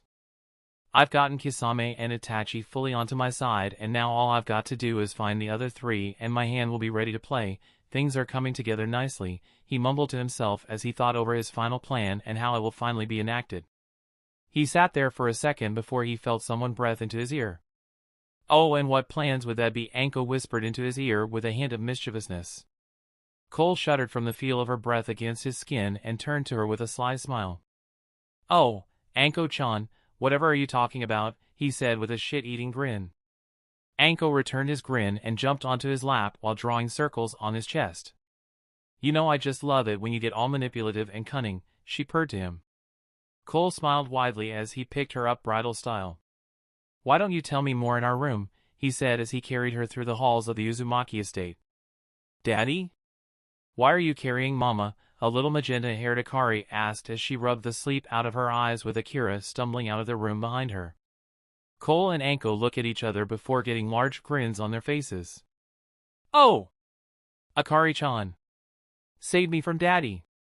He's gone tickle crazy, she howled as Cole began to apply the tickle torture method to his wife. Akira squealed as he ran from his father, knowing exactly what he could do to him with the tickle torture. Akari, however, stood her ground and pointed at Cole. "Let go of mama, you tickle monster," she called as she jumped at him. She landed on his back and held on for dear life. But her efforts to subdue the rabid tickle monster were useless as Cole reached around and grabbed onto her. "I've got ya," he exclaimed as he started tickling her. "And oh," she laughed as she began to squirm. "Aki! Help!" she called to her twin brother who was hiding around the corner. He popped his head out and shook it vigorously. "No!" "Sorry, Akka," he called out and continued to hide. Cole gave a glance to Anko and she grinned. "Oh no," she acted out as she rolled on the ground. "I've caught the tickle virus," she cackled out and started to stand up while looking at a rapidly paling Akira. "Uh-oh," he mumbled before Anko started chasing him through the house. The sounds of squealing and laughing children filled the house as Cole smiled at his family. I promised to protect their smiles, no matter what the cost. Chapter 93, A New Sage. The sounds of squealing and laughing children filled the house as Cole smiled at his family. I promised to protect their smiles, no matter what the cost. "Come on, come on, come on. Mix, damn it." Naruto cursed as he stood in an open field on the summit of Mount Maiboku. Chakra swirled between his open palms as an unstable Rasengan began to form. "All right, Kit, almost there. Keep it stabilized, just like the Biju Dama, keep the two equal and up the rotation." Kurama coached from within Naruto's mind. The Rasengan in his palm began to stabilize and a slight whistling sound could be heard coming from the sphere. A white-like disc formed around the sphere, fading in and out, as Naruto tried to stabilize the mixture of chakras. After a moment Naruto dropped his hands and cancelled the jutsu. He was holed onto his knees and panting hard. "Damn it, almost had it that time," he said between breaths. Sweat poured down his forehead as he lay down onto the grass-covered earth. He looked up to the sky above him and stared at the stars. "I can't believe it's been almost 3 years," he said aloud. Inside of Naruto's mind Kurama scoffed. "It isn't like you haven't been back there. You flash over to your little vixen whenever you get the chance," he said in a mocking tone. Naruto narrowed his eyes and shook his head. "True, but those are always such fleeting moments. It's been so long since I just stayed there, I miss everyone," he said softly, almost to himself. Kurama just shook his head and curled up to sleep. 2 more weeks, 2 more weeks Hinata, wait for me." The next morning Naruto found himself meditating with Jiraiya and Fukasaku on top of the massive stone spikes. They all sat on stone slabs in perfect balance and stillness. Birds came to the blonde and nested themselves in his hair and his lap. But even with their added weight and movement, Naruto stayed balanced and still on his perch. One could say that he had become invisible to the world, but in all actuality, he had never been more in tune with nature. He let his conscience roam throughout the space around him, taking in everything. The animals on and around him, the motions of the air, and the warmth the wind brought. Feeling the life force of all things around him. And then he felt it. The natural chakra. He poked and prodded at it gingerly and took small pieces of it until it started to flow towards him in a steady and calm stream. As the chakra entered his body he regulated the stream, letting it flow in and out of him, only keeping what he needed within himself. After letting the chakra into his body, he could feel its effect on him spread. His senses spiked as he could feel everything. The power flowed through his body like a warm syrup that became part of his blood. A sense of calm filled him as he absorbed the chakra and made it his own. A orange pigment appeared around his eyes and on his eyelids. His skin gained a certain glow to it. Not too much to be noticeable, but enough for it to be there. His skin thickened and became more dense, adding a natural defense to him that no other human had. And when he finally opened his eyes, gone were the pools of cerulean blue. They were exchanged with a solid yellow color with a bar-like pupil reminiscent of a toad's. It was around then that Fukasaku opened his eyes and nodded to the boy. "Well done, Naruto-chan. How do you feel?" he asked the blonde. Naruto let out a pleased sigh and looked to the elderly toad with a warm smile. "I feel as if I have become one with nature. It has such a calming feeling to it. I could get used to this," he said softly as he stood up from his sitting position and balanced on the spike while holding the stone slab. After hearing Naruto speak, Jiraiya also stood and joined his look to Naruto, with his own sage mode activated, and smirked. "Well, brat, why don't we test out nature when it becomes enraged and violent?" he said as he jumped down from the spikes. Naruto nodded and quickly joined his master. At the base of the spikes Jiraiya stood, his feet wide and his knees bent. One hand in front of himself and the other in the air behind him. Naruto landed some distance away from him and crossed his arms and stood tall before his master. Jiraiya smirked and got ready to pounce. "All right, brat. Let's see what you got," he yelled and disappeared in a blur of speed. Naruto stood still, not reacting to Jiraiya's movement, just closing his eyes and waiting. After a brief second, Jiraiya reappeared next to Naruto, aiming a flying kick towards the youth's skull. Naruto deftly maneuvers around the kick, his eyes still closed. When Jiraiya passes by him, he tries to hit him with an elbow, but Naruto just raised a hand and caught the blow. The ground beneath him shatters from the impact, but he is undeterred. Naruto uses his grip on Jiraiya to throw him back and finally opened his eyes. "My turn," he said calmly, before dashing towards his still airborne master. Jiraiya quickly dodges and counters Naruto's strikes and avoids his grabs, only to be driven into a corner made by a wall of spikes. After feinting with a right roundhouse kick, Naruto drops down into a couching position and horse kicks straight into the air, aiming for Jiraiya's chin. The Elder Sage barely moves back quick enough to dodge the crushing blow, but is still hit by the natural energy flowing off of Naruto's leg. The blow from the invisible force sends the Elder Sage flying into the wall of spikes, where he finds Naruto up against him, a Rasengan aimed straight for his face. "Dead," Naruto said, never breaking his calm and calculation persona he had adopted since entering Sage mode. Jiraiya chuckles to himself and shakes his head. "If only it were that easy," he said before something knocked Naruto away from the Toad Sage. The blonde felt a crushing blow to his ribs and is sent fleeing away from Jiraiya.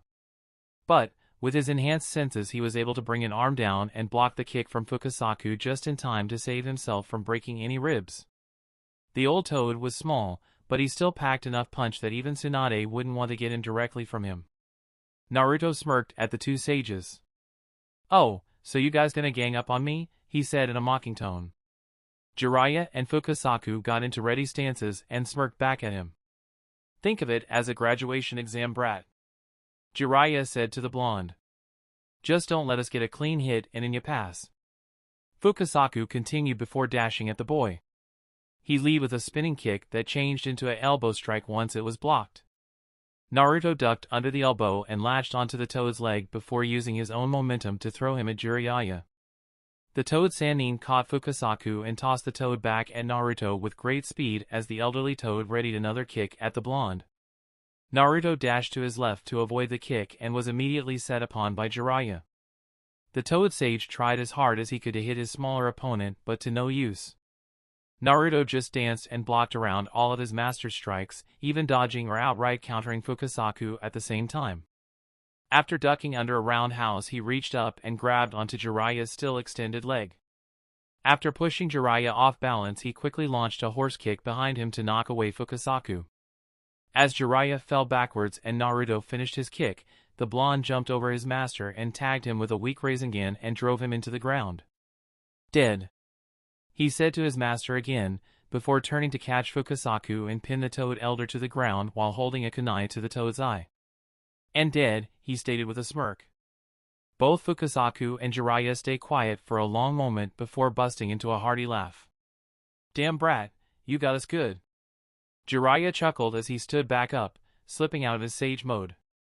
"I still can't believe you were mostly fighting us with your eyes closed as well," Jiraiya stated with a knowing smile. It was true. After Naruto opened his eyes for his initial attack, he closed them again and continued fighting. The blonde shrugged and let his sage mode dispel. "Well, I found it easier to sense your movements through nature, rather than trying to see them," he said sheepishly. Fukasaku jumped onto his shoulder and patted his head. "That just means you got a good connection to nature. Ta be able to feel your way around like that."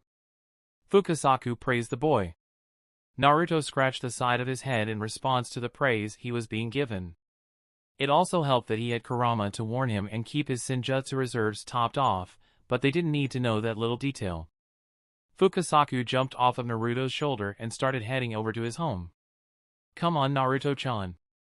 Me and Shima made you something for when you finished your training," he said as he hopped along. Naruto gawked at the old toad. Fukasaku took a look at him and chuckled. "Yeah, that's right, Naruto-chan. You have Master Sage mode. Your training here is done," he said to the blonde before hopping off. Inside of Fukasaku and Shima's home, Naruto and Jiraiya sat in the living room waiting for whatever the toads had gotten Naruto. When they walked into the room, Shima had a box in her hands and Fukasaku had something covered in wrapping paper. Shima handed him the box with a smile. "Why don't ya open this one first here?" she said in a kindly tone. Naruto looked down at the box and slowly lifted the top off. His eyes widened as he gasped lightly. Inside was a long red cloak with black flames on the bottom and on the back read, "Sage of Myaboku." He held it up, looking it over before slinging it on. It was a perfect fur and Naruto smiled at the two. Ma'am, Pa. "Thank you so much," he said, getting a little teary-eyed. Fukasaku smiled at him before handing him what he had. "Don't ya worry, Naruto-chan. There's more," he said in a soft tone. Naruto took the item and slowly unwrapped the paper from it. Once he revealed it, he had to do a double take. It was a horned Hittite with the symbol for Myaboku, just like Jiraiya's, but with a black cloth instead of red. He gripped the metal and bowed his head to the two sages. "Thank you for everything. Ma'am. Pa." Fukasaku and Shima looked at him with a smile before nodding. "You're welcome, Naruto, and congratulations on becoming a sage." Chapter 93, Return. Fukasaku and Shima looked at him with a smile before nodding. "You're welcome, Naruto, and congratulations on becoming a sage." Okay, just hear me out," Jiraiya said to Naruto as they prepared to leave the Toad's summoning realm. "We use Kuchios and appear on top of Bunta, Hiro, and Ken while Pa and Mam stand on our shoulders.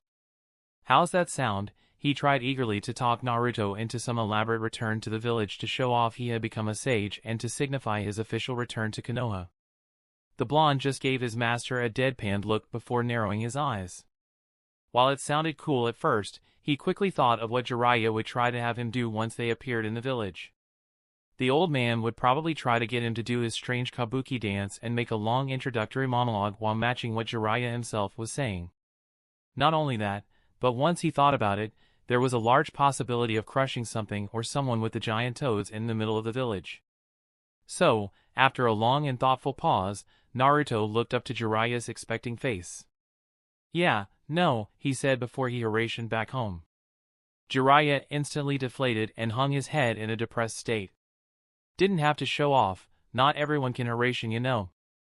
He grumbled under his breath as he headed over to Shima and Fukasaku so they could reverse summon him back into Konoha. "You know that was a stupid idea anyway, right?" Fukasaku and Shima deadpanned at the same time to the Sanin. Jiraiya's eyebrow twitched before he scowled at the two elder toad sages. "Shut up. It would have been awesome. Konoha. Alight Akira, just one more stop and we'll be home," Cole said to his two hyper toddlers. It was August 22nd, Akari and Akira's third birthday, and the two were eagerly wanting to go home and not have to shop anymore. Akari sat on Cole's shoulders in a yellow sleeveless shirt and a red skirt. She now had shoulder-length light magenta hair that curled in the back, with bright hazel eyes. And much like Naruto, was an endless ball of excitement and energy. Her brother, Akira, was her polar opposite. He wore a blue shirt and black shorts and had short and spiky dark purple hair and black eyes. He was more reserved than his sister and didn't talk as much, but he followed her everywhere and they still did nearly everything together. And that was why he was tugging on Cole's sleeve so he could be carried to. "Up," he said quietly with a finger pointed at himself. Cole sighed with a smile and quickly sealed away all the groceries into a sealing scroll he had on hand. He then picked up Akira in his arms and let the toddler latch onto his torso. Akari tapped on Cole's head and he looked up to his daughter. Daddy." "Where to next?" she asked. Cole looked around and found the store he was looking for. "Right in there. We gotta get you two some new clothes for next week." You know what's next week, right, Akari-chan? He asked the toddler sitting on his shoulders. She put her finger on her chin in thought before shaking her head no. Cole looked down at Akira and raised an eyebrow. The boy scrunched his face in deep thought before his eyes shot open. Uncle Naruto and Auntie Hina, he said excitedly with a face-splitting smile. Cole smirked at his little boy and ruffled his hair. That's my little champ. All smart and stuff. That's right, Akira, Naruto and Hinata are getting married next week. So we gotta get you two some special clothes before then, he said as he walked into the store. He had to duck so that Akari wouldn't hit her head on the door frame, and when he looked up he was greeted by a head of pink hair. Welcome to Haruno's. How can I OH? Uzumaki-sama. What a surprise. Sakura said as she noticed just who it was walking into the family store. Cole smiled at the pinkette before setting the twins down. Are you here to pick up an order? She asked, slightly nervous. She had only met Naruto's father a few times, and all those times he was either fighting some crazy strong opponent or her and her team. Cole shook his head and put his hands on top of Akari and Akira's heads. Nah, these little tykes need some formal clothes for Naruto and Hinata's wedding next week, so I was wondering if I could put in an order for them, he said to the pink-haired Chunin. Yup, she finally made it to Chunin, along with the rest of the Konoha 11. She, like the rest of the rookies, had trained long and hard to be able to catch up to Naruto, and she was no exception. With a little push from Cole, Tsunade took Sakura in as an apprentice, and she quickly took to medical ninjutsu like a fish to water. She put her long hair up into a bun and changed her clothes to more match Shizune. She wore a dark red battle dress and black-heeled ninja sandals. She smiled at the two fidgeting twins and crouched down to them with a measuring tape in hand. Sure, if you two cuties would just stand still for me for a second, I'll get a quick measurement and hand in the order to Mom, she said while still smiling. Cole looked at the two and went into his sensei mode. Alright, you two, arms out and stand still for Haruno-san, he instructed the two. The twins instantly locked into a arms-out stance and were stock still. Sakura blinked a few times before shrugging and taking their measurements. After a few moments, Akari's curiosity got the better of her. Do you know Uncle Naruto, miss? She asked politely. Sakura giggled a bit before answering. Know him, I was his teammate when we were Genin. We went on missions together and trained a lot together, she told the little girl. Akari got stars in her eyes and Akira got an intrigued expression.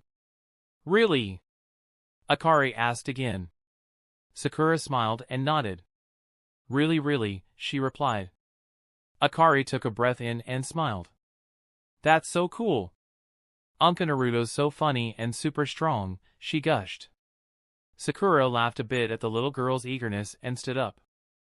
I guess he is, isn't he? Alright, you two, I'm done taking your measurements, you can put your arms down, she said to the two. Akari sighed in relief as she plopped her arms down, and Akira just lowered his arms with a sheepish smile. Sakura giggled before turning to Cole. Any specific colors you want for the two of them? She asked the father. Cole thought for a moment and nodded. Yeah, how about something light purple for Akari and something magenta for Akira, he said to Sakura. She nodded a couple of times, getting a feel for what they would look like. That's good. I'll give this to Mom and we'll see you guys in a couple of days. Have fun, you two. Happy birthday, she waved to the two twins as they walked out. Akira and Akari looked up at Cole. He smiled at the two. What, she was your Uncle Naruto's teammate, did you think she wouldn't know what today was? He said to the two. They both nodded, going oh before Akira tugged on his sleeve. Up, he said as he hopped a bit. Cole, a quick movement, he snatched the boy up and put him on his shoulders. Akari pouted at the two. I want it on your shoulders. She grumbled as she stuck out her lower lip.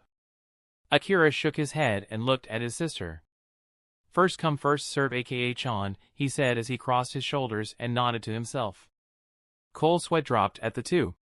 What am I, a carrying service? He said to the two. The both smiled at him and nodded. Aha! Cole shook his head and picked up Akari. No respect, I tell ya, he grumbled to himself. Alright, you two, let's head home. When the trio made it home, Cole noticed someone set off his barrier seals. So, the question was, Who did he get to mangle today? They walked into the estate. Cole walked to the twins into the living room and saw a batch of spiky blonde hair sitting on the couch facing them. Yo! Naruto called with a smile and a raised hand in greeting. Akari and Akira gasped and ran over to him. Anka Naruto! Anka, they called as they jumped onto him in a hug. Naruto laughed and hugged the both of them. Ha ha, hey there squirts! Happy birthday, he said to the two of them and ruffled their hair. Akira took it in stride, but Akari pouted. Mao! Anka! You're messing up my hair, she complained cutely, which made Naruto laugh a bit. Sorry, he apologized and took his hands off their heads. Akira pouted a bit but didn't complain that he stopped. Akari noticed his sage cloak and Hitai. What's up with the cloak, Anka? She asked him curiously. Akira was nodding in agreement. What's up with that? He seemed to say. Naruto smirked and set the two aside before standing. This, you little squirts, is my sage's cloak and Hitai. It signifies that I have officially finished my training and am a full-on sage, he said cockily. The two gushed and fanboyed/girled over him. Really? Wow, they said at the same time. Cole walked over and clapped his hand onto Naruto's shoulder. Congrats, son. Does that mean you're here to stay? He asked with a smile. Naruto nodded, which made Akira and Akari jump him again. You're staying this time. Staying, they both questioned him at the same time. Naruto laughed as he tried to keep from being barreled over by the 3-year-olds. He grinned at the two and nodded. Yup, I'm here to stay. Happy birthday, you too. Chapter 95, Unlocked. Yup, I'm here to stay. Happy birthday, you too. Naruto-kun. Hinata exclaimed as she glommed her fiancé when she arrived for Akira and Akari's birthday. Naruto laughed and spun her around after catching her in mid-air. They laughed together as they held each other. Naruto gave his fiancée a loving kiss on the lips and looked her in the eyes. So, you miss me? He said with a sly smile on his face. Hinata returned his smile and buried her face in his chest. Of course I missed you, Naruto-kun, she said to him as they held each other. Akari was holding her hand in front of Akira's eyes as she narrowed her eyes at the two of them. Anka! Auntie! Get a room, she yelled at the two lovers from behind them. Naruto and Hinata shared a look before turning on the twins. You haven't gotten them yet, have you? Naruto said mysteriously. Akari quirked an eyebrow at them and Akira backed up a step, his instincts telling him something was up. Hinata smiled at them before she continued for Naruto. Your birthday pinch is silly, she said as she made a pinching motion towards the twins. Akira and Akari paled and started to back up. Oh. Akira mumbled before taking off in the other direction. Akari wasn't too far behind him. Naruto and Hinata looked at each other with a savage smirk. Tonight we hunt for pinches, they said together and chased after the squealing twins. It was about this time Jiraiya and Kakashi showed up to the Uzumaki estate. Geez, what are they doing to them? Torture. Kakashi said to himself and Jiraiya as they walked into the lively estate. Jiraiya was picking at his ears from all the noise and nodded in agreement.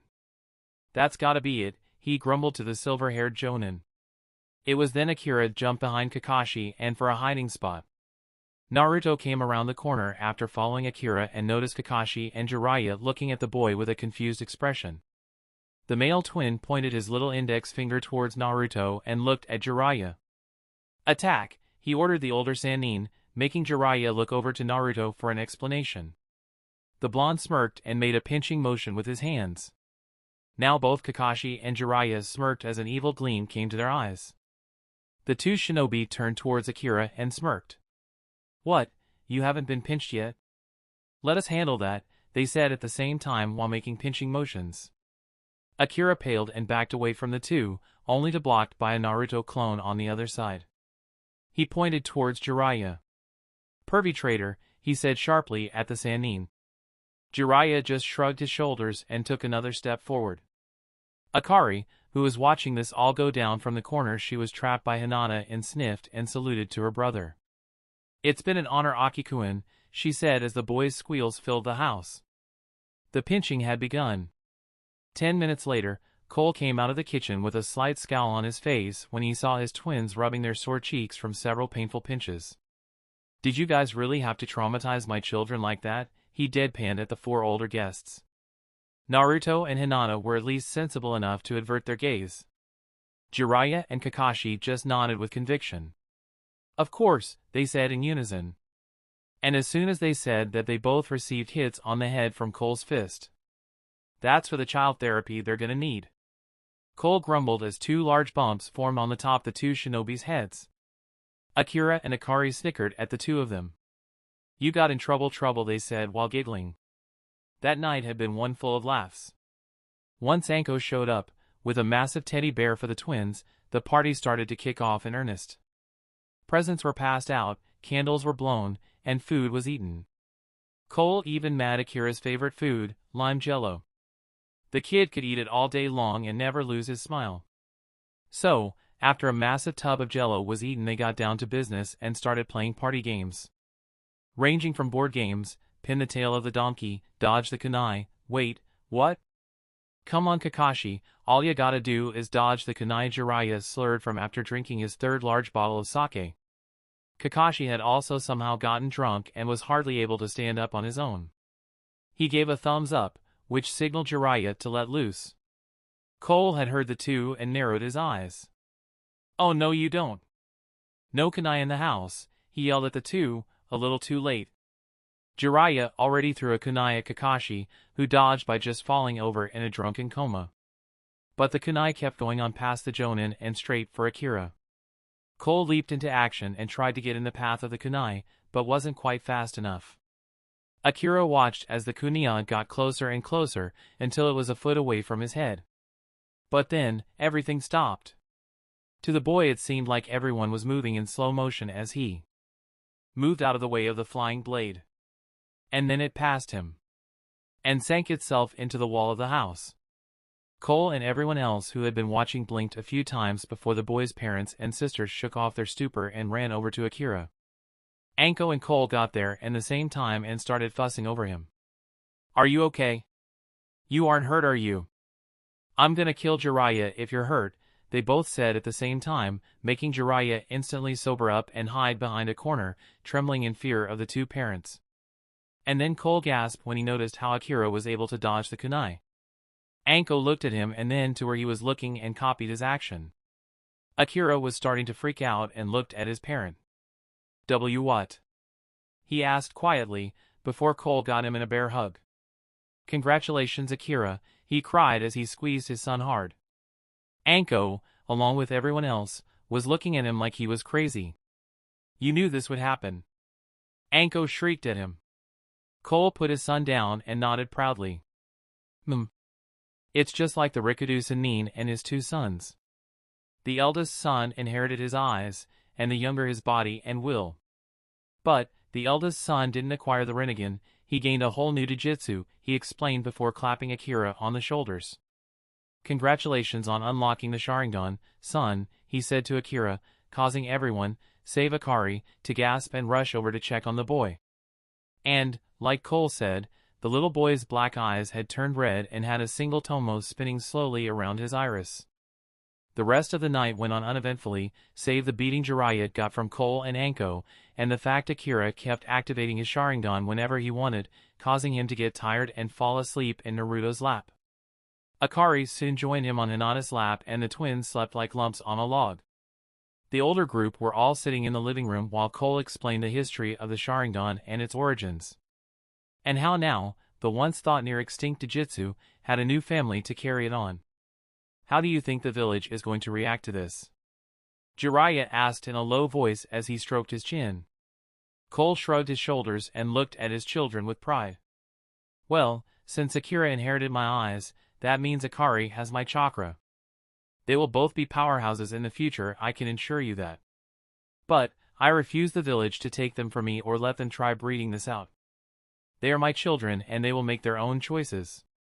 The council will have to get through me if they want them." Cole growled, leaking his killing intent, causing the twins to stir. Jiraiya held up his hands trying to calm the father of the 2 most peculiar children in the village. Calm down, calm down.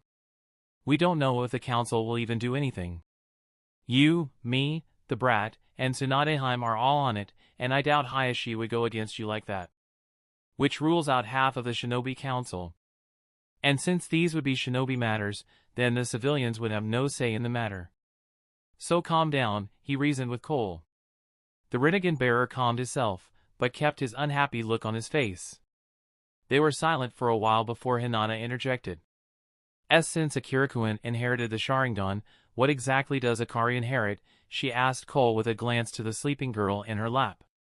Cole scratched his chin, trying to think of the right words. Well, she'll basically be the start of the new Senju or Uzumaki clan. She'll have absurdly large chakra pools, as well as a longevity that could make her look like Tsunade when she's her age. I don't know really, but if you want a prime example of the second son's inheritance, look at Naruto, he said, giving a wave towards the blonde. Everyone looked at him strangely before he explained to them. He is the reincarnation of Ashura himself. The second son. Yu chakra has a slight shadowy image of the man to it, and it would also explain why when you enter Kurama chakra mode, you don't just advance to a stage 2 cloak like all the other Jinchuriki. You gain that golden cloak, which is a homage to Ashura's chakra that resides within you, he explained to the blonde. The night went on like that for some time before people started leaving to go home and sleep off all the weird of the night. Naruto and Hinata went to the Namake's estate to spend some time together. They laid on Naruto's bed, holding each other in a passionate embrace. They parted their lips to breath before they smiled at each other. Welcome back, my Kitsune Kishi. Hinata cooed to the blonde Jinchuriki. Naruto kissed her nose before smiling back at her. It's good to be back, my Haim. Chapter 96, Together, Always. They laid on Naruto's bed, holding each other in a passionate embrace. They parted their lips to breath before they smiled at each other. Welcome back, my Kitsune Kishi. Hinata cooed to the blonde Jinchuriki. Naruto kissed her nose before smiling back at her. It's good to be back, my Haim. Naruto sat in his dressing room, legs shaking in anxiety, and waited for them to come tell him they were ready. He had been in there for nearly half an hour, putting on the damn formal kimono he would have to wear. He hated formal wear, but for Hinata, he'd do anything. Kurama was talking him through the process one last time before he went out there. Remember, kid, you wait out on stage. Your vixen walks out with her father. She stands before you and you'll listen to the Hokage speak. You say your vow, put her ring on her, drink from the ceremonial cup, then kiss. Simple, he listed in a simplistic order of what Naruto would have to owe and remember. The blonde nodded mechanically, still mind-blowingly nervous. He tugged at the collar of his kimono and gave a small gulp as a bead of sweat rolled down his forehead. Kurama rolled his eyes in the mindscape. You humans and your petty nerves. I don't understand why you're so nervous, kid. Honestly, it's a straightforward process and it is highly unlikely that you'll screw up, he deadpanned and laid down on his front paws. Naruto just rubbed his arms in nervous tension and blinked a few times. Yeah, I know that, he said out loud. It's just, if I screw up, we don't get a second chance at this. I want to make Hina-chan happy, I don't want to ruin today for her. He rambled as his eyes darted around the room, several thoughts of how badly the wedding could go flashed through his head, only making his anxiety worse. Kurama groaned and shook his head. Alright kid, how about this? If you start to lose it, I'll help you out, deal, he suggested to the blonde. Naruto stopped shaking and blinked a few times. Why you do that? For me, he asked, shocked that Kurama would offer to help him on his wedding day. The fox shrugged and laid his head back down. What are friends for, right? He drawled lazily with a yawn. Naruto smiled at that. He was right, they were friends, and friends help friends. Thanks Kurama, that means a lot, he said, grateful to have someone so close to him help him when he needed it. The fox just gave a hum in response and rested before the ceremony began. Naruto continued to wait for his time to leave. Only a little nervous now that he knew Kurama had his back. After a few minutes his father walked in. We're ready, let's go, he said as he peeked into the room. He had a proud smile and opened the door more to let Naruto out. When Naruto got close enough, Cole clasped a hand on his shoulder. I'm proud of you, son. You nervous? He said with a sly smile. Naruto took a deep breath and nodded in response. Cole laughed a bit and nodded back. Well, it's alright to be nervous. Did you know I nearly fainted when me and Anko got married? He said in good humor to his son. Naruto raised an eyebrow at him, which made Cole shake his head with a slight chuckle. It was when I saw her walk down that aisle. I had seen her, and been with her for nearly 5 years before then. But in that moment, I thought I was watching an angle. She nearly knocked me out with looks alone, he reminisced. He sighed and looked Naruto in the eyes. Don't be afraid to be nervous.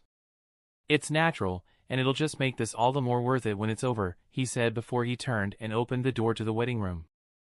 Naruto stood before Tsunade and the rest of the gathered audience.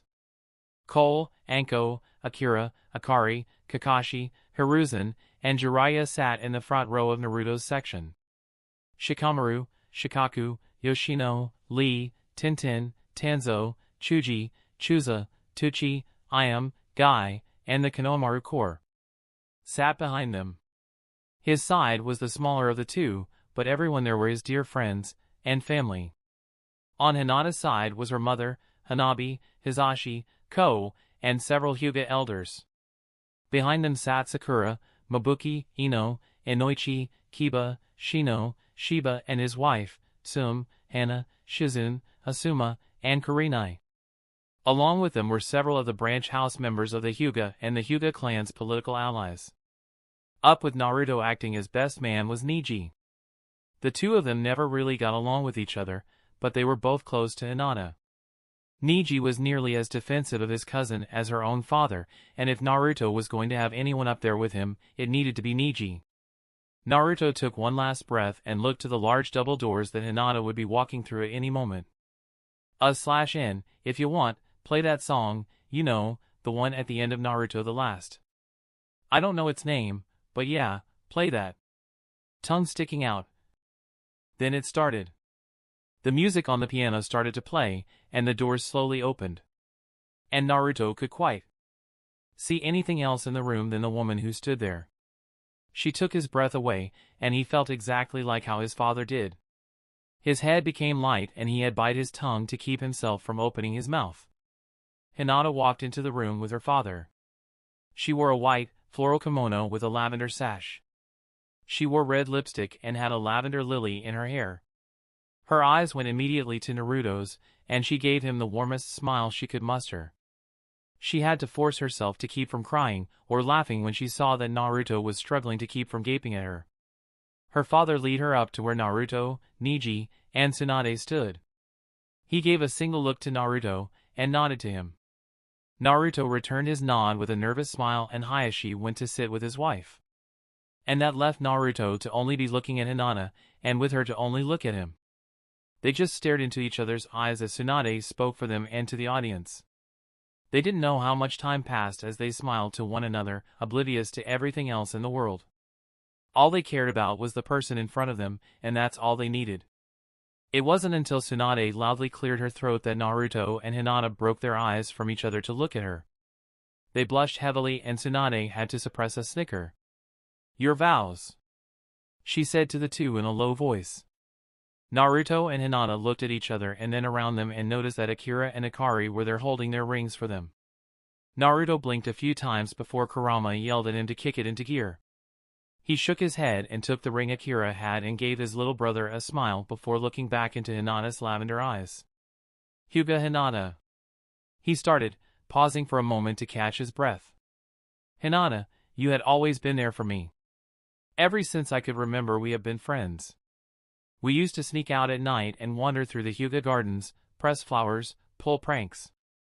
Whenever I think of you I remember all of the good times we've had together. And whenever I see you, my heart beats a little bit faster. Whenever I hear your name, it calms my soul. Hinata, I have loved since before I could remember, and I vow to love you till my final breath. I vow that I will do everything in my power to see you smile, and that I will do everything to keep you smiling for the rest of our lives. This I vow to you, Hyuga Hinata, he vowed as he placed his ring on her finger. Hinata took a shaky breath, fighting back the tears that were welling up in her eyes. She turned to Akari, taking the ring she was holding and giving her a warm smile. She turned back to Naruto. Namake's Naruto. She started as a single tear escaped her.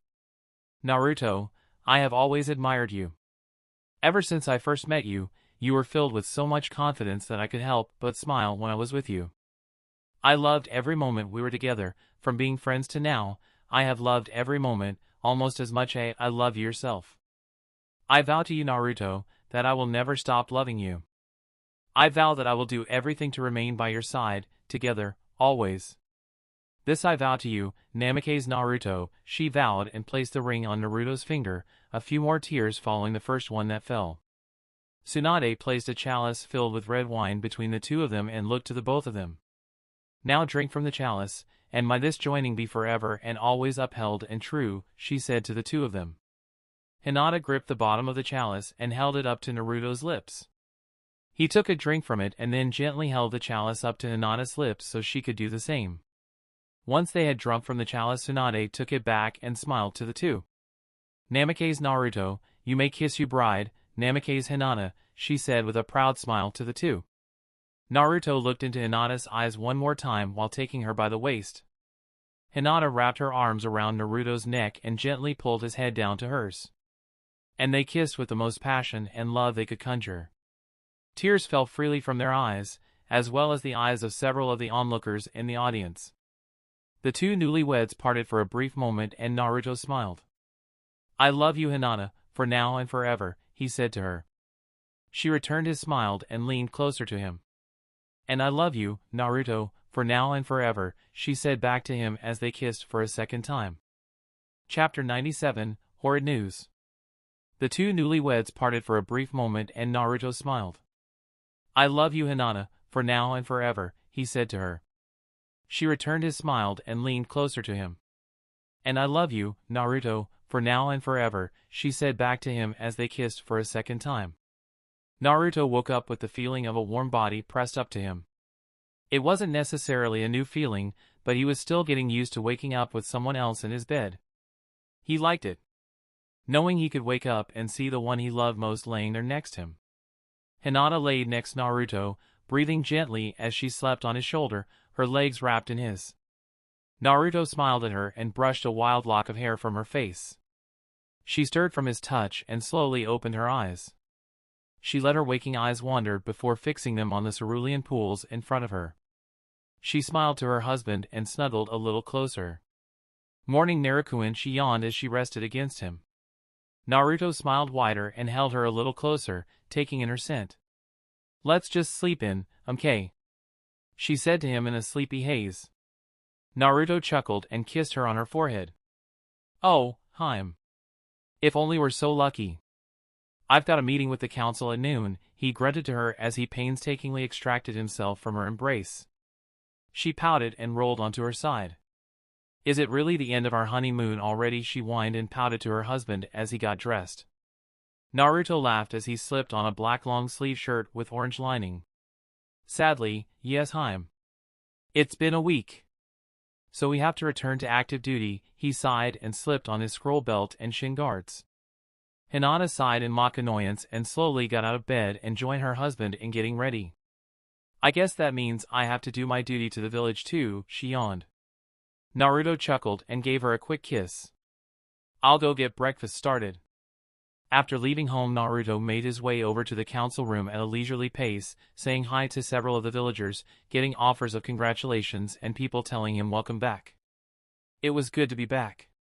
He had missed the busy streets of Konoha while he was on his long trip away from home.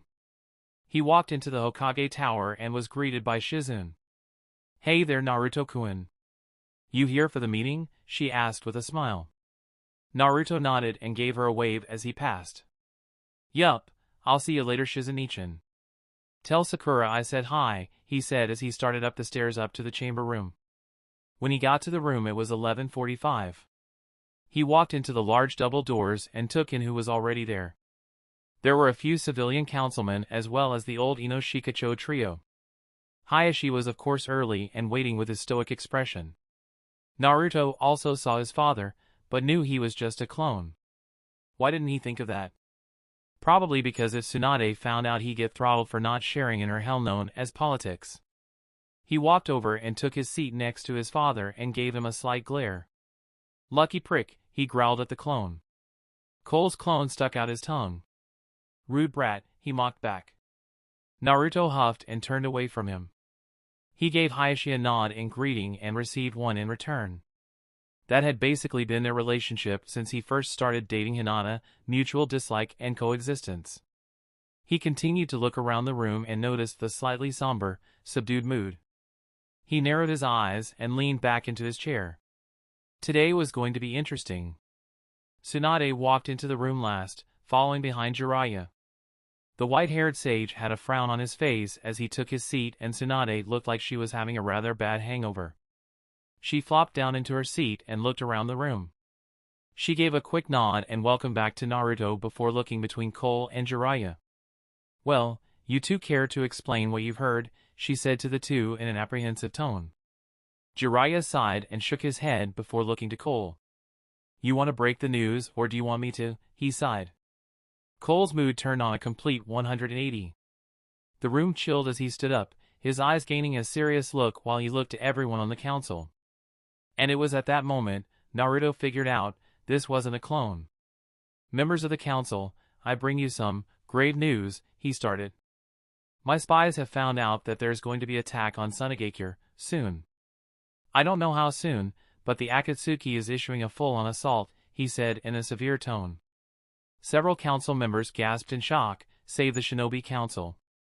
They were already briefed about the impending attack on their allies the night before, except Naruto, he was on vacation.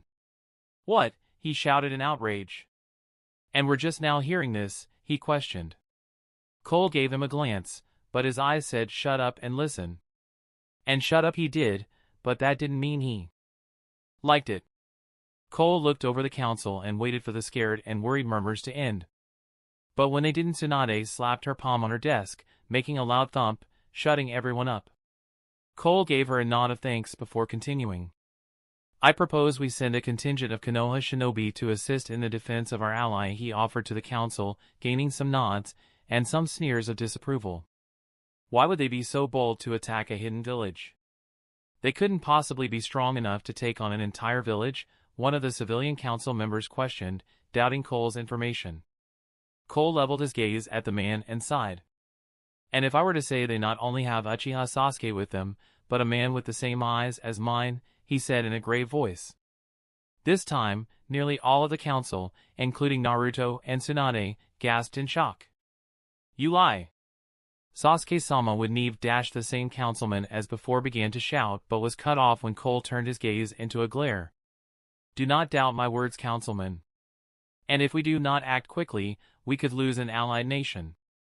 Make a decision, he growled out, trying to make his urgency known. Tsunade decided to speak up before anyone else could anger the oracle further. Say Naruto, who do you think we should send? You seem to know our enemy's strengths, she said, trying to change the topic of doubts. Cole thought for a moment before turning to Tsunade. I will go myself, along with Jiraiya, Naruto, Guy, and Kakashi. Cole offered to the Hokage. She thought as council members argued the fact they shouldn't send their Jinchuriki, let alone 3 of their strongest shinobi. She was about to answer but was cut off when a new voice echoed into the room. I will go as well. Sarutobi Hiruzen stated as he marched into the council room. The room was silenced at his input. Cole looked at him for a moment before giving him a smile. You don't have to do this, you know, he said, more of a statement than a question. Hiruzen smiled at him and gave a slight chuckle. If I wasn't there, how would we know you could GT it done? Besides, anything to help a friend, he responded. Cole turned to Tsunade with a questioning gaze. Tsunade fought over the information, what this team could do, how it might turn out. After a moment she sighed heavily before waving her hand to them. Mission granted. You have 2 days before you are to go and assist Sunagakure, she said to him. Cole was about to respond but she held up a hand to silence him. But, you need a medic. I'm sending Sakura with you. And one more thing, just how many of them are we looking at, she said to him. How many will you be fighting, who are they, she questioned him. Cole closed his eyes and sighed, looking at Jiraiya and back to Tsunade. We will be facing 11 enemies. Sasori of the Red Sands, Deidara. He started before looking to Jiraiya. And the two heads of the Akatsuki. Konan, the angle of Amigakure, and their leader, Pain. Amigakure's god, or better known as Uzumaki Nagato. Chapter 98, Desolation. Cole closed his eyes and sighed, looking at Jiraiya and back to Tsunade. We will be facing 11 enemies. Sasori of the Red Sands, Deidara. He started before looking to Jiraiya. And the two heads of the Akatsuki. Konan, the angle of Amigakure, and their leader, Pain. Amigakure's god, or better known as Uzumaki Nagato. In the far-off deserts of Kaze no Kuni, four figures stood on a high rock formation, overlooking a devastated village.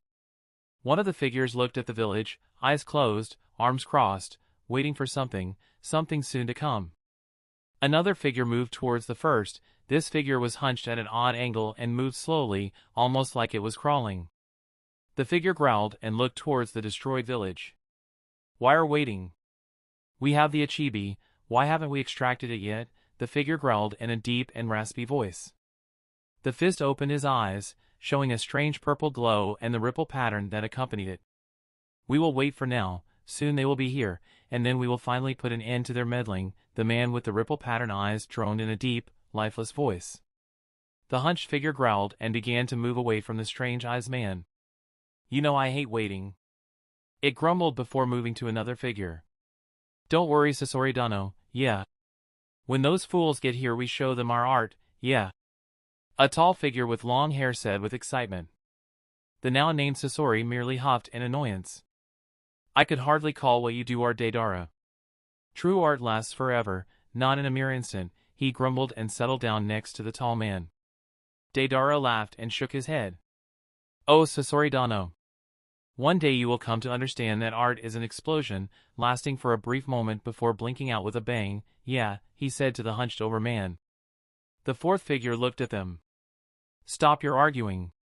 You are lucky to be in Pain-sama's presence, do not make fools of yourselves, the figure said with a melodically feminine voice. That's enough, Konan, the ripple-eyed man said to the woman. They have arrived. One day earlier. The team from Konoha raced through the air on the back of Cole's summons, Rock.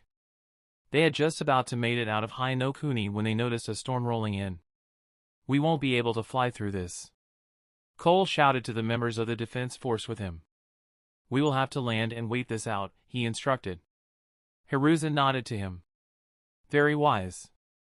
It is best to travel with the weather being favorable, so not to tire your own forces, he responded before Cole commanded Rock to find a place to land. The massive falcon landed them in a clearing near a natural cave that the group could use as shelter for the night. They were about an hour from the border of High no Kuni and Kaze no Kuni when they landed.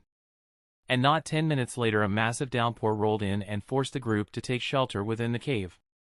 Jiraiya looked out the cave and shook his head. I don't understand how this rain could have crept up on us like that. We should have been able to see this coming from miles away. This makes no sense, he grumbled before sitting next to Naruto and Sakura, who were trying to get a fire started. Kakashi and Guy were setting up tents and Hiruzen was standing with Cole at the mouth of the cave.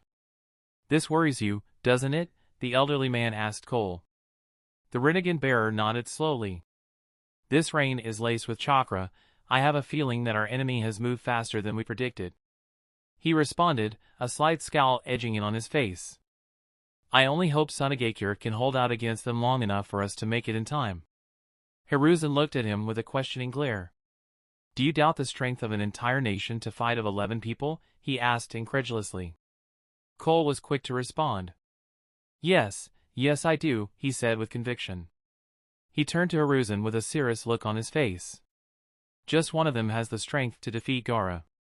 Another has the ability to control an army of puppets, and the other two are revered as a god and angle in another country. I have seen it, Hiruzen. What their leader can do. He alone has the ability to destroy all of Konoha, and then challenge a near fully formed Kyuubi on even terms, he said with a grave tone. Hiruzen had a look of utter shock on his face. How could anyone have such power? Was that the strength of the Rinnegan? Cole looked back out to the rain and slowly shook his head. I fear we may be already too late. The next day, the rain refused to let up. Cole cursed and looked to the group. All right, we are going to have to move quickly. As soon as we clear into the desert, we will be able to get back into the skies and be in Suna within the day. Are we ready to move? He asked the group. Kakashi, Guy, Jiraiya, Hiruzen, Naruto, and Sakura all nodded with conviction. Cole nodded back to them and looked back into the rain. All right then, let's move out, he said before moving out of the cave and into the rain. The group raced through the harsh rain at a breakneck pace. Guy had to carry Hiruzen to keep the elderly man as fit as possible. After an hour and a half, they came out of the trees and were greeted by the harsh sun of the desert. They went a little further into the desert before Cole summoned his massive falcon.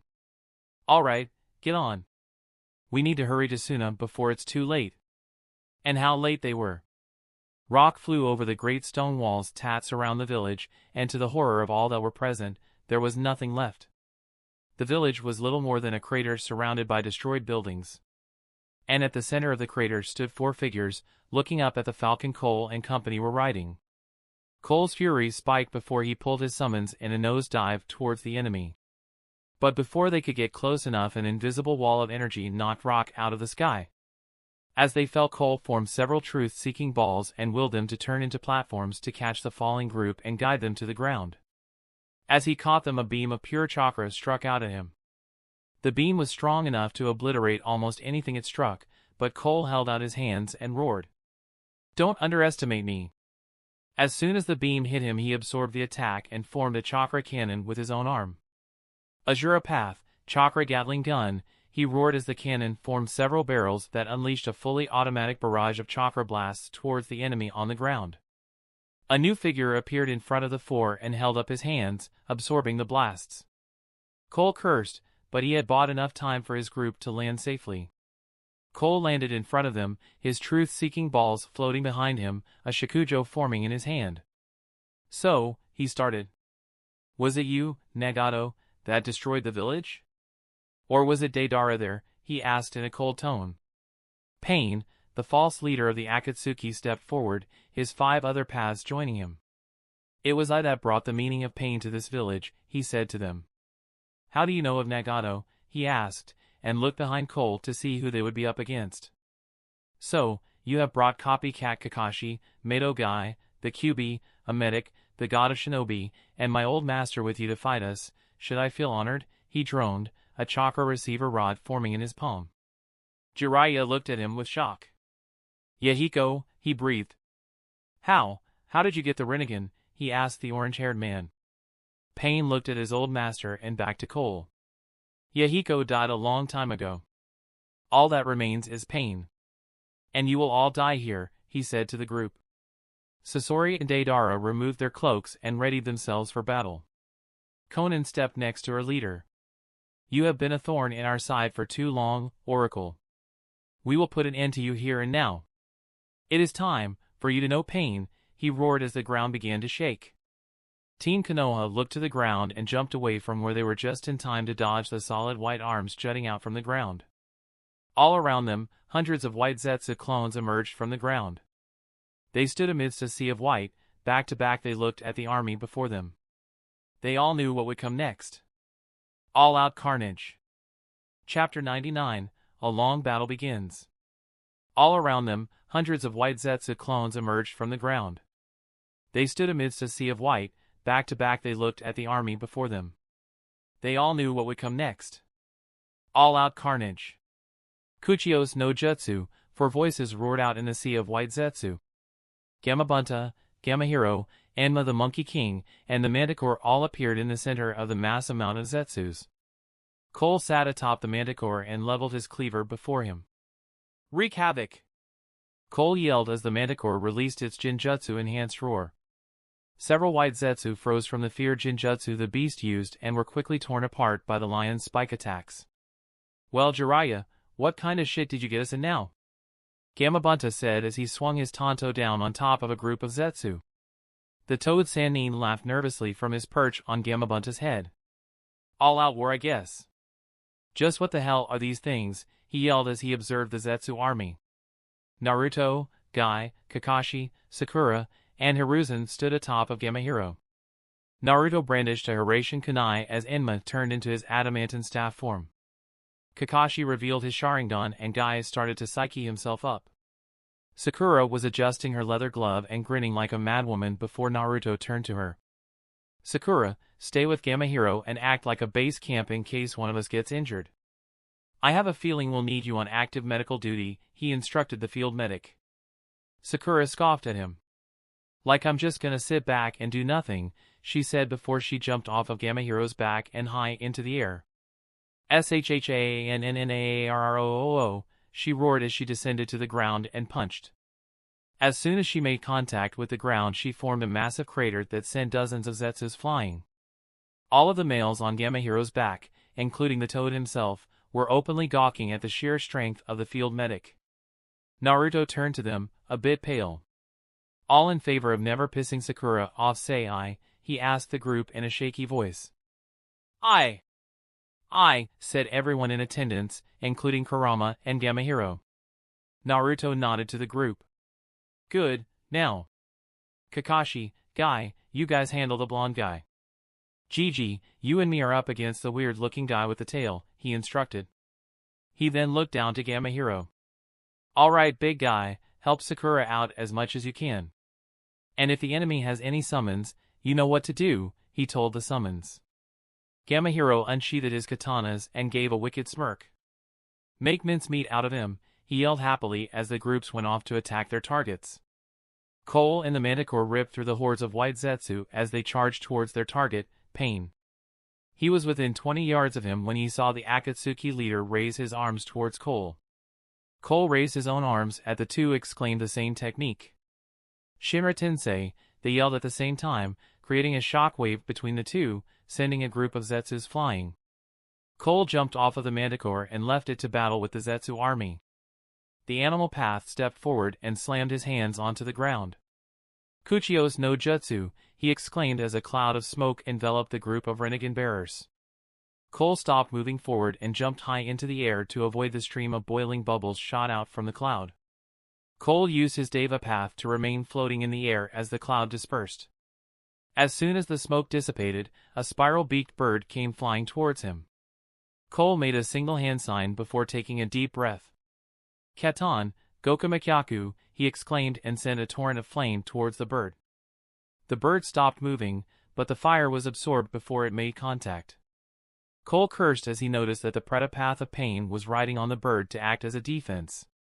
Cole leveled his hand towards the bird and launched 3 of his truth-seeking balls towards the beast with bullet-like speed. The giant bird was able to dodge 2 of the projectiles before the third smashed into it, sending it falling out of the sky. The Pretapath of Pain was caught out of the air by a massive tongue from an invisible summons. Cole landed on the ground and cursed. "This is going to be annoying." With Guy and Kakashi, the two rivals were making short work of the Zetsu groups that got in their way as they went after their target, Deidara. The blonde from IWA smirked before putting his hands into 2 pouches on his sides. "So, you two want to see my art, yeah? Well, I'll send you packing with an explosion," he yelled with excitement as he pulled his hands out and revealed 2 clay falcons. He threw them into the air and made a half-tiger seal. The twin falcons burst into smoke before emerging as massive clay constructs that flew towards the 2 Jonin. Kakashi saw them coming and started running through hand signs. "Raitun, Reijutsugai," he exclaimed before a wolf made of lightning formed from his palm and dashed towards the 2 falcons. The beast slammed into the clay constructs, causing them to explode prematurely. Deidara cursed at his luck. "Of course they send a lighting user after me," he grumbled as he started to make more constructs. Kakashi and Guy stood across from him and prepared for battle. Jiraiya made a few hand signs before taking a deep breath in. Gamabunta also took in a breath as the two exclaimed their combined jutsu. "Katon, Gameo Enden," he roared as Bunta shot out oil and Jiraiya lit it aflame with his own fire technique. The burning oil spread across the battlefield, burning and melting several hundred Zetsu clones. "Still as strong as I remember Jiraiya-sensei," Konan said as she flew into Jiraiya's view. The old sage smirked at her and shook his head. "I was right about you. You grew up to be a beautiful young woman, Konan, but what happened to Yahiko? Where is Nagato? He asked in a worried tone, wondering what became of his former students. Conan remained silent for a moment before spreading out wings made of paper and taking to the skies. Yahiko died a long time ago, all that is left of Nagato is Pain-sama. Now, enough talk, sensei, it is time for you to die, she said in her melodic monotone voice. Jiraiya sighed and shook his head sadly. I see that war can corrupt even the kindest of souls. I'm sorry, Conan, but I can't let you kill me here. Ninpu, Ranjishigami no Jutsu. Naruto threw his Hiraishin kunai high into the air and took hold of Hiruzen's arm. Hold on, GG. We're going for a ride, he yelled as he and the Sandaime flashed up to the kunai. Naruto grabbed onto the kunai and sent it sailing to the area Sasori was in. The blade struck the ground 10 meters from the puppeteer and the 2 Konoha shinobi flashed to it. Hiruzen shook his head, a little dizzy from the experience.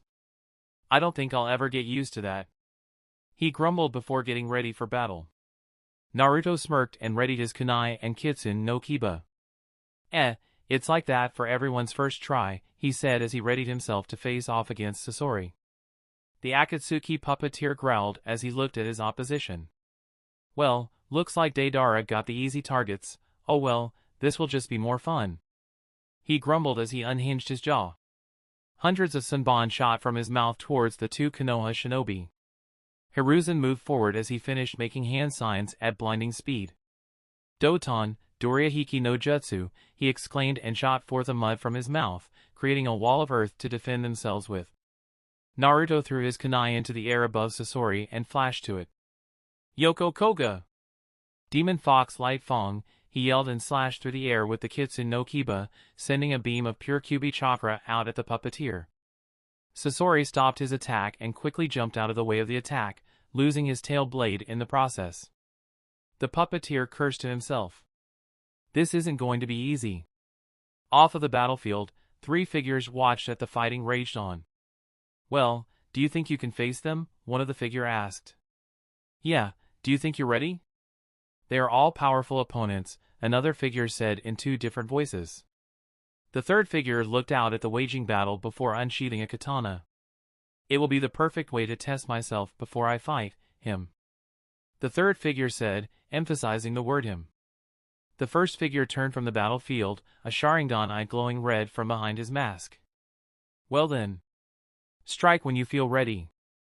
Chapter 100, Art is an Explosion. The first figure turned from the battlefield, a Sharingan eye glowing red from behind his mask. Well then. Strike when you feel ready. Katsu! Deidara called out as he tried to force another explosion on Kakashi and Guy's location. Kakashi was able to react in time to send a pulse of lighting chakra out and nullify the clay spiders the blonde Akatsuki member sent after them. Guy spun while kicking several Zetsu clones away from him. He stopped once the horde backed away and used that time to rush over to Kakashi. The way our foe is fighting is most unyoutful. Guy shouted at Deidara, who was dropping explosives on them from the skies while the army of Zetsu clones attacked from the ground. Kakashi looked over to him with a deadpan stare. Why would he care if you thought he was being unyouthful or not? His tactic is working, he said before he used a lighting-enhanced kunai to bisect a Zetsu clone that decided to get too close. And ours is not, he finished with a huff. Guy grumbled in agreement as he sent an elbow to a Zetsu's sternum, crushing its chest and killing it on the spot. We need to find a youthful way up to him, he yelled in his usual flamboyance while smashing in the skull of another Zetsu with the flat of his hand. Kakashi grunted as he stabbed another Zetsu through the chest with a Raikiri. There's just no end to these guys. He grumbled in annoyance. As if on K, several Zetsu got together and grabbed each other's arms. What in the... Kakashi started to say before the group of Zetsu clones morphed into one, multi-faced Zetsu giant. Kakashi and Guy's eyes nearly popped out of their heads when they saw the beast. That is one ugly motherfucker. Kakashi yelled as he readied himself for the giant's attack. Guy sunk into a stance as well and prepared for a fight. I have to agree with you, my youthful rival. He is rather unpleasant to look at, he said with a slight gulp, fighting back, losing his lunch over the looks of the Zetsu giant. Ah! Let's see you fight me now. The giant laughed as it lunged towards Kakashi and Guy. The two jonin jumped out of the beast's way as it crashed into the ground where they were, sending debris through the air and formed a small crater under its feet. Kakashi ran through a set of hand signs before taking in a breath. Katon, Karyo Inden, he exclaimed before expelling a dragon-like flame towards the giant. The giant jumped away from the fire, but wasn't fast enough to dodge Guy's attack. Sixth gate of view, open, he roared before he dashed towards the giant. Asakujaku. Morning Peacock, he exclaimed before his fists moved in a blur, expelling fire from them due to the pure speed of his punches. Once he finished his attack, the giant was nothing more than a smoldering heap of mangled flesh. Guy landed next to Kakashi, the gate of view still open. Kakashi nodded to Guy and gave him a thumbs up. Nice Joe dash, he started to say before an explosion rocked the area they were in. Ha ha ha. How do you like that? Yeah. My art will send you out with a bang. Deidara cackled from high in the air, fling on his clay owl. He looked down at his handiwork. He used the opening that Zetsu gave him and planted several clay spiders in the rubble below the two jonin. Truly, no better explosions could be used to send those two out. Or so he thought. Once the smoke cleared, the two jonin were replaced by two dead Zetsu clones. Deidara's eyes widened in shock. He activated the scope on his right eye to aid his search for the two. Found you, he yelled as he spotted the two jonin a little further away in a group of dead Zetsu. Deidara jammed his hands into his clay pouches and let his hands go to work making more birds, spiders, and grasshoppers. You cannot escape my art, yeah, he yelled as he sent a flock of clay birds towards his targets. Kakashi cursed as he ran through a set of hand signs. Raitun, Jinrai, he exclaimed as a bolt of lightning shot from his palms and destroyed the flock. He lowered his arms and began to pan heavily. Damn it, almost out of chakra, he said between breaths while he cursed their predicament. Guy looked at Kakashi with worry in his eyes. Kakashi, do you have any way of getting him out of the sky? If you can, I can finish him off, he exclaimed while still in the sixth gate of view. Kakashi thought for a moment before he cursed himself. Yeah, I have one move left I could try. But it'll knock me out of the fight for a while, he grumbled to himself. Guy nodded to his rival. Well, do what you must, my rival. If you are unable to continue, I will get you over to Sakura-san. And if I cannot do that, then I will protect you here. And if I cannot do that, then I'll dash, he started before he was cut off by Kakashi. Alright Guy, I got it. Just be prepared to catch me, he yelled to his friend. Kakashi closed his eyes before taking a deep breath. And in an instant he opened his Sharingan eye, gazing on Deidara. Kamui, he yelled as his Sharingan's tomo morphed into 3 spinning FA blades. Deidara narrowed his eyes at the two of them before he noticed the space around his owl begin to distort. Shit, he yelled before the owl was ripped apart by the distortion in space. Fuuuuuuccckkkkk, he roared as he fell from the air, frantically trying to make another owl or falcon.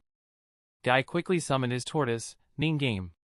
Ningame, please take Kakashi to Sakura while I handle our most unyouthful opponent, he said before dashing off to face Deidara.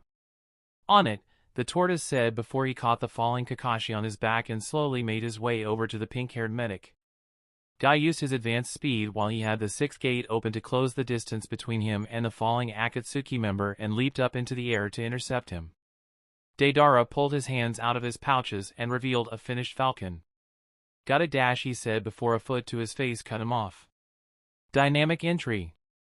Guy roared as he sent Deidara sailing into the ground, creating a crater where he landed. Gawk! Deidara coughed as he slammed into the unforgiving earth. He coughed a few more times as he tried to stand back up. Damn, he said as he rubbed his now broken jaw. It stayed hanging and in pain as he looked at Guy with disdain.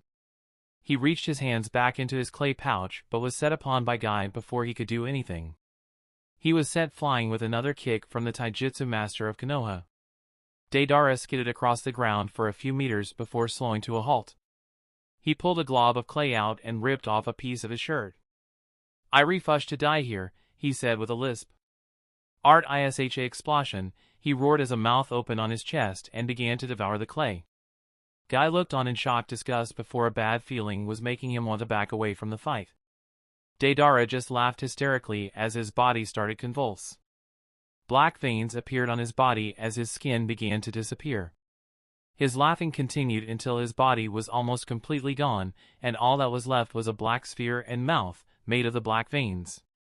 C0, he cried as he released his ultimate art, enveloping over a quarter of the battlefield in a massive explosion that reached up to the heavens themselves.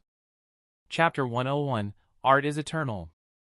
C0, he cried as he released his ultimate art, enveloping over a quarter of the battlefield in a massive explosion that reached up to the heavens themselves. 20 minutes earlier. With Naruto and Hiruzen. Yoko Koga! Naruto roared as he sent another slash of chakra towards to the batter Sasori. The Hirako puppet, the Akatsuki puppeteer, was using hand taking quite a few close hits from Naruto's blade. Its blade tail was severed and it was also missing a leg. But it was still very much operational and fit to ward off most of the Sandaime Hokage's attacks. Sasori jumped away from another ray of chakra and snarled. Kagutsu no Jutsu, Gishu Senbon, he growled out as his right arm rose up and launched into the air. Naruto and Hiruzen watched its flight. It went right over them, but then stopped in mid-air. The arm began to spin and the odd rod-like protrusions shot out and opened up, sending a shower of Senbon on the two Konoha shinobi's location. Naruto cursed and quickly flashed out of the attack's range. Hiruzen, however, was stuck having to fend off the rain of Senbon needles. The elderly man used Enma's adamantine staff form and began to spin it at impossible speeds. As soon as the needles came close they were knocked away, but the staff. Once the rain ended, Hiruzen stopped his defense and sneered at Sasori, standing in the middle of a sea of needles. "Is that the best you can do? You can't even strike an old man." Hiruzen mocked as he readied himself to charge the puppeteer. Sasori just chuckled at the old man. "Hardly," he growled as he opened his segmented mouth. Hiruzen narrowed his eyes at the puppeteer until they snapped wide. He looked to his feet and noticed the Senbon around him begin to shake. Kagutsu no Jutsu, Senbon no Umi, he roared as the Senbon floated up into the air and began to spin around the elderly man in a sort of tornado-like fashion before they began to converge on him. "Die!" Sasori roared as the mass of Senbon crushed down on Hiruzen. He began to chuckle, anticipating the agonized screams from being stabbed by thousands of Senbon at once. But when no screams came, he narrowed his eyes and started to scan the area. "Damn GG. I barely got you out of there in time," Naruto said as he pulled a Senbon out of his arm.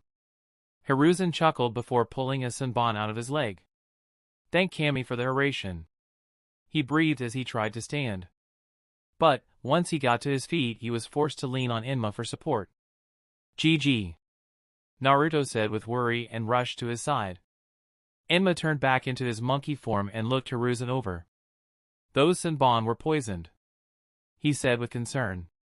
The monkey quickly picked up the wheezing old man and looked to Naruto. "Can you finish this kid? You got hit by those Senbon too?" he asked the Jinchuriki. After a mental clarification from Kurama he shook his head. "Nah, I'll be fine. Perks to being a Jinchuriki, I guess. Get Gigi to Sakura.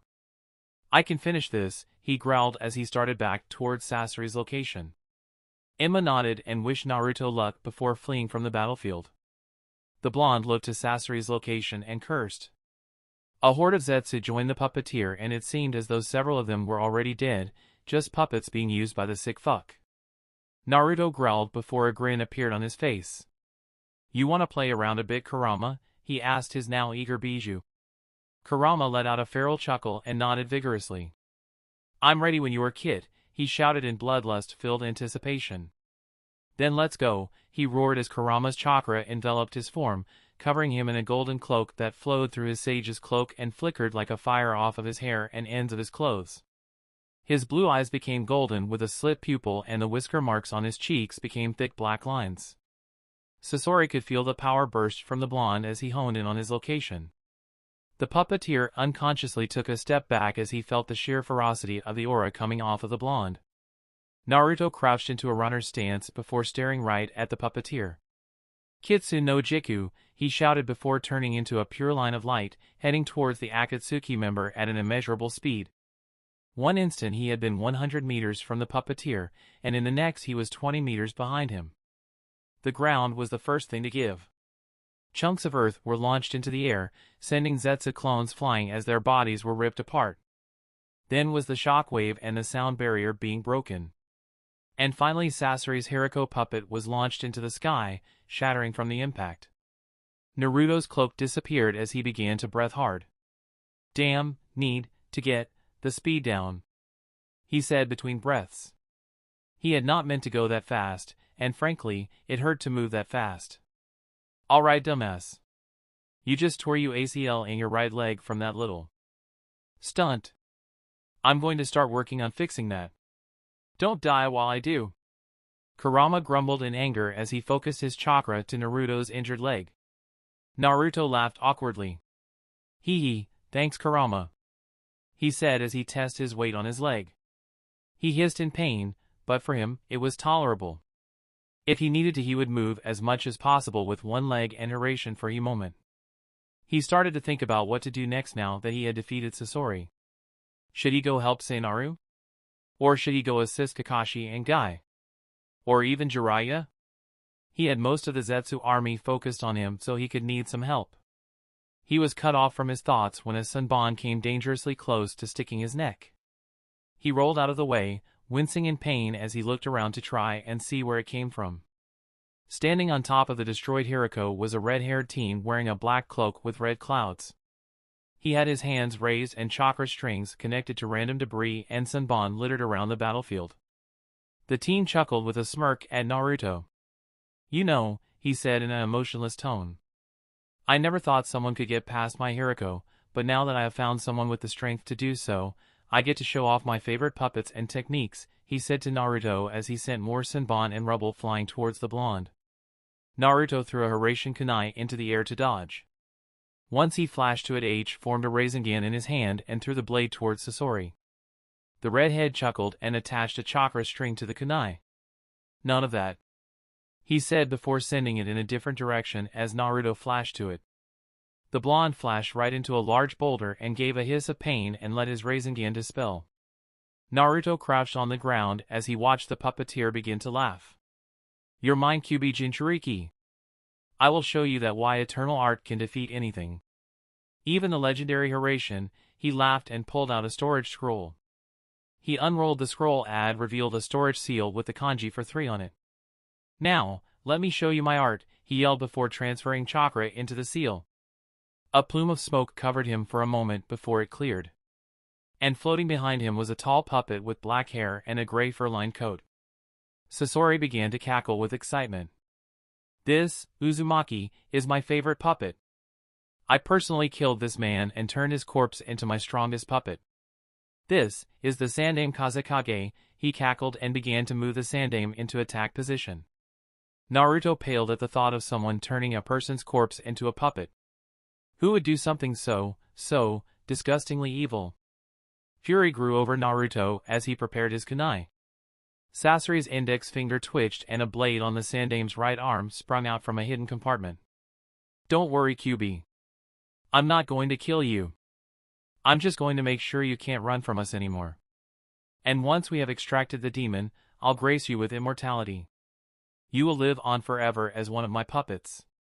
You will become my art," he said with a sinister tone. Naruto growled and stood as best he could. "Any day now, Kurama," he mentally shouted at the fox. "I'm about halfway done." "Another minute and I should be done," he replied in an angry tone.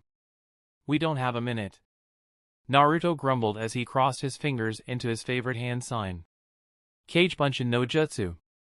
He mumbled and summoned up a single clone. "You know what to do," he said to the clone. It nodded before sitting on the ground and opening 2 scrolls. It made a half-tiger seal before a small barrier formed around it. Naruto turned his attention back to Sasori. "I won't be able to move well like this," he grumbled before summoning 2 of his black katanas. "Well, are you going to fight or talk all day?" he growled out at Sasori, causing the redhead to laugh maniacally. "Farewell, Uzumaki. When I next see you standing," You will be one with my art, he shouted as the Sandaime Kazekage lurched forward and flew straight towards the blonde. He readied his blades and stood his ground, ready to intercept the puppet. That's the end of this tale for now. Thank you for watching, and with that being said, peace.